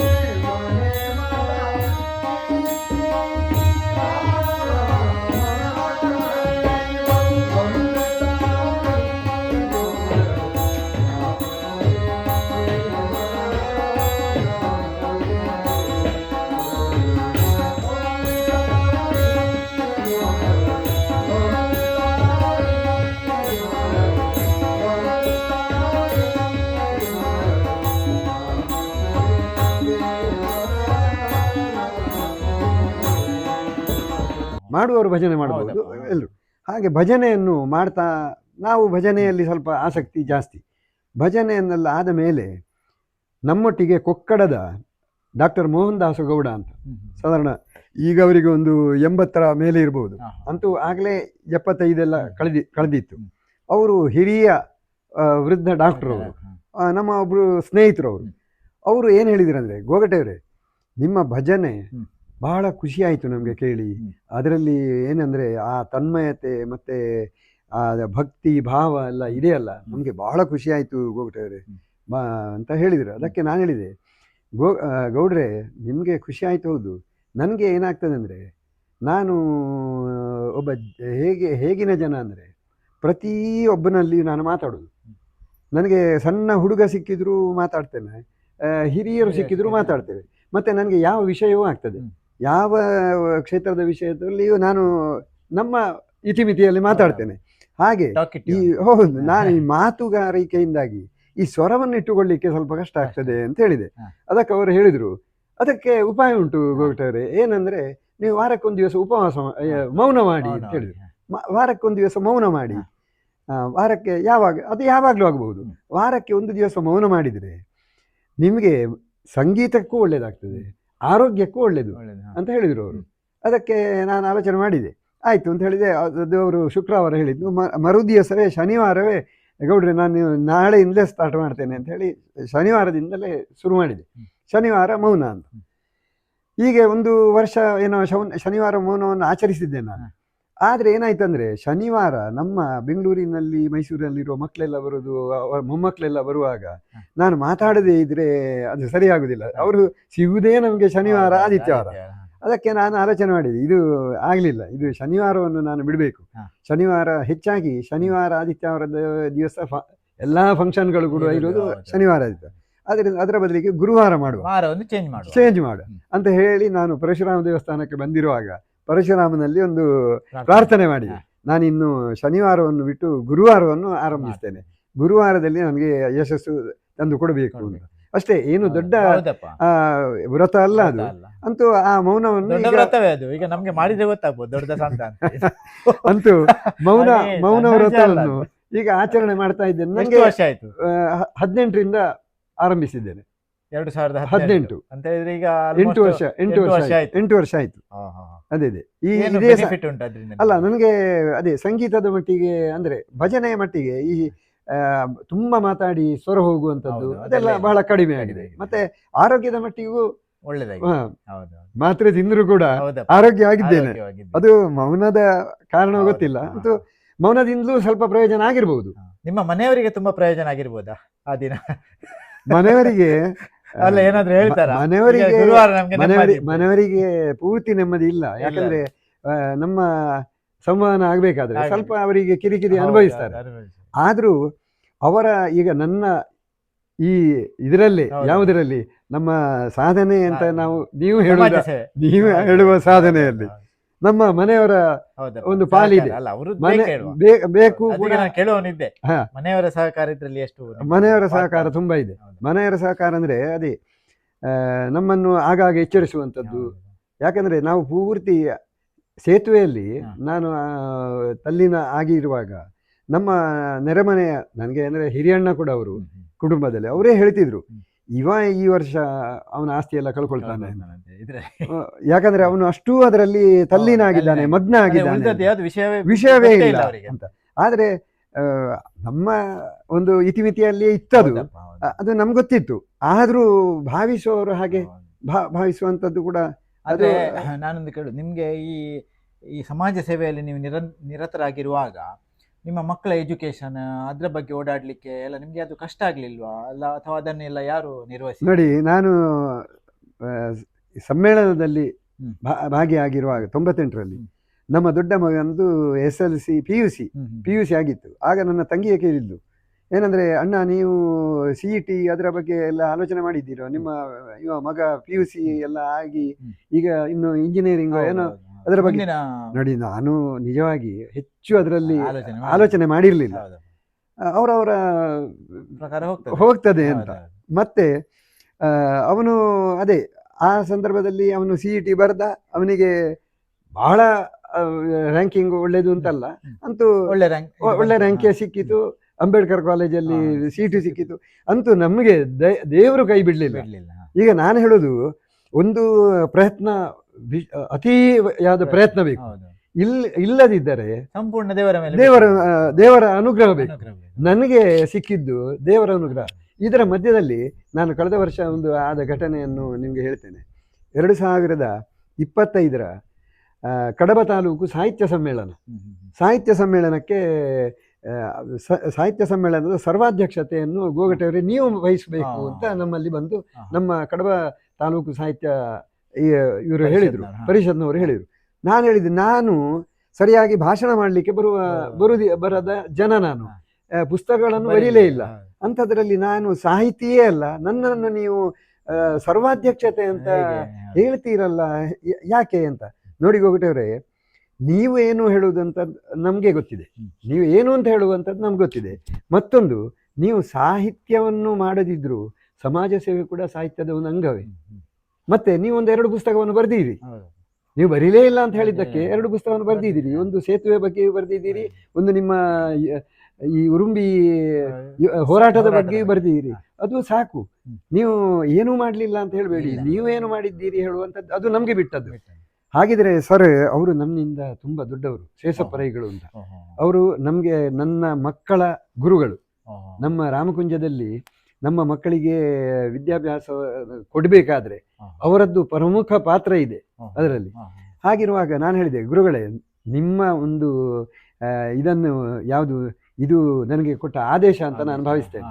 ನೀವು ನನ್ನಲ್ಲಿ ಕೇಳಿಕೊಂಡದ್ದಲ್ಲ, ನೀವು ನನಗೆ ಆದೇಶ ಕೊಟ್ಟದ್ದು. ಒಂದು ಎರಡನೇದು ಆರ್ಡರ್ ಮಾಡಿದ್ದೀರಿ. ಎರಡನೇದ್ದು, ನಾನು ಜೀವನದಲ್ಲಿ ಇಷ್ಟರವರೆಗೆ ಒಂದು, ಯಾಕಂದರೆ ನನಗೆ ಒಂದು ಜವಾಬ್ದಾರಿಯನ್ನು ಕೊಟ್ಟರೆ ಅದನ್ನು ಬೆನ್ನು ತೋರಿಸಿದವಲ್ಲ ನಾನು, ಅದನ್ನು ವಹಿಸಿಕೊಂಡವ. ಅದು ಪ್ರವಾಹದ ವಿರುದ್ಧವೇ ಈಜಿ ಆದರೂ ನಾನು ಯಶಸ್ವಿ ಆಗ್ತೇನೆ. ಯಶಸ್ವಿ ಆಗುವುದು ಸಾಮರ್ಥ್ಯದಿಂದ ಅಲ್ಲ, ಸ್ವಸಾಮರ್ಥ್ಯ ಅಲ್ಲ, ದೇವರ ಅನುಗ್ರಹ ಅಂತ ಖಂಡಿತ ಉಂಟು. ನನಗೆ ದೇವರ ಅನುಗ್ರಹ ಇರುವ ಕಾರಣ ನಾನು ಅದನ್ನು ಅಕ್ಸೆಪ್ಟ್ ಮಾಡ್ತೇನೆ, ನಾನು ಅದನ್ನು ಸ್ವೀಕರಿಸ್ತೇನೆ ಸರ್ ಅಂತ ಹೇಳಿದೆ. ಸ್ವೀಕರಿಸಿದ ಮೇಲೆ ಅವರು ಆ ದಿವಸ ಕೂಡ ಹೇಳಿದರು, ಗೋಗಟೆಯವರು ನೀವು ಅಚ್ಚುಕಟ್ಟಾಗಿ ಅದನ್ನು ನಿರ್ವಹಣೆ ಮಾಡಿದ್ದೀರಿ. ಆಯ್ತು ಸರ್, ನಿಮ್ಮ ಎಲ್ಲರ ಆಶೀರ್ವಾದದಿಂದ ಆಗಿದೆ. ಇದು ನಿಜವಾಗಿಯೂ ನಾನು ಇಷ್ಟರವರೆಗೆ ಮಾಡಿದ ಸಾಧನೆಗಳು ಏನಾದರೂ ಇದ್ರೆ ಅದು ನಮ್ಮ ಹಿರಿಯರ, ನಮ್ಮ ಮಹಾಗಣಪತಿಯ ಪರಶುರಾಮನ ಅನುಗ್ರಹ ಅಂತ ನಾನು ಭಾವಿಸ್ತೇನೆ. ನಮ್ಮದೇ ಏನೂ ಇಲ್ಲ. ತೇನ ವಿನ ತೃಣಮಪಿ ನ ಚಲತಿ. ಖಂಡಿತ ಹೌದು ಅಂತ ಭಾವಿಸ್ತೇನೆ. ಹೌದು ಅಷ್ಟೇ. ಆದ್ರೆ ನಾನು ಮಾಡಬೇಕಾದ ಕೆಲಸಗಳನ್ನು ನಾವು ಮಾಡ್ತಾ ಇದ್ದೇವೆ. ಅದರಲ್ಲಿ ಆದ್ರೂ ಮಾಡುವಂತ ಶ್ರದ್ಧೆಯನ್ನು ಕೊಡು ಅಂತ ನಾನು ದೇವರಲ್ಲಿ ಪ್ರಾರ್ಥನೆ ಮಾಡುವುದು. ನಮಗೆ ದೊಡ್ಡ ಸನ್ಮಾನ ಕೊಡುವಂತಲ್ಲ, ನಮಗೆ ಇನ್ನೂ ಕೂಡ ಆ ಸೇವೆ ಮಾಡುವ ಸಮಾಜದಲ್ಲಿ ನಾವು ಸೇವೆ ಮಾಡಲೇಬೇಕು. ನಾವು ಎಷ್ಟೋ ಜನರನ್ನ ಇದನ್ನು ಮಾದರಿಗಳನ್ನು ನಾವು ತಗೊಳ್ಬೇಕು. ಯಾಕಂದ್ರೆ ನಾವು ಮಾಡಿದ್ದು ಏನೂ ಅಲ್ಲ ಅಂತ ನಾನು ಭಾವಿಸ್ತಾ ಇರ್ತೇನೆ ಕೆಲವೊಮ್ಮೆ. ಯಾಕಂದ್ರೆ ಕಣ್ಣಿಲ್ಲದ ಕುರುಡರು ನಮ್ಗೆ ಇತ್ತೀಚೆಗೆ ನಾನು ನೋಡ್ತಾ ಇದ್ದೇನೆ. SRK ಟ್ರೇಡರ್ಸ್ ಅಂತ ಒಬ್ರು ಇದ್ದಾರೆ, SRK ಲೇಡರ್ಸ್ ಅಂತ. ಅವರಿಗೆ ಕಣ್ಣೇ ಕಾಣೋದಿಲ್ಲ. ಅವರ ಸಾಧನೆ ಎಲ್ಲ ಅದರ ಮುಂದೆ ನಮ್ದು ಏನೂ ಅಲ್ಲ. 2 ಕಣ್ಣಿಲ್ಲದಿದ್ರು ಅವರು ಅಂತ ಒಂದು ಉದ್ಯಮವನ್ನು ಬೆಳೆಸ್ತಾರೆ, ಎಷ್ಟೋ ಜನರಿಗೆ ಉದ್ಯೋಗವನ್ನು ಕೊಡ್ತಾ ಇದ್ದಾರೆ. ಮಾತ್ರ ಅಲ್ಲದೆ ಸಮಾಜಕ್ಕೆ ತುಂಬಾ ಕೊಡ್ತಾ ಇದ್ದಾರೆ. ಹಾಗಿರುವಾಗ ನಾವು 2 ಕೈಕಾಲು ಎಲ್ಲ ಸರಿ ಇದ್ದು ಅಲ್ಲ ಮಾಡಿದ್ದು ಸಾಲದು ಅಂತ ನಾನು ಭಾವಿಸ್ತೇನೆ. ಇನ್ನೂ ಇದೆ. ಆದ್ರಿಂದ ಮಾಡುವ ಆ ಸಮಾಜ ಸಾಧಕರಿಗೆ ನಾನು ಖಂಡಿತ ನಮಸ್ಕಾರಗಳನ್ನು ತಿಳಿಸ್ತಾ ನನ್ನ ಅನುಭವವನ್ನು. ನೀವು ಈಗ ನಿಮ್ಮ ಎಲ್ಲ ಸಾಧನೆ ನಮ್ಮ ವೀಕ್ಷಕರಿಗೆ ಅಥವಾ ನಮ್ಮ ಯಂಗ್ಸ್ಟರ್ಸಿಗೆ ಎಲ್ರಿಗೆ ಇದೊಂದು ಸ್ಫೂರ್ತಿದಾಯಕ ಆಗಲಿ ಅಂಥೇಳಿ ನಾನು ಆಶಿಸ್ತೇನೆ. ಮತ್ತು ನಮ್ಮದು ಇವತ್ತಿನ ಇದು ಎಂಥ ಸಂದರ್ಶನ ಭಾರಿ ವಿಶೇಷ. ಯಾಕಂತೇಳಿದರೆ ಇಡೀ ಸಂದರ್ಶನದಲ್ಲಿ ದೇವಸ್ಥಾನದ ಪೂಜೆ ಕೂಡ ಕವರ್ ಆಯಿತು. ಅಂದರೆ ಅದನ್ನೊಂದು ಸಪರೇಟ್ ನಾವು ಮಾಡಬೇಕಾಗಿಲ್ಲ. ಅಂದರೆ ಇದು ಸಂದರ್ಶನ ಯಾರು ನೋಡಿ ವೀಕ್ಷಿಸ್ತಾರೆ ಅವರಿಗೆ ಒಂದು ಬೋನಸ್. ಹೌದು, ಅದು ಕೂಡ ಪ್ರತಿಷ್ಠಾ ವರ್ಧಂತಿಯ ಇದೆಲ್ಲ ನಾವು ಪ್ಲಾನ್ ಮಾಡಿ ಆದದ್ದಲ್ಲ. ಹಾಗಾಗಿ ಪ್ರತಿಯೊಬ್ಬ ವೀಕ್ಷಕರಿಗೆ ಇದನ್ನು ಕೊನೆಯವರೆಗೆ ಯಾರು ನೋಡಿದ್ದಾರಾ ಅವ್ರಿಗೆ ಎಲ್ರಿಗೆ ಆ ಸಿದ್ಧಿವಿನಾಯಕನ ಅನುಗ್ರಹ ಉಂಟು ಅಂತೇಳಿ ಲೆಕ್ಕ. ಯಾಕಂತ ಹೇಳಿದ್ರೆ ನಮ್ಗೆ ಇವತ್ತು ಇಲ್ಲಿ ಈ ಪ್ಲೇಸಿಗೆ ಬರುವವರೆಗೆ ಇಲ್ಲಿ ಒಂದು ದೇವಸ್ಥಾನ ಉಂಟು, ಅಥವಾ ಇದು ಇವರ ಮನೆದು ದೇವಸ್ಥಾನ, ಅಥವಾ ಈ ಮನೆ ಇವರ ಮೂಲ ಮನೆ, ಇದು ನಮಗೆ ಯಾವುದೂ ಗೊತ್ತಿರಲಿಲ್ಲ. ನಾವು ಅವರ ಕಡಬದ ಮನೆಗೆ ಹೋಗಿ ಇವರ ಸಂದರ್ಶನ ಮಾಡೋದು ಅಂತ ನಮ್ಮ ಪ್ಲ್ಯಾನ್ ಇದ್ದದ್ದು. ಸೊ ಈ ಪ್ಲ್ಯಾನನ್ನು ಎಲ್ಲ ಆ ದೇವರು ಹೇಗೆ ಅದನ್ನು ತಿರುವು ಮುರುವು ಮಾಡಿ ದೇವರ ಎದುರಿಗೆ ನಾವು ಸಂದರ್ಶನ ಮಾಡಿ ದೇವರ ಪೂಜೆ ಕೂಡ ಇದರಲ್ಲಿ ಕವರ್ ಆಗುವ ಹಾಗೆ ಮಾಡಿದ್ದಾನಂತ ಹೇಳಿ. ಆದರೆ ಇದರ ಹಿಂದೆ ಒಂದು ನಿಮ್ಮ ಇಲ್ಲಿ ಮೂಲ ಮನೆಯಲ್ಲಿ ಆಗಬೇಕು ಅಂತೇಳಿ ನಮ್ಮ ಸಂದರ್ಶನದ ಹಿಂದೆ ಕೂಡ ಏನೋ ಒಂದು ಆ ದೇವರ ಪ್ಲ್ಯಾನ್ ಉಂಟು ಅಂತೇಳಿ ಈಗ ನನಗೆ ಅನ್ನಿಸ್ತಾ ಉಂಟು. ಇಲ್ಲದಿದ್ದರೆ ಇದು ಈ ರೀತಿ ಆಗಲಿಕ್ಕೆ ಸಾಧ್ಯವೇ ಇಲ್ಲ. ಸೊ ಹಾಗೆ ನಿಮ್ಮ ಈ ಸಮಾಜಮುಖಿ ಅಂತ ಹೇಳಿದರೆ ಇದರಿಂದ ಒಂದು ಸಂದೇಶ ಏನು ಅಂತ ಹೇಳಿದರೆ, ನಾವು ಎಷ್ಟೇ ದೊಡ್ಡ ಜನ ಆದರೂ ಕೂಡ, ದೊಡ್ಡ ಜನ ನಾವು ಆಗ್ಲಿಕ್ಕೆ ಸಾಧ್ಯವಿಲ್ಲ, ನಾವು ದೊಡ್ಡದಲ್ವೇ ಅಲ್ಲ ದೇವರ ಎದುರಿಗೆ. ಆದರೆ ಸಹ ಒಂದು ಫೈನಾನ್ಷಿಯಲ್ ಇರುವ ಕೆಲವರು ಮಹಾ ಸಾಧಕರವರು ತುಂಬ ದುಡ್ಡು ಮಾಡಿದ್ದಾನೆ ಹಾಗೆ ಹೀಗೆ ಎಷ್ಟೇ ಆದರೂ ಕೂಡ ಸಮಾಜಕ್ಕೆ ನಾವು ವಾಪಸ್ ಸಮಾಜದ ಋಣ ಅಂತ ಹೇಳಿ ಒಂದು ಇರ್ತದೆ, ದೇವ ಋಣ, ಪಿತೃಋಣ ಮತ್ತು ಸಮಾಜದ ಋಣ. ಹಾಗೆ ಇದನ್ನು ನಾವು ವಾಪಸ್ ಸಮಾಜಕ್ಕೆ ಕೊಡಲೇಬೇಕು, ಇವತ್ತಲ್ಲ ನಾಳೆ. ಇಲ್ಲದಿದ್ದರೆ ಆ ಪ್ರಕೃತಿ ಕೊಡಿಸ್ತದೆ. ಎರಡರಿಂದ ಒಂದಾ ನಾವೇ ಆಗಿ ಕೊಡಬೇಕು, ಇಲ್ಲದಿದ್ದರೆ ಕೊಡಿಸ್ತದೆ. ಯಾವುದು ಒಳ್ಳೆಯದಂತ ನೋಡಿ ನಾವೇ ಆದಷ್ಟು ಕೊಟ್ಟು ಅದನ್ನು ನಮ್ಮಲ್ಲಿ ಉಳಿಸಿ ಅಷ್ಟಾದರೂ ಉಳಿತದೆ ಆಗ ನಾವು ಸ್ವಲ್ಪ ಕೊಟ್ಟರೆ. ಸೊ ಇದು ಕೊಡುವಂಥ ಒಂದು ಮನೋಸ್ಥಿತಿಯನ್ನು ಹೇಗೆ ಬೆಳೆಸ್ಕೊಳ್ಬೇಕು, ಮತ್ತು ದೇವರ ಅನುಗ್ರಹ ಇದ್ದರೆ ಯಾವುದೇ ಹೋರಾಟ ಅಥವಾ ಯಾವುದೇ ಸಾಧನೆ ಒಂದು ಸಣ್ಣ ವಿಷಯ ಅಂಥೇಳಿ ಗೋಗಟೆಯವರು ತೋರಿಸಿಕೊಟ್ಟಿದ್ದಾರೆ. ಯಾಕಂದರೆ ಒಂದು ಸೇತುವೆ ಅದು ಕಟ್ಟಿಸುವುದು ಒಂದು ದೊಡ್ಡ ವಿಷಯ ಅಲ್ಲ, ಅದರ ನೇತೃತ್ವವನ್ನು ಹಿಡಿಯುವುದು. ಅಂದರೆ ಅದರಲ್ಲಿ ತುಂಬ ಈ 10 ಸಮಸ್ತದ ಹೇಳುವಾಗ ತುಂಬ ನೆಗೆಟಿವ್ ಕಮೆಂಟ್ಸ್ ಬರುವುದು, ಅಂದರೆ ನಮ್ಮನ್ನು ಸ್ವಲ್ಪ ಹಿಂದೆ ಎಳೆಯುವುದು, ಅಂದರೆ ಸ್ವಲ್ಪ ಡಿಮೋಟಿವೇಟ್ ಮಾಡ್ತಾರೆ. ಅಂದರೆ ಅವರ ಅನುಭವಗಳು ಬೇರೆ ಇರ್ತದೆ, ಬೇಕು ಅಂತಲ್ಲ, ಅವರ ಅನುಭವಗಳು ಹಾಗೆ ಹೇಳ್ತದೆ. ಸೊ ಇಂಥದ್ದೆಲ್ಲ ತುಂಬ ನಡೀತದೆ. ಇದನ್ನು ಎಲ್ಲವನ್ನು ಮೆಟ್ಟಿ ನಿಂತು ಅದನ್ನು ಯಶಸ್ವಿಯಾಗಿ ಮಾಡಿ ತೋರಿಸೋದು ಅಷ್ಟು ಸುಲಭದ ಕೆಲಸ ಅಲ್ಲ. ಹಾಗಾಗಿ ನಿಮಗೆ ಆ ಪ್ರಶಸ್ತಿಗಳು ಬಂದದ್ದು ಒಂದು ಸರಿಯಾಗಿಯೇ ಇದೆ, ಅಥವಾ ಯುಕ್ತ ವ್ಯಕ್ತಿಯನ್ನೇ ಆರಿಸಿದ್ದಾರೆ ಅಂತ ಹೇಳಿ ನಮಗೆ ಈಗ ಎಲ್ಲವನ್ನು ಕೇಳುವಾಗ ನಮಗೆ ಅನ್ನಿಸ್ತದೆ. ಹಾಗಾಗಿ ನಿಮಗೆ ಕೂಡ ನಿಮ್ಮ ಮುಂದಿನ ಜೀವನದಲ್ಲಿ ಯಶಸ್ಸು ಮತ್ತು ಆರೋಗ್ಯ, ಆಯುಷ್ಯ ಆ ದೇವರು, ಸಿದ್ಧಿವಿನಾಯಕ ದೇವರು ಕರುಣಿಸಲಿ. ಹಾಗೆ ಮುಂದೆ ಕೂಡ ನಿಮ್ಮ ಕೈಯಿಂದ ಇನ್ನೂ ಕೂಡ ಒಳ್ಳೊಳ್ಳೆ ಸಮಾಜಮುಖಿ ಕೆಲಸಗಳು ನಮ್ಮ ಚಿತ್ಪಾವನ ಸಂಘಕ್ಕೆ, ನಮ್ಮ ಕಮ್ಯುನಿಟಿಗೆ ಇರಲಿ, ಎಲ್ಲರಿಗೆ ಒಂದು ಒಳ್ಳೆ ಸಮಾಜಮುಖಿ ಕೆಲಸಗಳನ್ನು ಆಗಿ ನಮ್ಮ ಸಮಾಜದ ಅಭಿವೃದ್ಧಿಗೆ ಕೂಡ ನಿಮ್ಮ ಒಂದು ಕಾಂಟ್ರಿಬ್ಯೂಷನ್ ತುಂಬ ಬರಲಿ ಅಂಥೇಳಿ ನಾನು ಆ ದೇವರಲ್ಲಿ ಪ್ರಾರ್ಥನೆ ಮಾಡ್ತೇನೆ. ಹಾಗೆ ನಿಮಗೆಲ್ಲರಿಗೂ ಒಂದು ಆ ಪ್ರಶಸ್ತಿ ಬಂದದ್ದಕ್ಕೆ ಅಭಿನಂದನೆ ಸಲ್ಲಿಸಿ ನಾನು ಈ ಯೂಟ್ಯೂಬ್ ವಿಡಿಯೋ ನೋಡಿದ್ದಕ್ಕೆ ನಮ್ಮ ವೀಕ್ಷಕರಿಗೆ ಕೂಡ ಧನ್ಯವಾದಗಳನ್ನು ಹೇಳ್ತೇನೆ. ಹಾಗೆ ಎಲ್ಲರೂ ಕೂಡ ಈ ವಿಡಿಯೋವನ್ನು ನೀವು ಶೇರ್ ಮಾಡಿ, ಸಬ್ಸ್ಕ್ರೈಬ್ ಮಾಡಿ, ಮತ್ತು ನಮ್ಮನ್ನು ಈ ಜಾಹೀರಾತುಗಳನ್ನು ಕೊಡುವುದರ ಮೂಲಕ ಆಗ್ಬೋದು, ಅಥವಾ ನಮ್ಮ ಸ್ಪಾನ್ಸರ್ಶಿಪ್ ತಗೊಳ್ಬೋದು. ಇದರ ಮೂಲಕ ನಮಗೆ ಕೂಡ ಒಂದು ಎನ್ಕರೇಜ್ಮೆಂಟ್ ಮತ್ತು ಸಪೋರ್ಟ್ ಮಾಡಿ ಅಂಥೇಳಿ ನಾನು ಈ ಮೂಲಕ ಎಲ್ಲರನ್ನು ವಿನಂತಿಸ್ಕೊಳ್ತಾ ಇದ್ದೇನೆ. ನಮಸ್ಕಾರ.